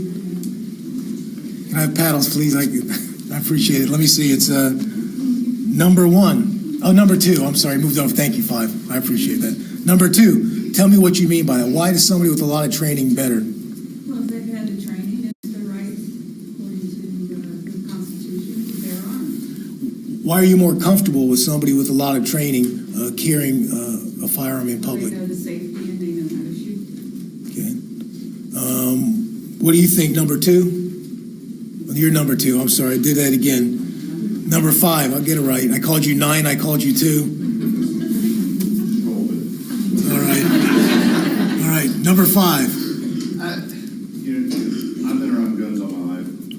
I've seen people that go through the training and not necessarily understand the training of kind of how to handle a firearm or how the actual firearm operates. So when you go through these trainings, you need to make sure that they're comfortable with what they're doing. Anybody go out and take training, pass a background check, and get a concealed carry permit. Is it right? Probably not. But as the Second Amendment states in the state of Florida, you can do that. But you just need to make sure they're trained properly and they understand the training. Anybody who doesn't have a carry permit who would feels more comfortable with somebody that's carrying in public if they have a lot of training. Paddles. Number 106. Yeah. I think I'd like to understand what you mean by a lot of training. Well, more I than. would feel comfortable being around somebody that has a lot of training. Like, I'm not nervous around these officers that carry guns around this place. To be honest with you, today was the first sort of exposure I've ever had to what goes into getting a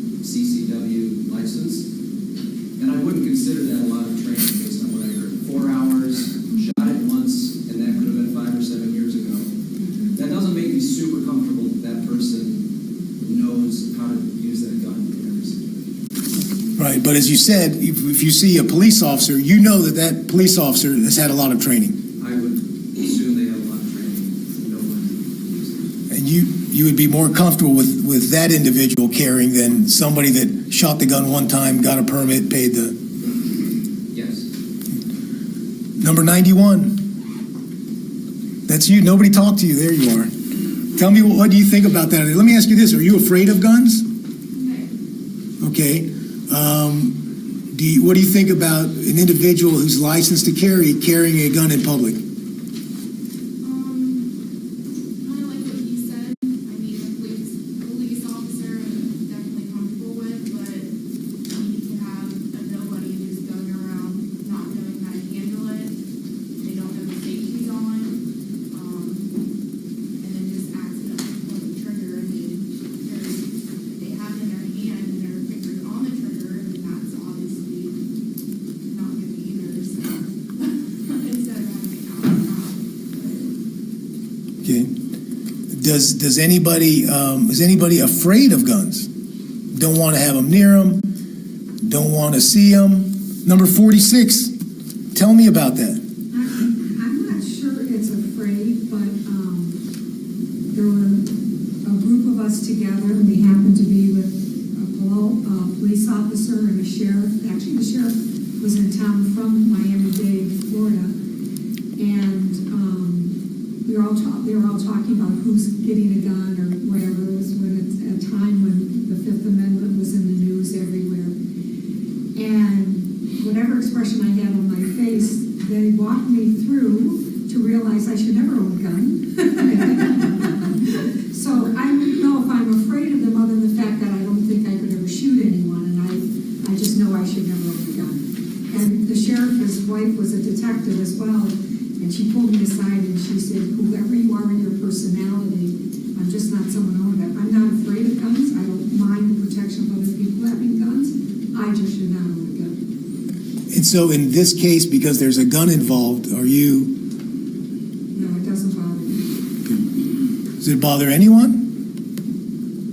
No hands. All right. A lot of head shaking no, right? Okay.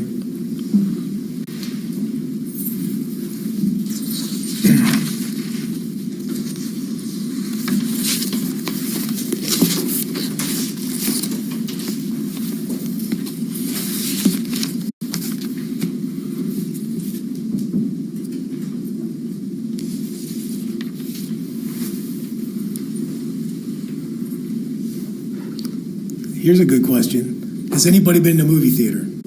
Raise it. All right.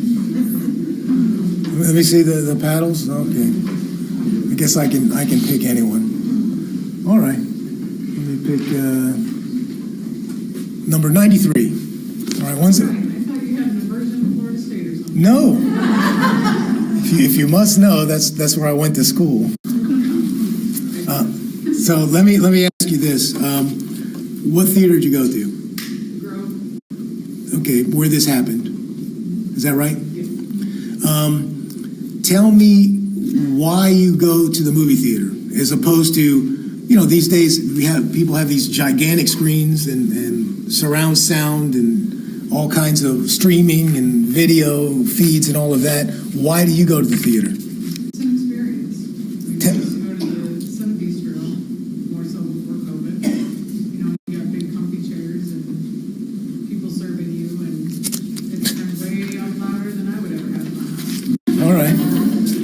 So you go because it's sounds like an experience? It's an experience. Okay. And what do you expect when you go to the movie? Usually you have a good time, depending on the movie anyway. Okay. It could be a good time with a bad movie. Yeah. Just to go and relax and, escape reality for a little bit if you will while you're watching the movie. Okay.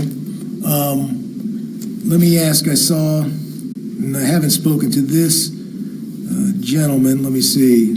Is it number 59? I have it right. Yes. You go to the movies? It's a rarity. Okay, and why do you go when you go? Get out of the house, do something different. Spend time with my friends and family, have an experience together. Okay, and that's an interesting term you use, having experience. Tell me what you mean by having experience. It's fun to sharing something together out and about. And nowadays, you're correct. Like you can just sit at your house and watch something, but to go out to a drive-in or to an actual theater, it is an experience. Okay. Anybody ever see any kind of disturbances in a movie theater? No? Oh, there we go. Number 83. It was basically just people talking during the movie, like if you're watching a scary movie. It was just kids, teenagers, just talking, unfortunately. Okay. And number 50? Yeah. What did you see? I mean, you hear the occasional, be quiet, don't do this, don't do that, turn it off, kind of the thing that you either hear or you have to say yourself sometimes. Okay. And that's it? Nothing else out of the ordinary? When you go to the movies, do you expect everything to be just kind of like, even though the other people there, it's just like you're there with your wife or children or whatever, right? Yeah, I mean, you go for the experience for my family, we're movie buffs, so when there's a premiere of a movie and we want to go and hang out at a theater, that's what we go to. We also go to the Grove, so it is a fun place to be at. Is there something exciting when it gets dark inside of the theater? Why is it exciting to you? I guess because the sound is way better. Even if you have a surround system in your home, it's still way better. The screen, depending the format, things like that. Okay. Number 59. I saw you made a little motion. Your question on disturbance in the movie theater. Yes. I'm pretty sure I was a child when this happened, maybe middle school, but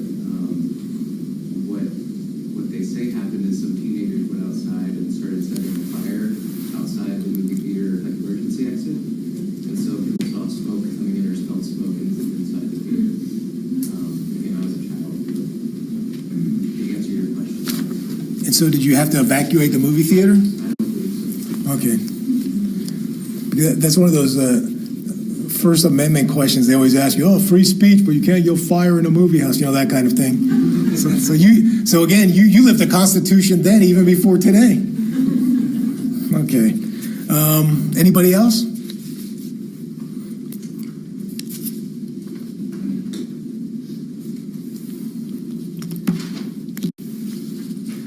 Anybody been involved in a fight? Not just it's planned. I'm going to spar with you. You're going to spar with me. We know it's going to happen.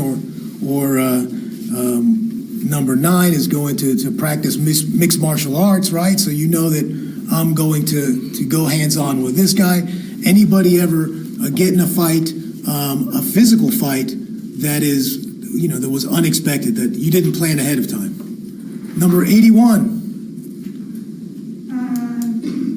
Domestic violence. Okay, so it was hardly a fight then. Well, I tried. Okay. All right. Anybody getting something, a different sort of, yes, number 18, and? The church camp.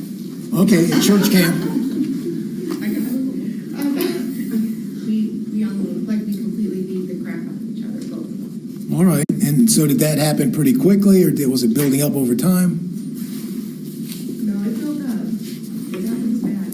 Okay. I think I got knocked out. Oh, with a fist? Oh, Yes. okay. Over my head.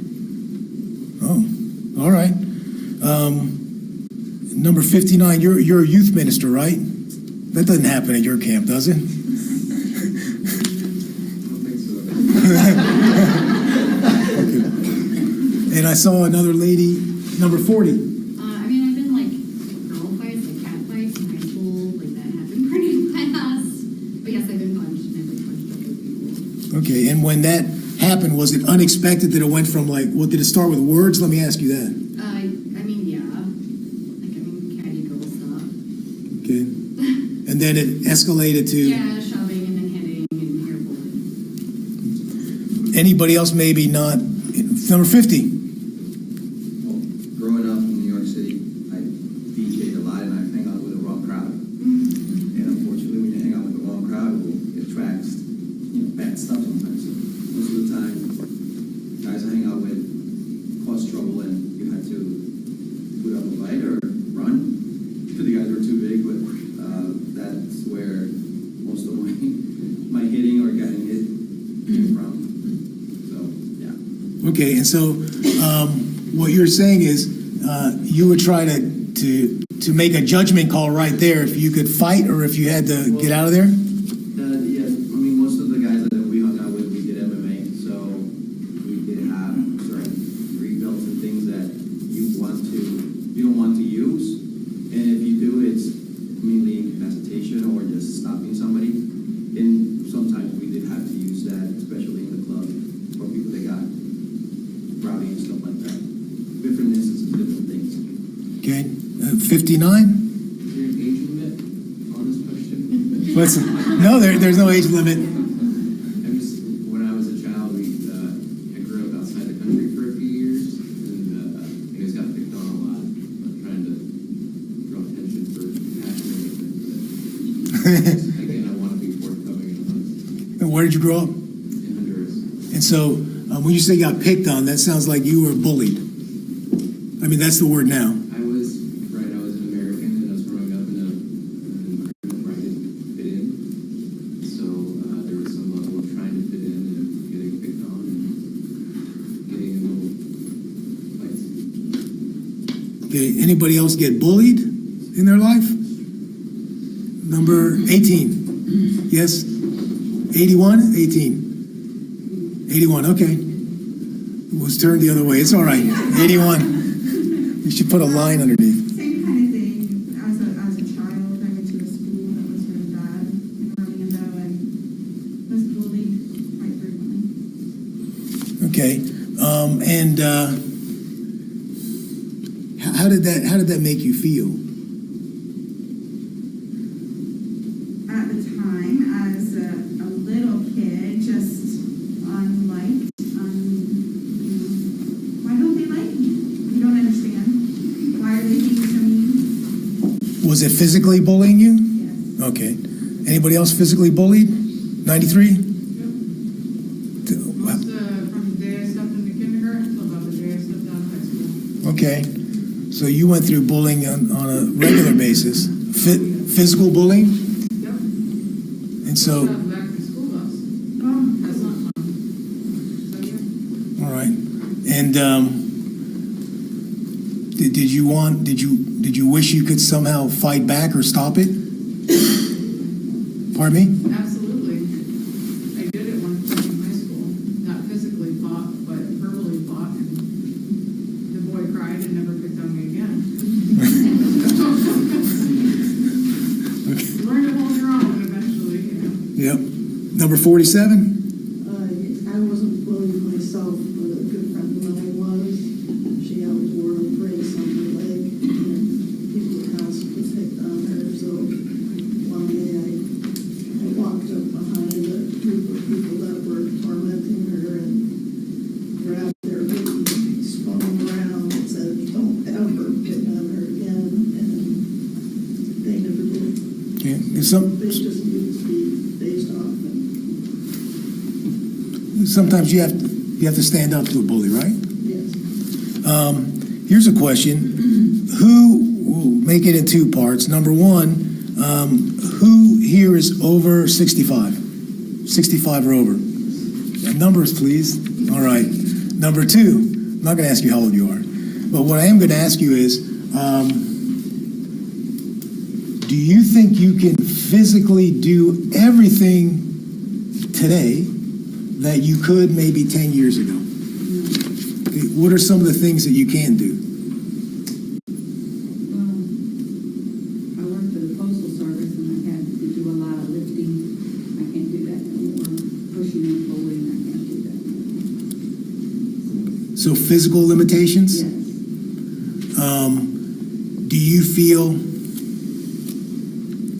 as confident in terms of your physical just well-being every day? I'm sorry. Do you feel as confident as you did back then in your physical well-being, or do you kind of have like a recognition that maybe you're maybe a little more vulnerable of a person than you used to be?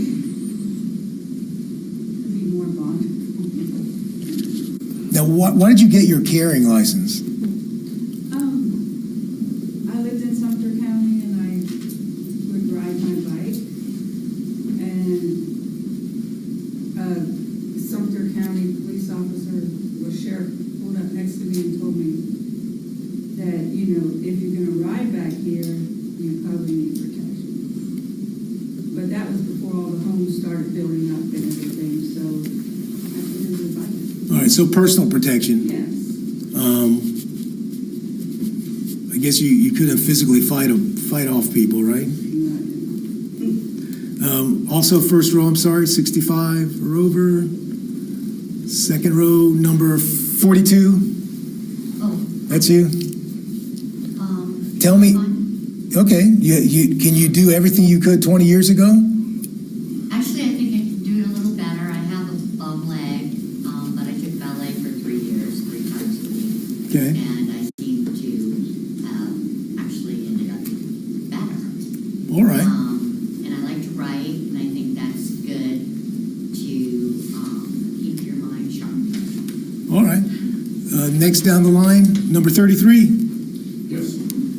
You look like you're in good shape. Tell me, do you? I see that. So tell me, you do the Ironman? Is that right? Yes. Okay. Did you do that 20 years ago? I did it 3 months ago. Okay. When did you do the first one? In 1987. Okay. So you're a long time fitness buff, I've been doing it for 5 years. a triathlete. The full Ironman, yes. Okay, the full Ironman. Where they finish up with the 26.2. Yes. Right. I can never understand that, to get off the bike with your legs feeling like they do over 100 miles and then run a marathon. So I guess that's an unfair question for you, or is it a fair question? Do you feel in any way that you're more vulnerable than you were 20 years ago physically? I'm slower, but I don't think I'm any more vulnerable now. Okay. Well, you're an Ironman.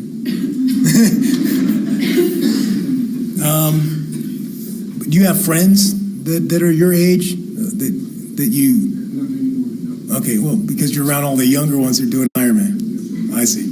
When you say not many more, is because they're. As they've gotten older, they've changed their routines and they're not doing it as much. Okay, so some of your friends that are your age have slowed down because of their age or lack of discipline, I guess. That and physical ability. Okay, because sometimes people can break down. Not everybody can run for all those years without having their knees, hips, feet, right? I've been blessed. Okay. Number 31. Same question to you. Well, I would say yes, I feel more vulnerable as I've gotten older with knees and hip problems, but I would also say I think I'm a little smarter and more observant when I'm out and about than I definitely was when I was in my teens and 20s and young adult. And so, and that was going to be my next question. And so let me ask you a little bit more about that. You don't put yourself in all the same situations, or what is it that you mean by that? Are you just more careful, or you realize your capabilities or lack thereof? I guess there's probably some things that I wouldn't necessarily attend that I might have when I was younger, but you park in a parking lot, you're more aware when you walk to a store and back, your surroundings, same in the store. So if you sense somebody's coming up behind you, you move over to the side and check. So just more awareness when you're around people and places and all different areas. And did you get your carrying license for personal protection? Personal protection and I think public protection in general. And what does that mean? You carry it in public to protect yourself from what might happen when you're out and about? If something would happen, there's so many shootings that do occur these days. There may be a time that you may need to use a weapon or have a weapon to stop other people from being harmed besides yourself.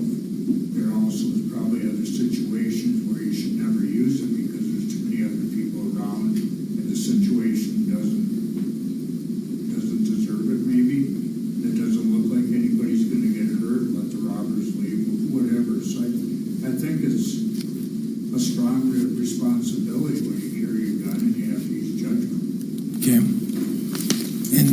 you're a hunter and all of that, so you look pretty tough. Do you think you can, take a punch like you used to, or? Talking to me? Yes. Take a punch like I used to? Yeah. All right. Probably get blown over easier, yes. All right. And let me see, that was number 29? Yes. Tell me about feel different, feel more vulnerable, some of the same questions. Feel older? Don't have as much strength, just more aware, like he said, when I'm out at a store or something, the parking lot, watching people and, just to be safe. Okay. The next row, 3, 65-year-old. I know, I'm sorry, 46. Same question. I've lived my life in moderation. I pretty much can do everything today that I've done pretty much all of my life. Okay. During your life, did you ever do anything like the Iron Man, like this gentleman? No, I do hike a little bit, bike a little bit. It's just really for some physical exercise. I should at least be doing every day, but nothing extreme in any way, shape, or form. Okay. So even your physical endeavors when you were younger were not extreme. They were in moderation as well, is what you're telling me. Okay. Anybody else in the third row? 63, yes? Same question. Okay, my mind is still sharp, but the only thing is I walk with a cane, but I'm still working full-time at 70. Okay. And why do you need the cane? I have a bad back. All right. So without that, you would fall over. Yes. All right. And the cane's working because I haven't seen you fall yet. Right, the cane's working. Let's go to the next row. Number 4. Nobody. Number 5. Number 87. Well, what I notice is I play tennis, I'm not as fast, I don't have the same pop on my serve. Okay. Little things like that. But you stayed active. It's quite annoying, yeah. Okay. Aging is annoying. I thought you were asking me. Yes, it is. Next one down in the row. Number 101. Definitely not as fast as I was, but I also don't have better risk assessment for the things that I do now than I did 20 years ago. But I'm very active and probably in better shape than most women my age. Because I raise cows. So you raise cows? Are they numbered? No, I'm not just asking. I learned from someone that I don't know. So they all have numbers, right? You don't have a 101. Okay. And so let me ask you this, 101. You talked about risk assessment. That's it. Isn't that the term you used? Tell me what you mean by that. When I was younger, I just didn't worry about stuff very much. Didn't really think about what might happen. Got myself in some sticky situations that were kind of scary. And thank the Lord, got out of them. I would not do the same thing now. Okay. Similar to what we heard about from number 20.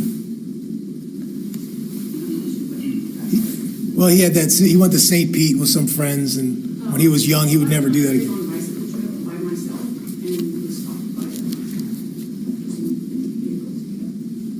It was a very lonely area, and in that situation, I wish I had a concealed carry permit and gun. It's quite frightening. Okay. And so you would make different decisions now with your experience than you would when you were young.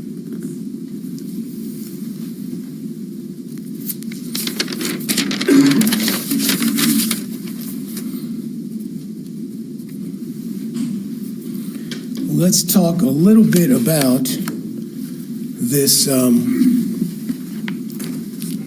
this idea of presumption of innocence.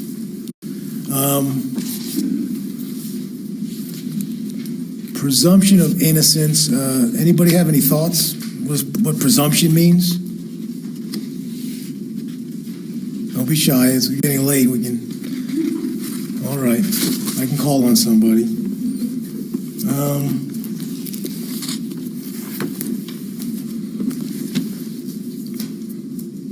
Number 59, presumption. Let's say to come to a conclusion about something or seeing all the facts and evidence. Okay. Okay. Number 60, what do you think about that? Assuming. Okay. And so in this case, we have a presumption of innocence, right? What does that mean to you, number 81? It means that he is innocent until we get all of the facts and the evidence together and determine what those show. Okay, and let's talk about that idea. How does, number 67, how does a person lose this presumption of innocence? By being proven that they're guilty by the evidence. All right. Well, and that's right. What happens is, if the state proves beyond a reasonable doubt, as a juror, you make the decision if the person loses their presumption of innocence. In this case, number 19, who has the presumption of innocence in this case? Who has it? Yes, sir. Yes, with him? Right, Mr. Reeves, right? And you said defendant, so that's interesting. What do you think?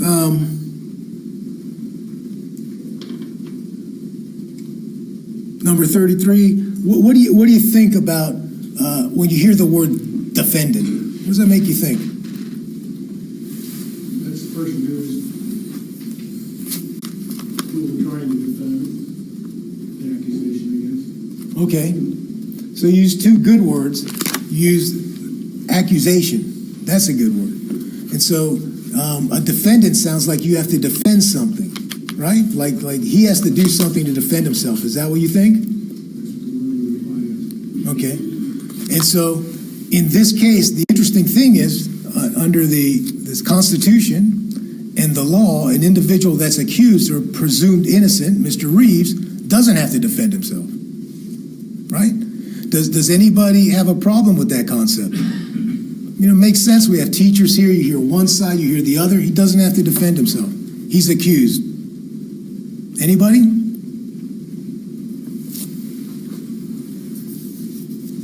Mr. Haney, can you hear all right without those headphones? Well, they're irritating my ears.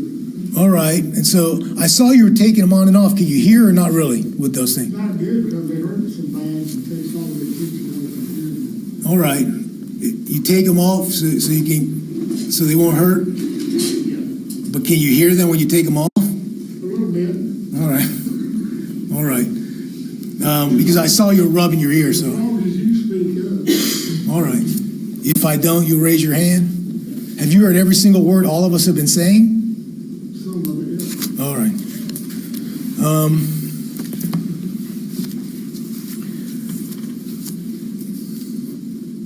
Number 77, what do you think about that idea? He's a defendant. It sounds like he has to defend himself. He's really the accused, according to the Constitution. Right, so you're basically, innocent until proven guilty, I guess. Well, You can't really make an assumption on anything until you know everything. all right. But the only way you'll know everything is what? By getting both sides of the story, like, if one kid says, hey, he punched me, what am I going to do? I'm going to go ask the kid that he's accusing, hey, what happened? I have to hear both sides of the story, sometimes the third side, just to figure out what's what.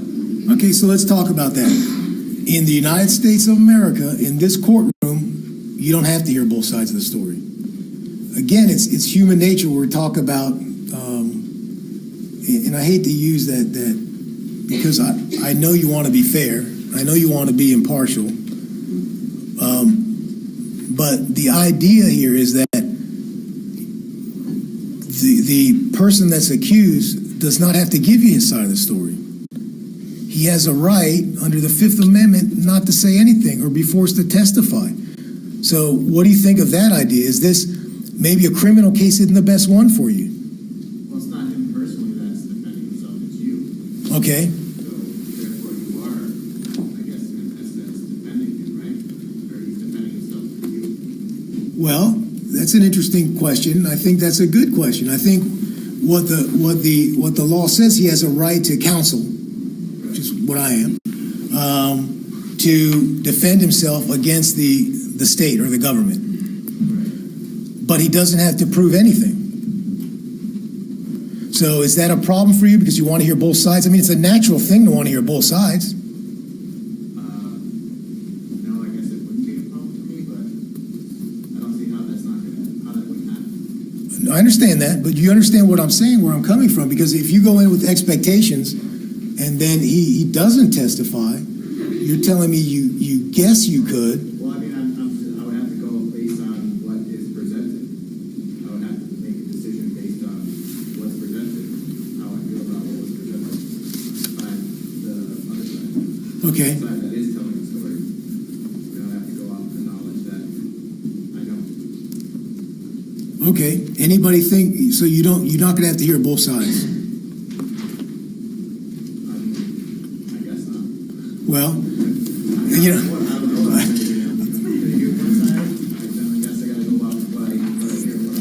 Okay, so if you hear one side, you're going to go with what they say because you only heard one side. Well, no, I'm going to hear what they say, internalize it, think about it, and then come up with a decision on what I feel is the best decision in my brain. Okay. And so you'd like to hear both sides. Yeah, I mean, it'd be nice to make an informed decision on, you know, all the information that's available. And if you don't hear both sides, If I don't hear both sides, I don't know. I guess I would just have to go with what I know. all right. What your number said, 77? 77.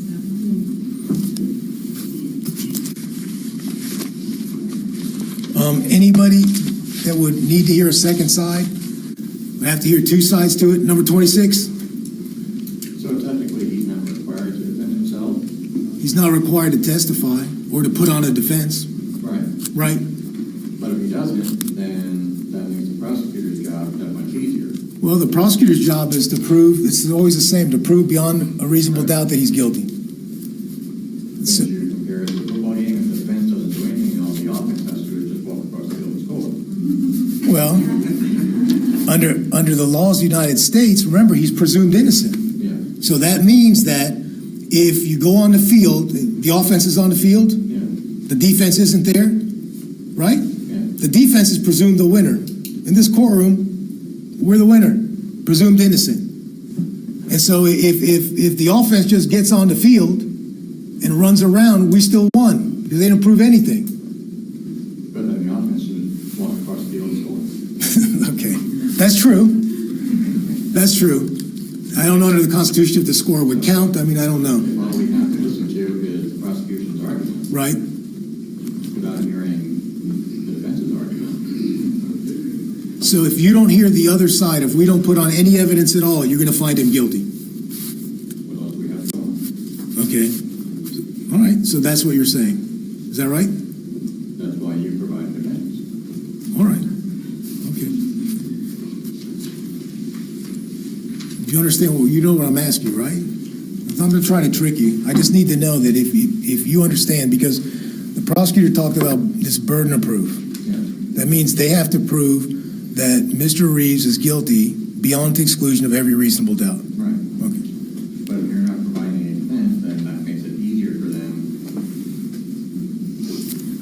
to rid us of any reasonable doubt. So you would, It's part of your job to help provide reasonable doubt. yes, but it's not necessary to put on a defense or have the defendant testify or put on any witnesses. No, not necessary. Okay, so if we didn't, are you just going to say they win because we didn't do anything? Not necessarily, but it does make their job easier. Okay. Anybody else got to hear both sides? Or they win? Number 106. I mean, I'm going to presume that every witness is credible in telling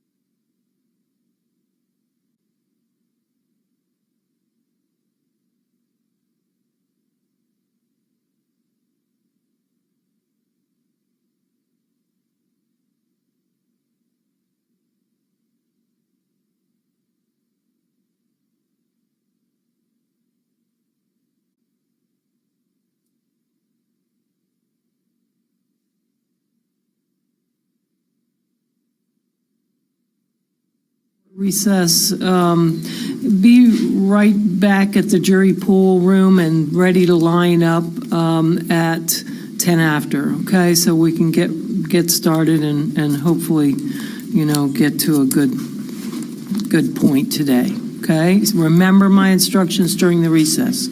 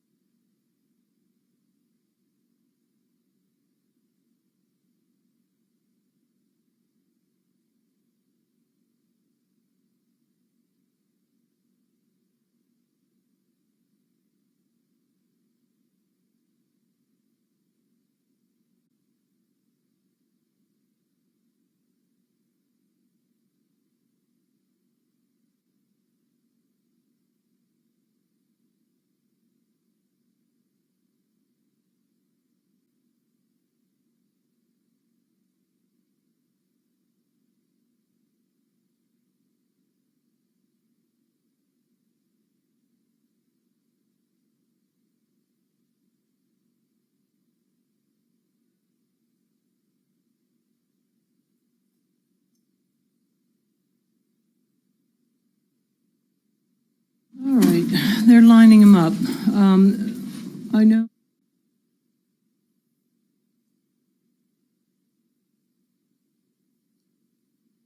Whether or not they need to make phone calls. Mr. Michaels, how are you doing with time? It'll be after 5. Okay. I don't know that I can finish in 49 minutes. No, that's, I indicated, 5 o'clock. Can I tell them to make some phone calls and we're liable to stay till 6? I don't know how we can go, how it can take terribly long, our selection process. If we run out, we run out. That's not my concern. That's not why I had such a meltdown earlier. Tomorrow we've got 50 new ones, and I just don't want to. We've worked these people over for 5 days now, or 4 solid days. 4 solid days, many of them, and and there's I just don't want to bring them back again tomorrow. If we run out, if we can't get 10 out of this bunch, then so be it. We'll start all over again with the 50 we got and get a couple more, whatever we have to do. But these guys have been troopers and they've been through the ringer, and I just can't see bringing them back again tomorrow. Unless, only the ones we need. And even then, if we can't get 10, we're going to need to spend time. We will have to start on the new 50, because look at how long it took us to get to this point to where we're even, look at all the things that we've got to go through with another 50. I'm looking ahead. Will we be able to get any more tomorrow if we don't get them all tonight? We can, that's hardly realistic in light of the fact that here we are at Thursday afternoon and we haven't gotten a single one. So to go through all of this process with 50 tomorrow is not likely. So if that's the case, then we're pushing into next week. And I don't know about you guys, but I'm very protective of our last 2 weeks, 10 days that we have. I had absolutely zero intention of anything but solid trial during that time. And only, we've got outstanding motions. They'll have to be done outside the jury's time. And I don't care if we do them, at 10 o'clock at night, but we're not doing it. It's not cutting into our 10 days of trial. We can't. In my experience of going through the prior hearing, 10 days we're pushing it. We have zero cushion. So we have to get this done. We have to. And that means we have to finish this tonight and see how many we can get. Because if we have to use any tomorrow, we're going to be here all night. But we still have, we've got to get a jury by tomorrow. Period. That's it. So do what you can do. I'm going to tell them to make a phone call if they need to. Just tell them that we might be looking at 6 or later.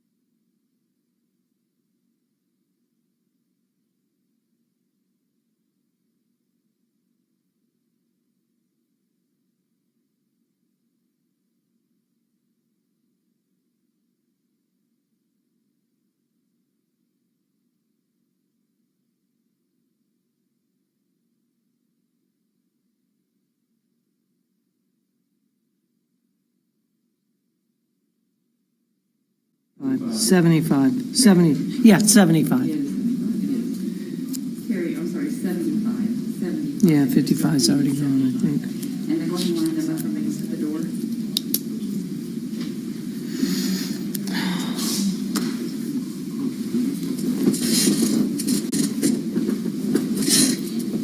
I had already told him the numbers when I went over. Yeah.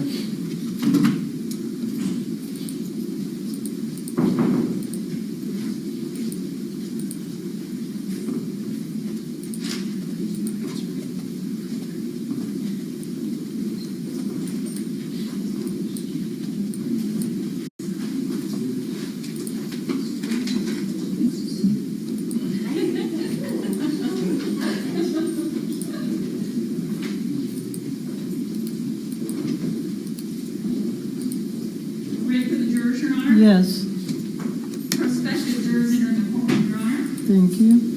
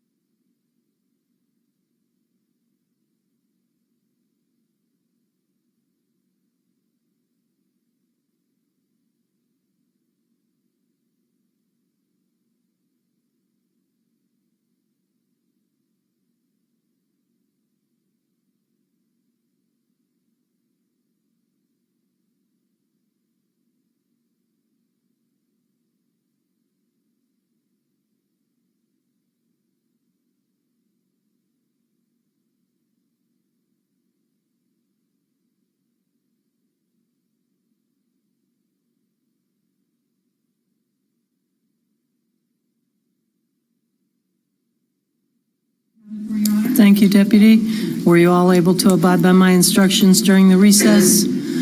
All right, and I'm sure you got the word that we may work a little late, but we're all doing our very best to, do the best by you guys, so hang tight. Mr. Michaels?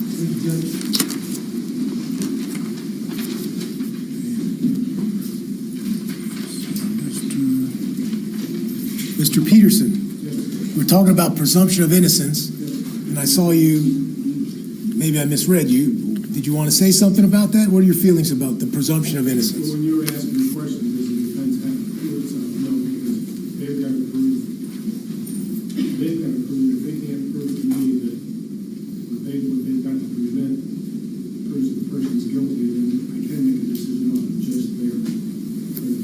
You can't. I can't. You can. I would hope so. If they can't produce enough evidence to convince me that the person is guilty, then yes, I make a decision without hearing any defense. Okay, I understand. I got you now. You can make a decision if they don't provide evidence beyond a reasonable doubt that Mr. Reeves is not guilty. Without you making any decision. Without doing anything. Right. And I know you're shaking your head back there, number 81. Do I have that right? Oh, I do. So you agree with that? Yes. You're shaking everybody. Anybody disagree with that? Anybody have a problem with that? The defense doesn't have to do anything? Defense is a misnomer. It's the accused. Okay. Now let's talk about, the state talked about burden of proof. It makes it sound so horrible. It's a burden. It's something that's weighty and all of that kind of stuff. Well, frankly, the burden of proof is what's required when you're trying to deprive an accused of his liberty. And so the state's burden of proof is beyond a reasonable doubt. I know that some people or a couple people were in a civil jury. Who was in a civil jury before? Anybody left? No. All right. Let's talk about that. Anybody involved in a civil lawsuit? Okay. Your number, please? 33. Tell me about that. Misdemeanor? Okay, but that's a criminal matter. I'm sorry. Okay, anybody in a civil lawsuit? Okay, in a civil lawsuit, you have two parties going at each other, like a football game, kind of. And in order to get money, saying one party's more at fault than the other, that's a preponderance of the evidence. So all those guys that you see on the billboards that are smiling and want to help you if you've been hurt in an accident, they have to go to court and prove by a preponderance of the evidence, 51%, not even 51, a little more than 50%, that the one party has to pay the other party money. In a criminal case, it's beyond and to the exclusion of every reasonable doubt. And the judge read you that instruction. The judge told you that a reasonable doubt is not a mere possible doubt, a speculative, imaginary, or forced doubt. Such a doubt must not influence you to return a verdict of not guilty if, and here's the interesting language in this whole thing, if you have an abiding conviction of guilt. An abiding conviction of guilt. Number 50, what do you think about that? What does that mean to you, an abiding conviction?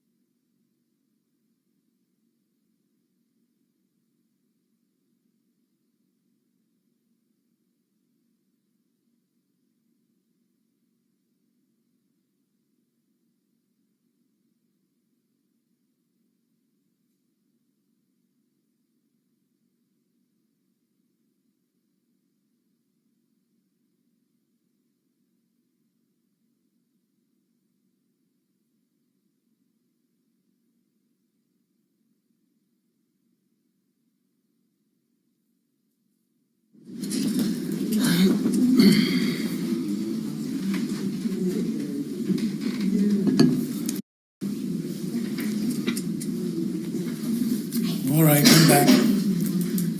All right, let me read you the whole definition of reasonable doubt. A reasonable doubt is not a mere possible doubt, a speculative, imaginary forced doubt. Such a doubt must not influence you to return a verdict of not guilty if you have an abiding conviction of guilt.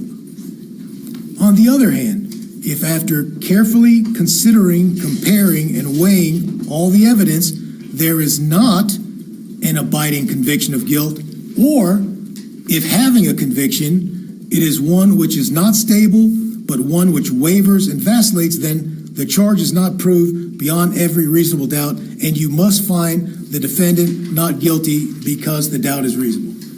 So what we have here is we have an instruction that's essentially telling you that to convict somebody, you have to have an abiding, and then for some reason they use the word conviction, an abiding conviction of guilt.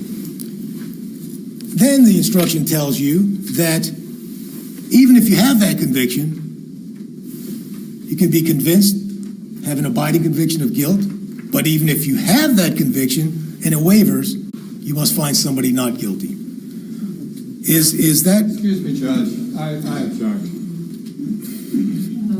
Sustain, rephrase. Can anybody tell me what that means? That they just heard? Number 50? I guess I'm objecting everything that we just discussed, whether or not they can follow the law.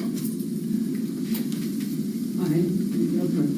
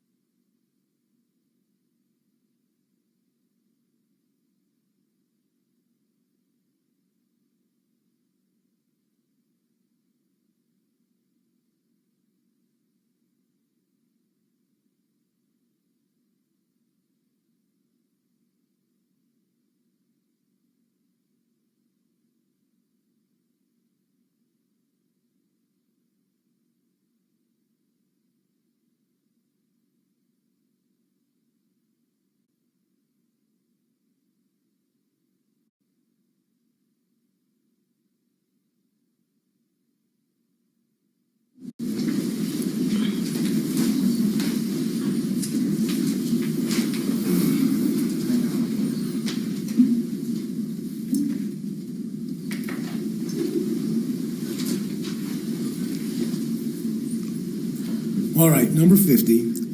Do you understand what that means? Or does it sound a little confusing?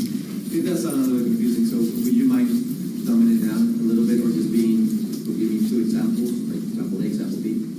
And so one of the things that I'm not allowed to do is, because I'm not a juror, so, and I'm not allowed, because the problem with that instruction is that, in terms of definitions, there isn't one.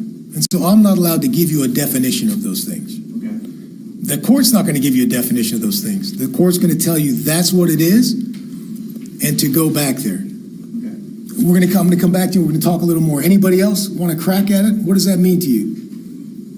An abiding conviction of guilt. Anyone? Number 97. Excuse me, Judge, I mean, we're back to the same thing. It's not working.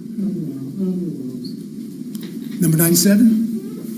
I feel that if I have any doubt in my mind from the evidence that I've seen and heard from the prosecution, he's innocent. Okay. And so here's the punchline.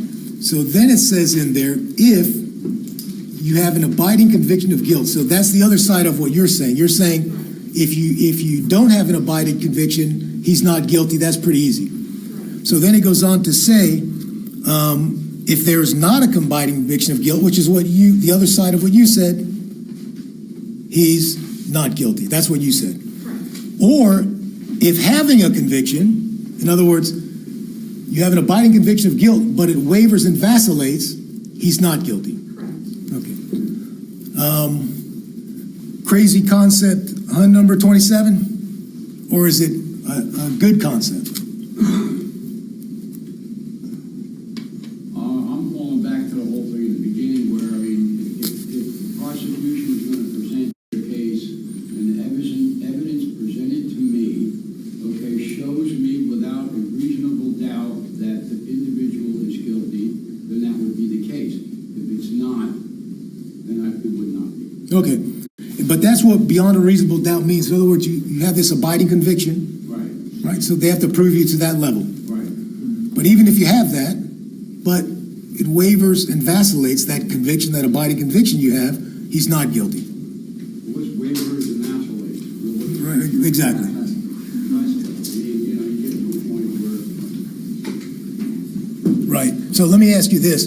If you got back there and the instruction has uses that kind of phrasing or whatever, those words, is that something that, because if you don't understand it, you're not going to be able to follow it? Okay. And so how would you go about being able to understand it? Because I understand the fact of presenting the case. They're going to present, if they cannot present without a reasonable doubt. Okay. And you would just say, you have your own idea of what reasonable doubt is? Yeah, I'm sorry. Yes? Okay. Anybody can't do that. You have abiding conviction, but it's one that wavers and vacillates, he's not guilty. So on one hand, they kind of gave you evidence, right? Number 60, enough evidence that he's guilty, but they're saying, well, if they give you enough evidence, but you're going back and forth, he's not guilty. Can you do that? Yes. Okay. Anybody think that's too much? Can't deal with it? Okay, no show of hands. An issue in this case is going to be justifiable use of force. And so I'm going to ask the court, read you that jury instruction because we need to talk about that a little bit. Do you mind, Your Honor? Approach just a second. Don't worry.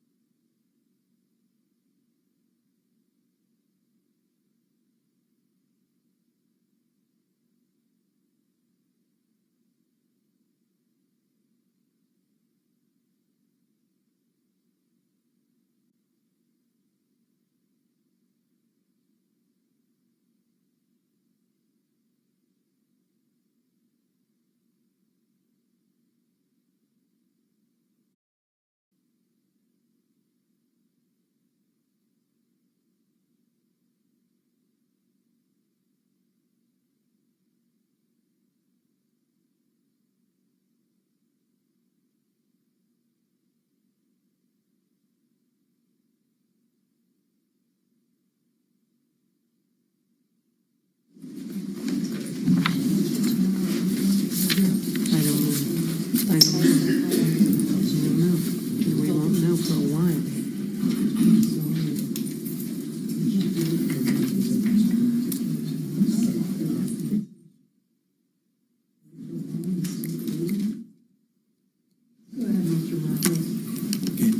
If the court wishes to read the jury instruction, or if the court wishes me to do it. No, I'll go ahead. Thank you, Judge. And ladies and gentlemen, this is the actual jury instruction that I'm about to read. Justifiable use of deadly force. An issue in this case is whether Curtis Reeves acted in self-defense. It is a defense to the crime with which Curtis Reeves is charged if the death of Chad Oulson resulted from the justifiable use of deadly force. Deadly force means force likely to cause death or great bodily harm. The use of deadly force is justifiable if Curtis Reeves reasonably believed that the force was necessary to prevent imminent death or great bodily harm to himself while resisting an attempt to commit an applicable felony upon him.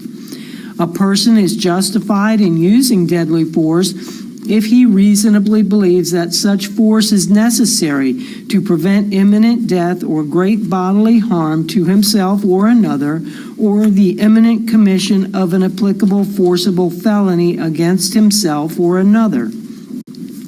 However, the use of deadly force is not justifiable if you find Curtis Reeves initially provoked the use of force against himself, unless A, the force asserted toward Curtis Reeves was so great that he reasonably believed that he was in imminent danger of death or great bodily harm and had exhausted every reasonable means to escape the danger other than using deadly force on Chad Oulson, or B, in good faith, Curtis Reeves withdrew from physical contact with Chad Oulson and clearly indicated to Chad Oulson that he wanted to withdraw and stop the use of deadly force, but Chad Oulson continued to resume the use of force. In deciding whether Curtis Reeves was justified in the use of deadly force, you must judge him by the circumstances by which he was surrounded at the time the force was used. The danger facing Curtis Reeves need not have been actual. However, to justify the use of deadly force, the appearance of danger must have been so real that a reasonably cautious and prudent person under the same circumstances would have believed that the danger could be avoided only through the use of that force. Based upon appearances, Curtis Reeves must have actually believed that the danger was real. If Curtis Reeves was not engaged in an unlawful activity and was attacked in any place where he had a right to be, he had no duty to retreat and had the right to stand his ground and meet force with force, including deadly force, if he reasonably believed that it was necessary to do so to prevent death or great bodily harm to himself or another, or to prevent the commission of a forcible felony. In considering the issue of self-defense, you may take into account the relative physical abilities and capacities of Curtis Reeves and Chad Oulson. If in your consideration of the issue of self-defense, you have a reasonable doubt on the question of whether Curtis Reeves was justified in the use of deadly force, you should find Curtis Reeves not guilty. However, if from the evidence you are convinced beyond a reasonable doubt that Curtis Reeves was not justified in the use of deadly force, you should find him guilty if all the elements of the charge have been proved. Let's talk about this. We're talking about justifiable use of force. Is anybody familiar with that particular law in Florida? Number 18, I knew that. Pardon me? Well, that's kind of the slang, but we're talking about, it's called justifiable use of force, and we'll get to that. I'll get with you, and for the record, your number is 65? Yes, sir. Okay. I'm gonna get it right, number 9. All right. Tell me what your studies are regarding the justifiable use of deadly force.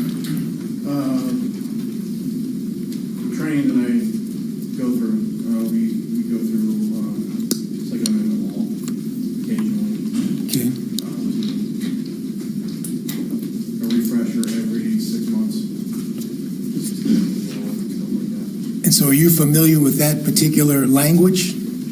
For the most part, yes, even though it can still be somewhat confusing, I am aware.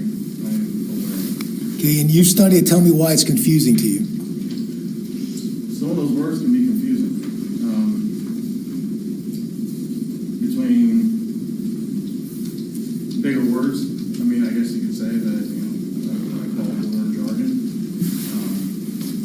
But the basis of it, I do understand justifiable force, because we have to have that training because of the situations that we practice. Okay. If you were chosen on the jury, would you depend on what your knowledge is, or would you go by the law that the court gives you? The law. Okay. Anybody else in that first row? I know 18, right? Yeah, I follow the law. Okay. And my knowledge is the law. All right, I understand. The second row, anybody study this subject matter? Third row? Fourth row? Fifth row? The sixth row, okay, no. Let's talk about a couple of interesting concepts in this justifiable use of deadly force. Number one, the judge told you that the danger facing Curtis Reeves need not have been actual.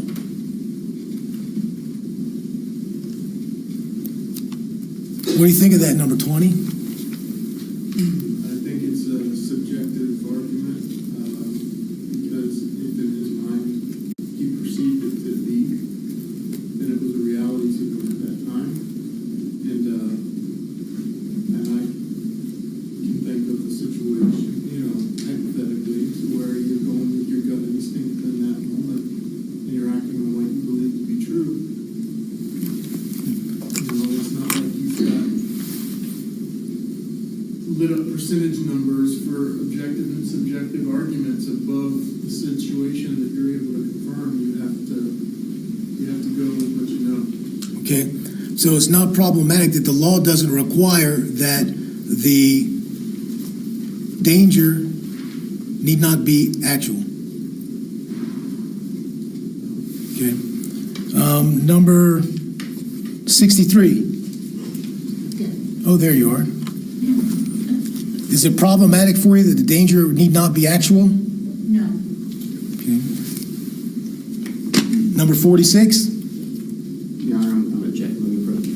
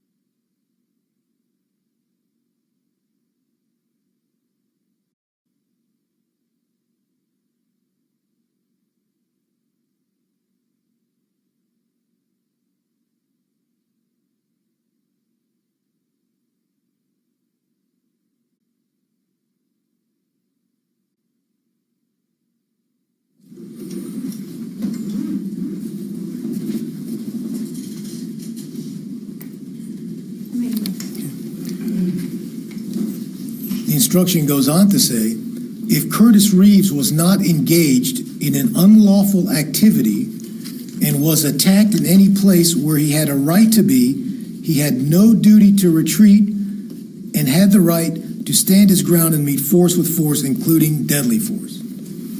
So let's talk about that.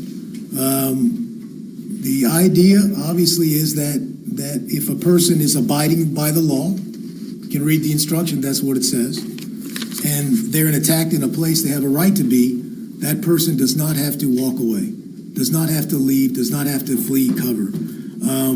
You've heard of this before, number 65? Yes, sir. You're shaking your head, yes. Yeah. Is that a problem in row one for anyone, that, hey, if there's trouble, somebody should leave, they shouldn't stay and meet force with force? Anybody in one, is that a problem? Raise your hand. Row two, is that problematic? Is this the right trial for you? Row three, show of hands. You're scratching your head.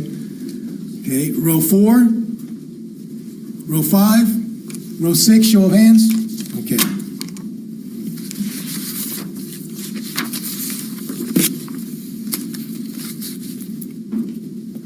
Now, if in your consideration of the issue of self-defense, you have a reasonable doubt on the question of whether Curtis Reeves was justified in the use of deadly force, you must find Curtis Reeves not guilty.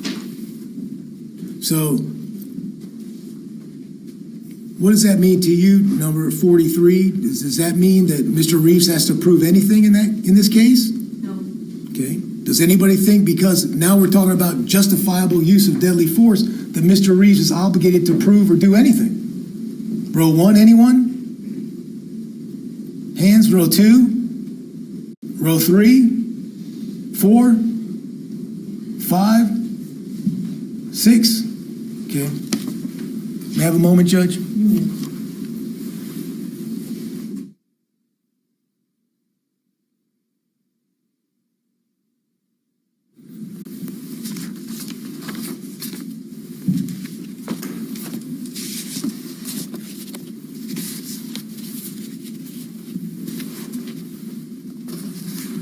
Appreciate your attentiveness. Again, I need the water now instead of Mr. Martin.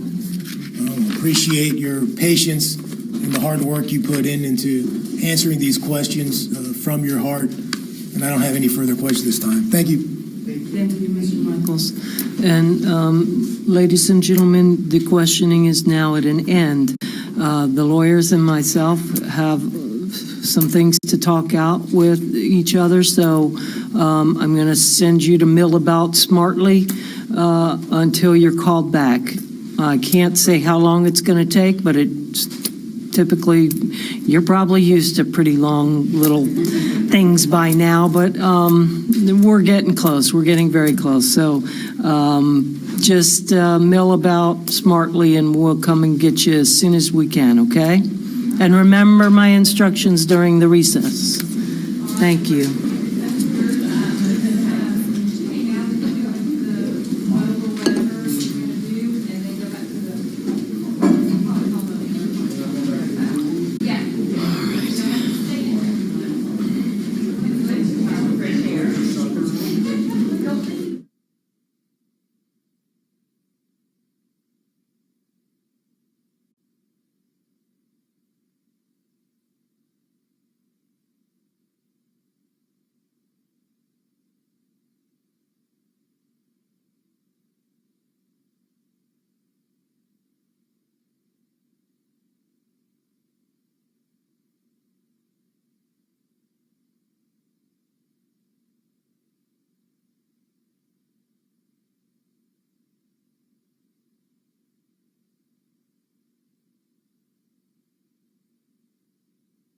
I need a little bit on your peremptories, but can we at least address the causes? Oh, and I don't know, I'm pretty sure I've told you guys how I do this, but maybe not. Have a practice in front of you. Exactly. I do, for peremptories, I do the first 6 to state any challenges, yay or nay, and then say yes, he does one, then we move the next 6 the same 6 with the new one, to defense, and back and forth, starting with the first row. First row, we keep moving until nobody has any challenges left, or nobody has any challenges, and that'll be our panel.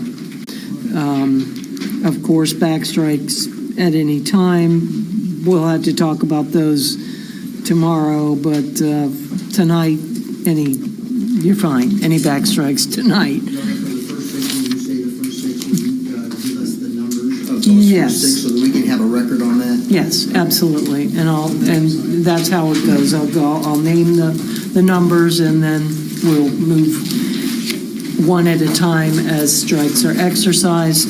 You both have 1 peremptory per alternate, unless you can announce a lawful basis otherwise. So can we go ahead and do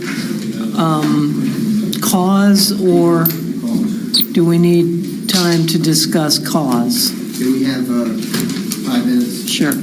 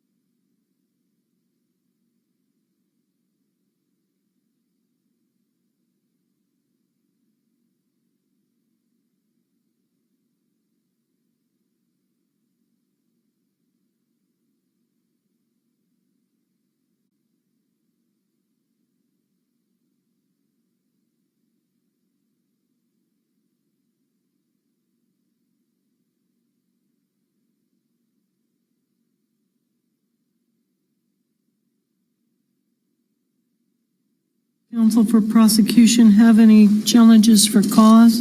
We do. We have juror number 27. When he was discussing reasonable There's no doubt. objection, Your Honor. Okay, 27. He'll be stricken for cause. The state does not have any more. Okay. Defense, challenges for cause of the whole panel? Yes, Your Honor. Number 26, that was part of that whole discussion regarding, Compared to football game, right. he What about pushed their it big- pretty hard. I had him as, I thought he would, yeah, any argument, but he definitely went beyond. I would say it's the way that the question was phrased, and then it was clarified, and he indicated that he would be able to follow up. Well, he kept saying that the no defense makes it easier for the prosecution to win.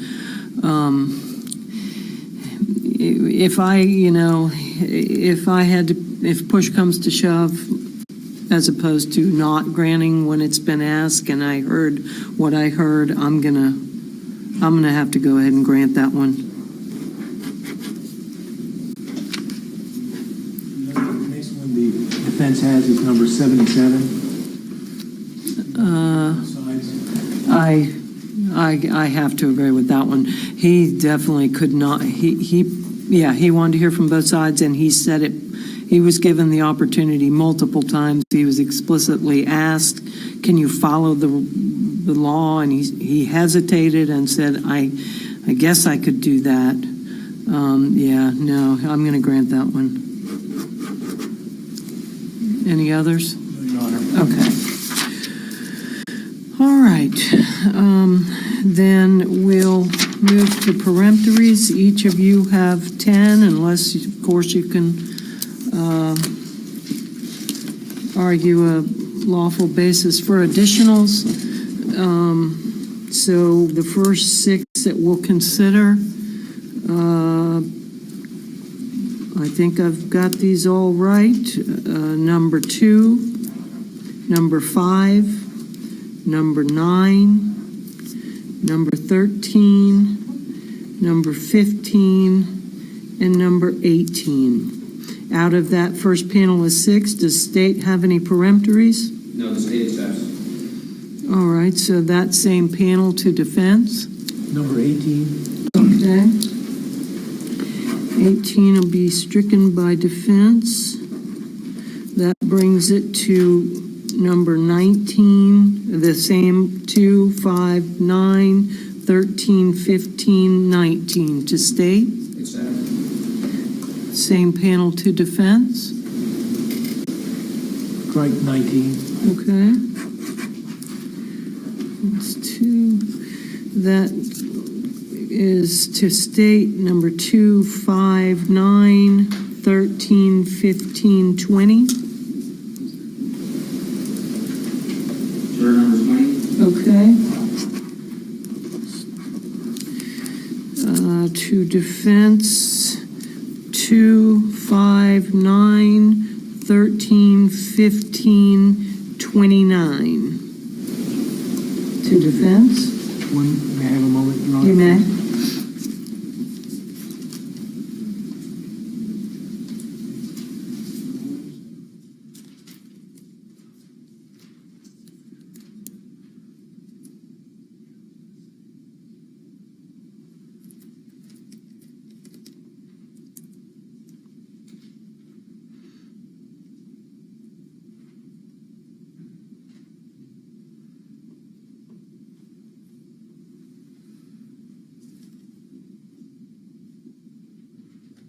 Judge, 19, we had that we're not striking 19. Okay. Then, that's okay. Let's see, so, 1, 2, 3, 4, 5, 6, okay. So, I guess that'd unstrike states. you gotta, the panel to state would be 2, 5, 9, 13, 15, 19.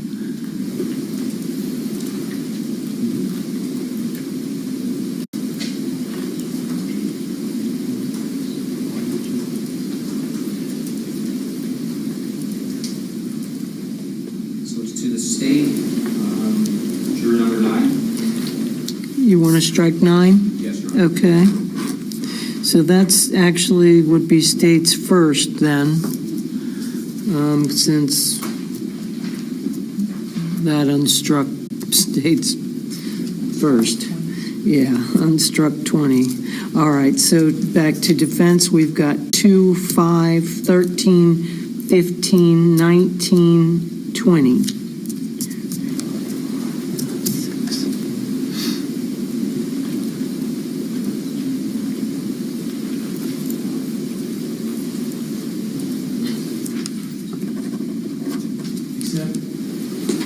Okay, same panel to state. My cards were shown 20. And that'll be your second, okay. Then to defense, 2, 5, 13, 15, 19, and 29. 29. Okay. That's defense 2. So 2, 5, 13, 15, 19, 31. To state. Accept. 2, 5, 9, 13, 15. No, not 9. 2, 5, 13, 15, 19, no, 31. 31. You struck 29. Who did? You guys did. No.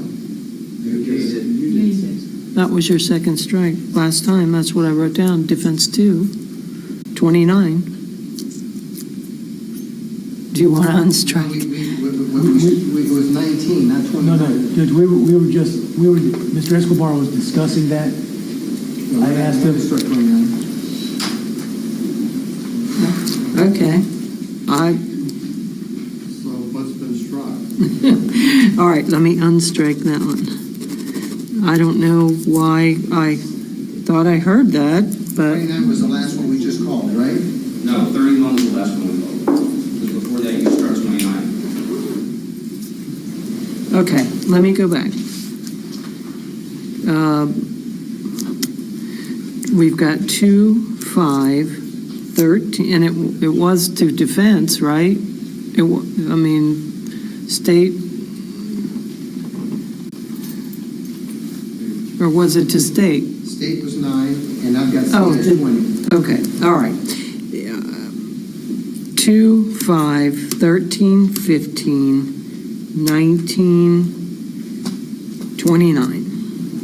1, 2, 3, 4, 5, 6. Okay.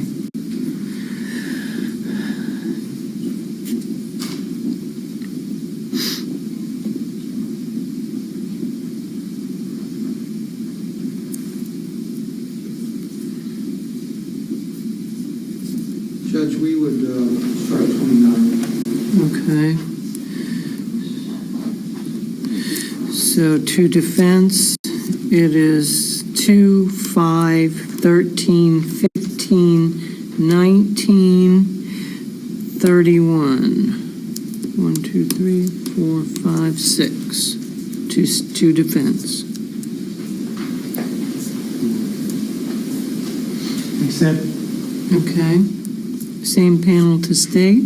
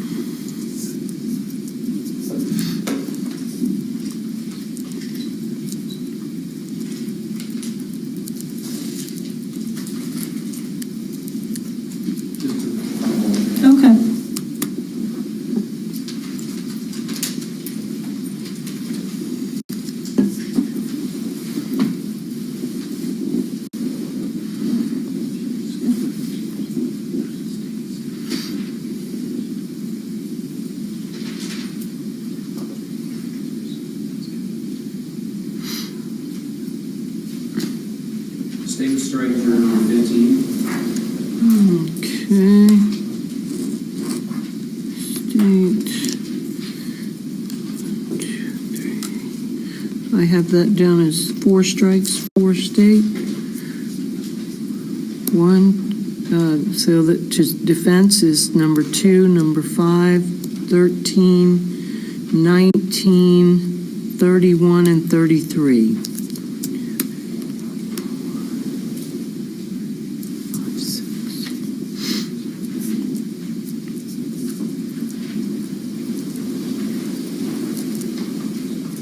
Accept. Okay. Same to state.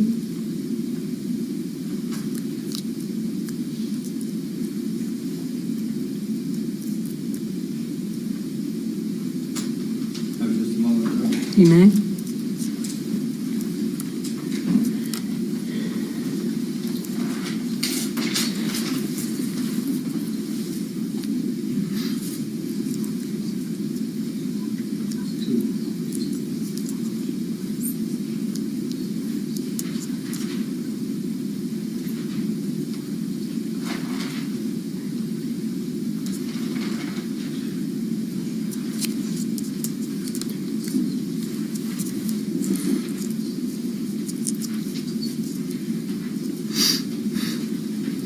State accepts. All right.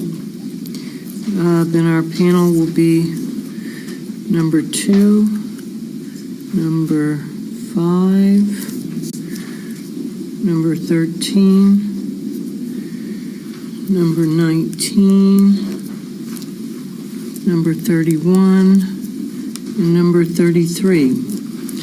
Next, we'll address our first alternate. As I mentioned, each side will get 1 strike unless you can enunciate a lawful basis for an additional. We will be picking 4 alternates. All right, the first one to state, 40. Accept. 40 to defense.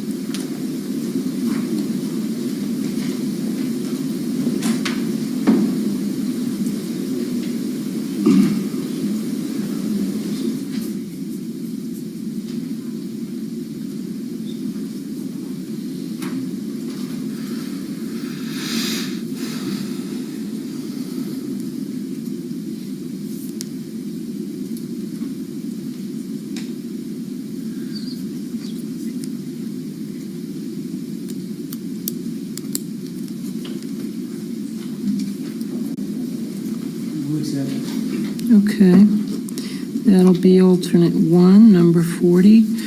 Number 42 to state. Judge, we strike 42. Okay. State alternate, that brings it, 43 to defense.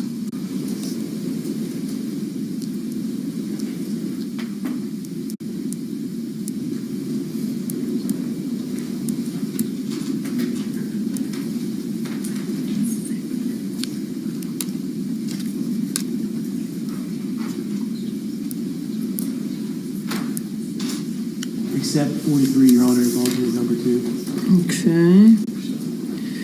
State, unless you have a lawful basis for an additional, that'll be our alternate 2. Yes, we have four strikes for alternates. 1 strike each. You get 1 strike per alternate, that's standard. No, one strike per alternate, so is that 4?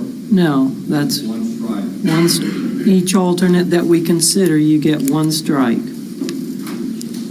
That's routine, that's how we always do it. So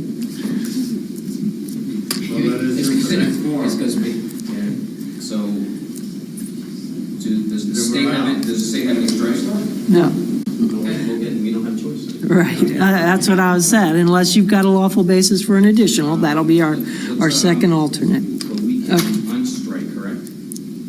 Yes? So we need to powwow for a second.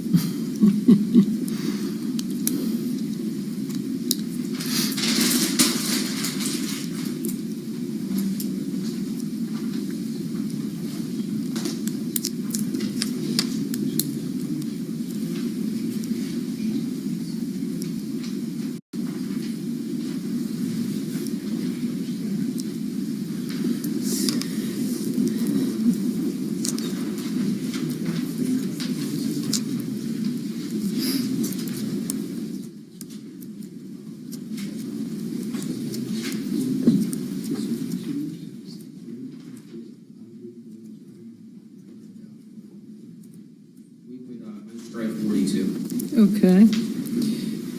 So 42 to defense.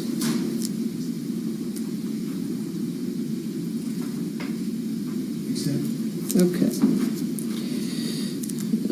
So she'll be our alternate 2. Number 43 for alternate 3 to state. You strike 43. Okay.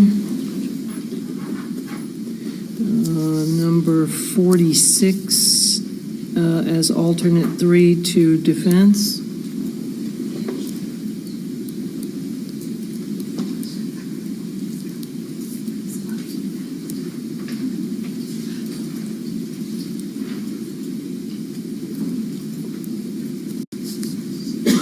Alternate number 3, Your Honor. Yes. Accept. Okay.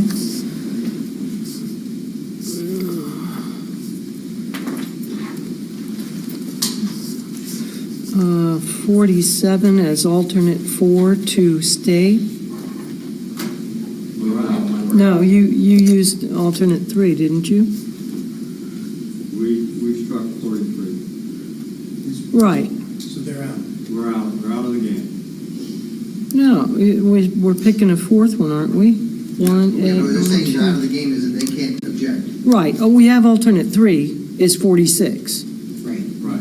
So we're going to the next one for alternate 4 is 47. You get another, you get 1 strike per alternate. They used it. Maybe that's where we were kind of confused, was how many strikes? 1 per alternate. Okay, so we, You did, We did 43. right. That was for alternate 3. Right.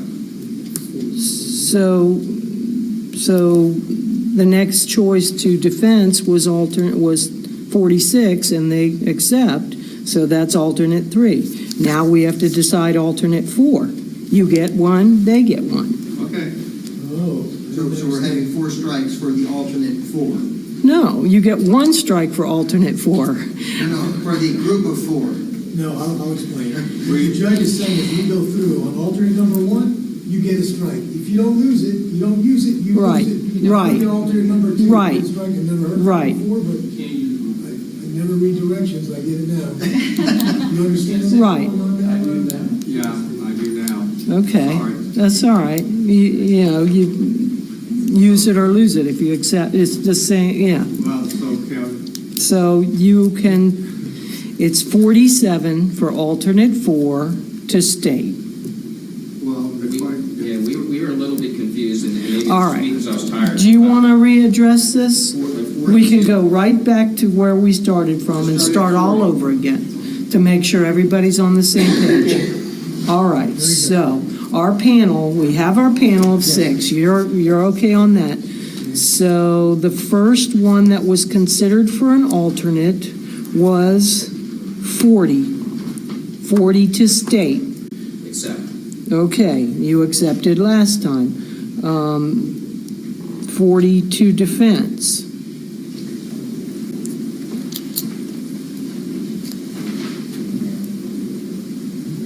So so that alternate is done.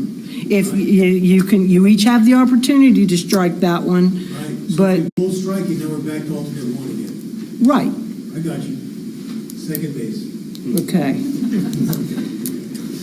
I can't guarantee I'm not going to trip though. Okay, so state's okay with 40 for alternate 1. How about you guys?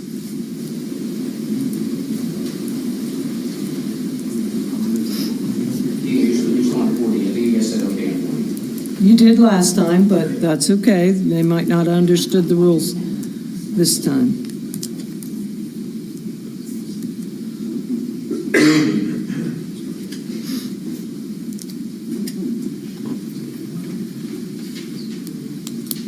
And that's right out of the rules, so one strike per We'll alternate. strike 40. Okay. So that's defense alternate. So that goes 42 to state. You The have, state strikes 42. okay. So you've both used your strikes. So that goes, our first alternate will be 43. Unless you have a reason for,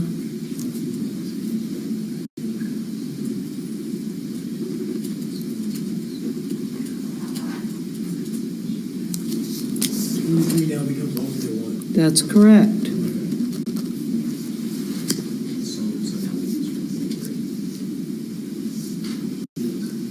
She's saying no. All right, let's go through this one more time. You get the first choice.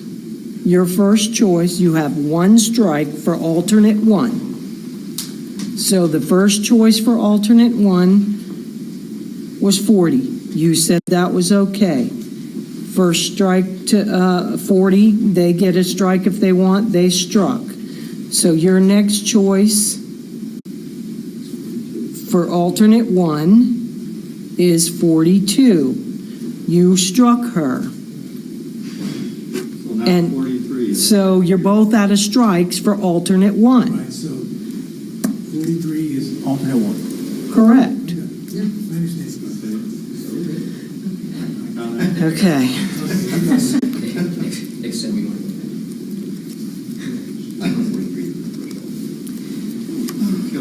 We've got alternate one. Right, no, I know, and I'm going to apologize, and I hope no one stones me. Because it was almost like a repeat of how we did it first time. That's correct. Does state want I to? think now my tiredness has settled in, and I get it. So I hope no one gets really upset when I say this, but we want to keep 42 and strike 43, which is what we did originally.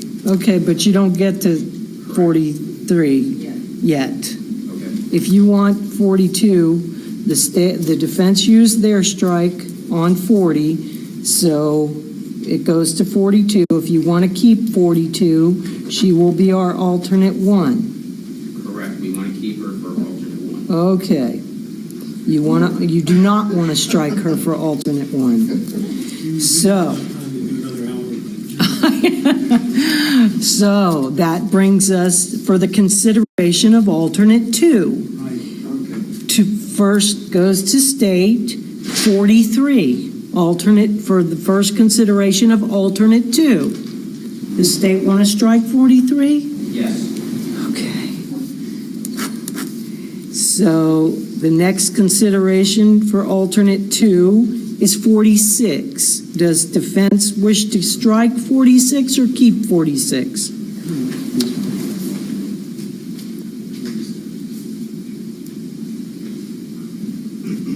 And the state is out of strikes for this one.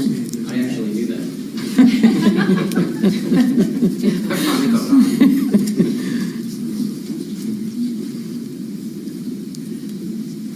So by us striking 46, then 47 becomes the alternate two jury. Bingo. I'm catching on, Judge. Okay. My parents would be happy the law school wasn't a waste. Oh, they didn't pay for it. So we're striking 40. Strike 46. Okay. All right. So that's defense alternate strike. So 47 is alternate two. All right. Next consideration for alternate three, first to state, is number 50.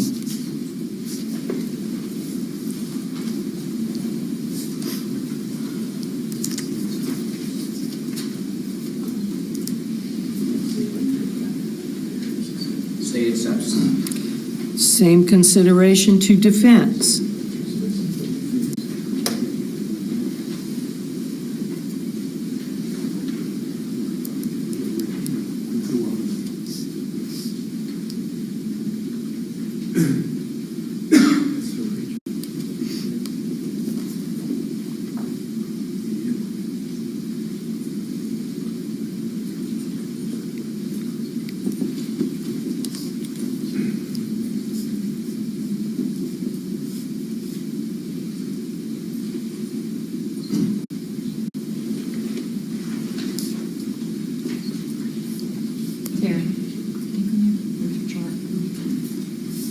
As to 50, defense accepts. Okay. So alternate 3 is 50. Alternate 4 to state, first choice is Robert Rose. Oh, 59.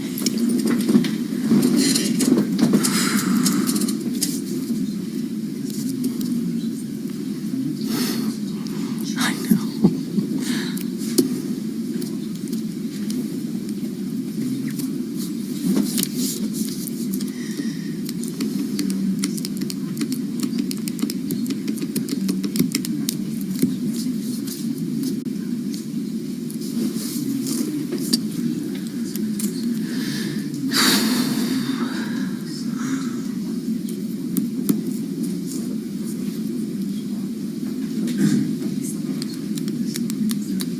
State accepts. All right, 59 to defense for alternate 4.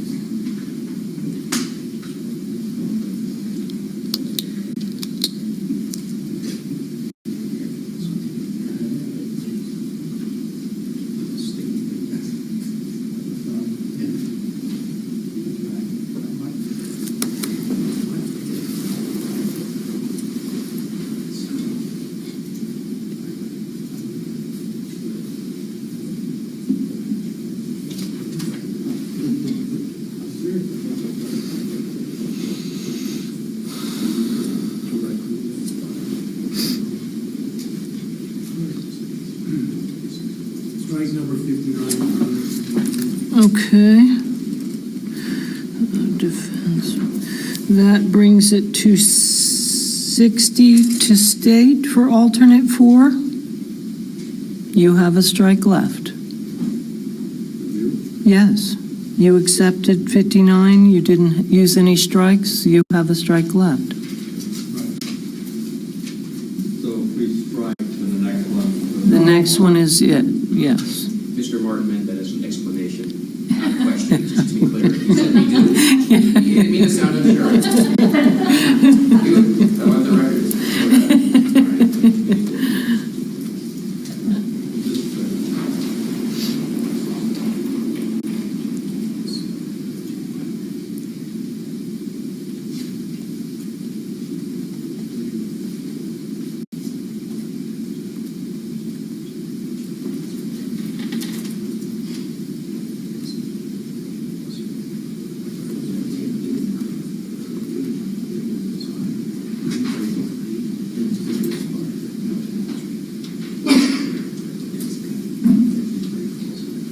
State with strike 60. All right.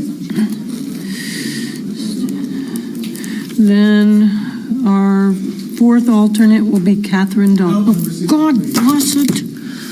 Thank you. 63. Thank you. Oh, man. This is killing me. Cows. I need to think of cows. All right, unless someone has a lawful basis for any additionals. So our panel is 2, 5, 13, 19, 31, 33, and our alternates are 42, 47, 50, and 63. All right. Well done, council. Before we bring them back, what's the plan for tomorrow? That's a good question. We can at least do openings, right? But then we're on the weekend. We can do what? We can at least do openings, even if you don't have any witnesses ready, but then we're on the weekend, Super Bowl Sunday. No, I don't. I'm too tired. I know, but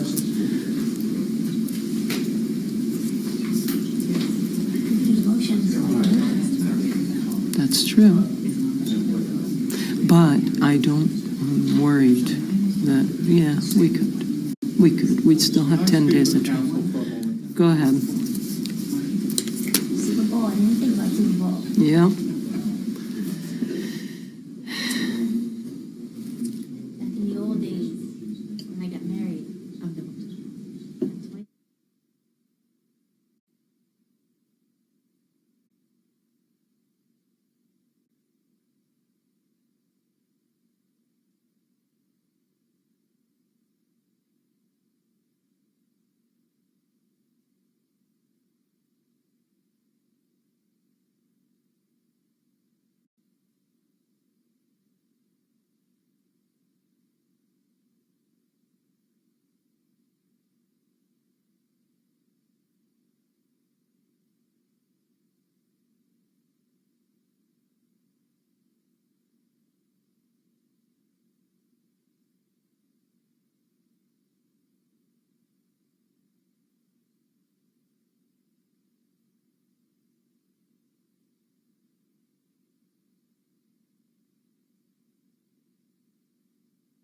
Okay. We've talked about it. I think tomorrow, hopefully, we can do the motions that are outstanding. We can get the stipulations. We have quite a few stipulations that we entered into, if you recall, back at the last hearing in 17. I think I recall that, yes. And he has given us the list of Monday witnesses so that obviously we can be prepared. We're going to do that back and forth. In other words, when we're doing our presentation the day before or 2 days before, whatever, we're going to give them the witnesses that we're going to present. Okay. And I guess we can do openings and we've got 1, 2, 3, 4 witnesses that they're going to present on Monday. I think that's a perfect plan. I would like to start at 9 on Monday, and we'll start at 9 tomorrow, since that's what we're going to do. Is it real important to start at 9? I don't want to start at 8:30 on Monday. I Kent? was thinking of just add. Later? Just a tad. Because it is Super Bowl. Do you want to start at 9:30? Monday or tomorrow? Monday. Tomorrow. Tomorrow's fine. Tomorrow's fine. We can start at 9:30 tomorrow? Yeah. Okay. Or we can even start at 10. We'll be done. We'll be, we're not going to work till 6. Driving all the way, so. No, I got a motel. Oh, you did? Okay. I'm just tired. I know. You want to do 10? That's fine. Let's do 10. Yeah, 10 o'clock. Okay. And we work hard till noon. Right. Well, yeah. Dude, we will not. No. But Monday 9 o'clock. And after that, we might do 8:30. I think we should do 8:30, Your yeah, Honor. I think. This is my fear, and no blame to the court or to anyone. I don't want to be in that third week and be given 3 or 4 days when we have 7 experts and a battalion of witnesses, and then we're being rushed to try to get our presentation. I don't want that to happen. Kind of like me at the other hearing. So if we could start at 8:30, that would be great. Yeah, that's what I've been thinking then. Tomorrow's 10 o'clock. Monday we'll do 9 because of Super Bowl Sunday. And then thereafter we'll start at 8:30. Okay, and I guess we'll... I'm gonna tell him. But she can release the other panel go. And No, call off the ones for tomorrow. She can definitely do that now, but I'm going to bring them all back in. All right, so they get the day off tomorrow, and we'll start Monday. Yeah, yeah. You must be a mind reader, Charlene. I'm so excited. I want to do openings. Yeah. Oh, good, good, good. Yeah, I don't like to do opening, you know, in a case like this, openings on Friday and then have Super Bowl Sunday in between. Are you ready to bring them in? Yeah. Ready, guys? They're coming. And, oh, one more thing. Hold on. I'm not going to swear them till Monday morning. Okay. Okay. Okay. All right. What else? We're going to gather up all the motions that we think should be heard before opening. We might save some just because. Okay. I know we were going to do at least one contemporaneous kind of day during the trial. That was for Mr. Knox. That's right. That's right. We wanted me to pull out issues on the guard and change. Yes. Because, so we can discuss it. But if you want that done tomorrow, I will, but I was thinking that. You want to do contemporaneous objections on that, or no? We need those resolved. Okay. Okay. You want to have it ready tomorrow? I don't care. I don't care. I'll do my best. If you don't, you don't. I don't care. I'll get all the other ones. That's fine. Okay. All right. Okay. Bring them in. Respect to during there in the courtroom, Your Honor.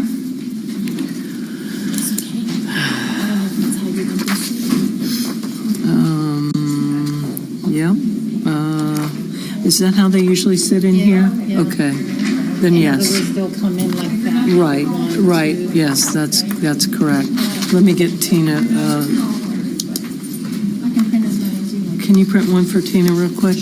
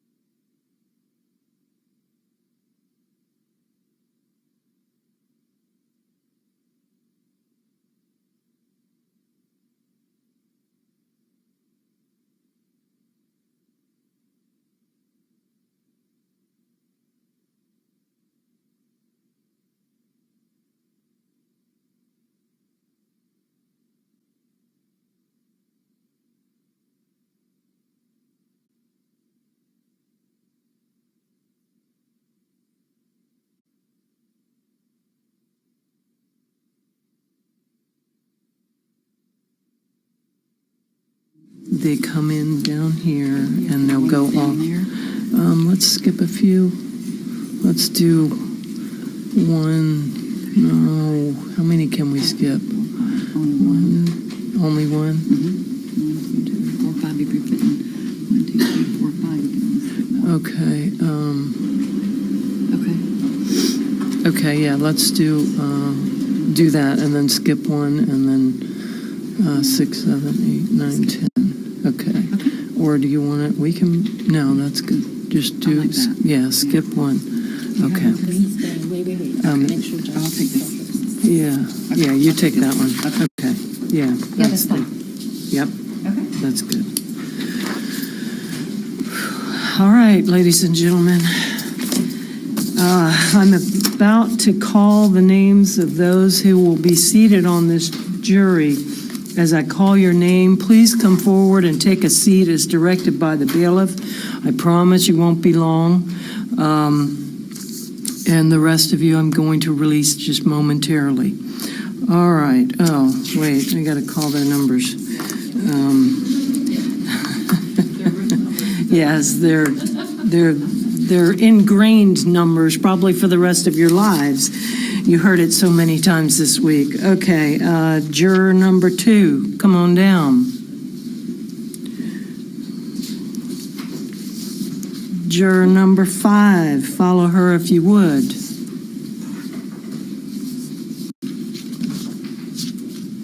And 13, make your way.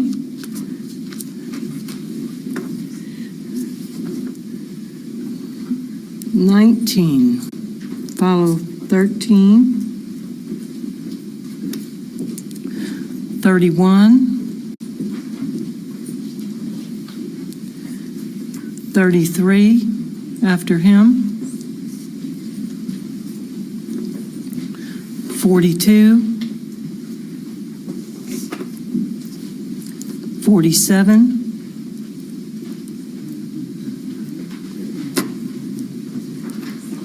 50.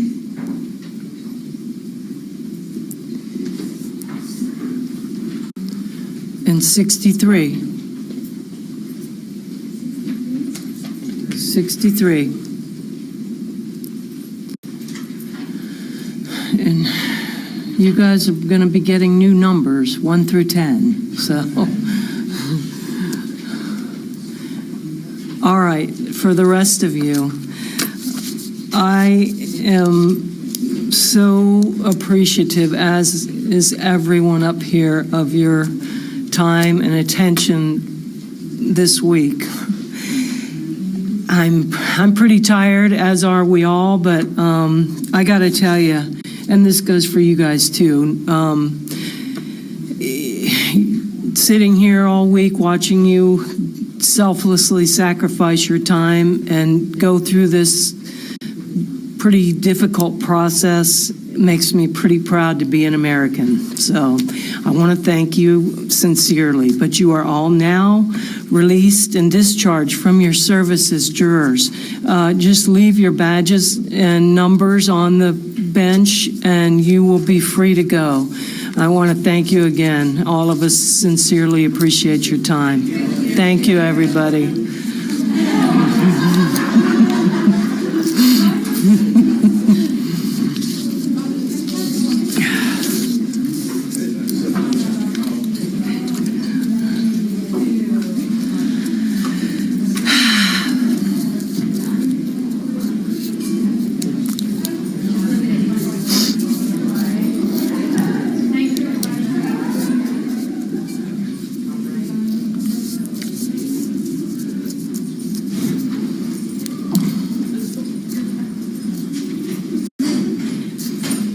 All right, now just real brief instructions for you guys, and we'll get you on your way as well. I'm just going to repeat the same recess instruction you've heard, I don't know how many dozens of times by now, but absolutely no independent research of any sort. Do not discuss the facts of the case amongst yourselves or with anyone else. Don't watch any news. Don't do any internet looking unless you have someone make sure that this case doesn't pop up anywhere. No YouTube, no nothing that this case could pop up, okay? Anybody have any questions about that? And should you somehow, fall asleep on the couch and the news pops on, let us know right away. Go shut it off, but let us know right away, okay? And that's going to apply throughout the trial. Obviously, we had to go through all the publicity stuff, so I don't want to spool it now or any point during the trial, so please be very careful about that. Don't let anybody talk to you about the case, and, just be real strict about that. All right, so I'm gonna give you tomorrow off, and we're gonna start Monday morning, 9 o'clock. I know it's Super Bowl Sunday, but 9 o'clock on Monday, if you'll be back to the jury pool room. And but after that, we're probably going to start at 8:30, okay? That'll be our normal starting hours. I'm going to give you a little breather on Monday, but after that, our hours will typically be 8:30 to 5. I'll have much better control over our timing. We all can work together on that. There may be times when you finish a little early, probably not, but there may be times when we go a little late. But it won't be like this has been. And I'll be able to tell you, you'll be able to tell probably where we're at with a witness or whatnot. So that's going to be our typical routine. And this we'll have next week and the following week is the length of this trial. So let's see. Any questions about that? Let's see. What are you? Number 3 now. No, she's number 7. She should be number 7. She raised their hand. Oh, okay. Oh, sorry. I'm sorry, 1, yeah. 2, 3. She would be. Yes. That in the 3 front and is 7, 3. right? Yes. Yes, 6 of us are on the jury, 4 of us are alternates, correct? Correct. That's the way it works. Okay. Who are the 7? We're not. That's not. No. Oh, okay, I didn't know. You'll all find out at the appropriate time. All right. Number 3. Or did. Is there a different printout we need to obtain to provide our employers to show that we're going to the next 2 weeks? I don't know. Do you have a letter for that? If not, I can get you one from my office. But yeah, I don't think I can do that now. Do you need it now? No, Okay. I'll have my assistant print some up. How many of you do you think would need one of those? 1, 2, 3, 4, 5, 6. Yeah, you got a new number. 1, 2, 6 of you. Okay. All right. I think I got 6. Once I have, once I get the letter typed up, I can get it ready for as many as you need. I'll have it tomorrow, but you won't be here till Monday, so you will have it Monday. Is that good for everybody? Okay. All right. You need one for tonight? You would be Number 47. You need 8. one for today.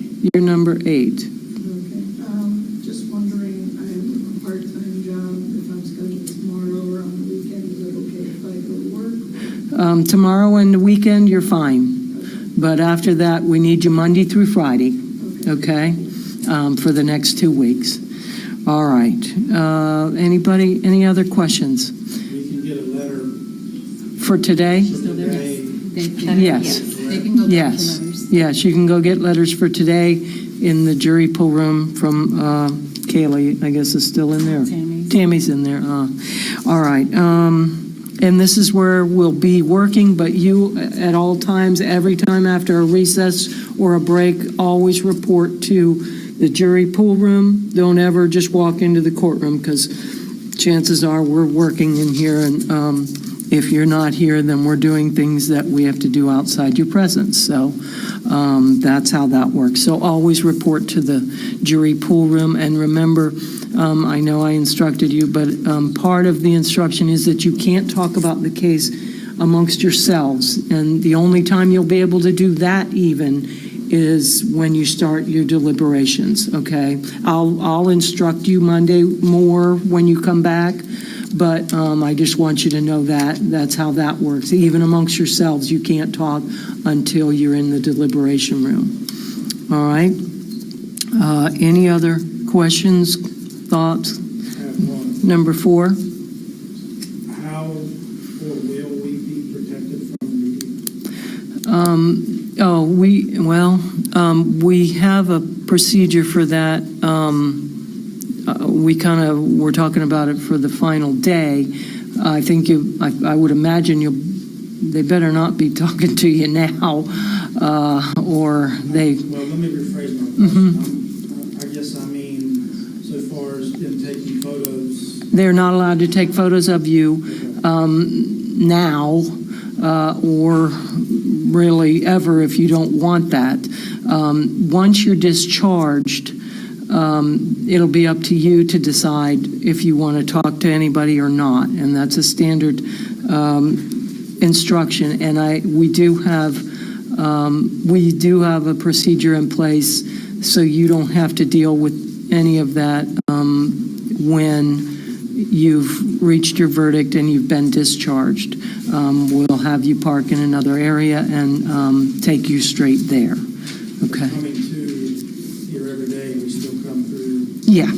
Yeah. Normal process. Yes. But the media is under strict rules to not ever take your picture or identify you in any manner. So should that happen, they will, they'd lose their privileges probably across the country. So they know better than to do that. All right, any other questions or concerns? So I won't see you again until Monday morning at 9 o'clock. All right? Thank you all very much. It's been a long week, I know. 9 on Monday. Yeah, because of Super Bowl.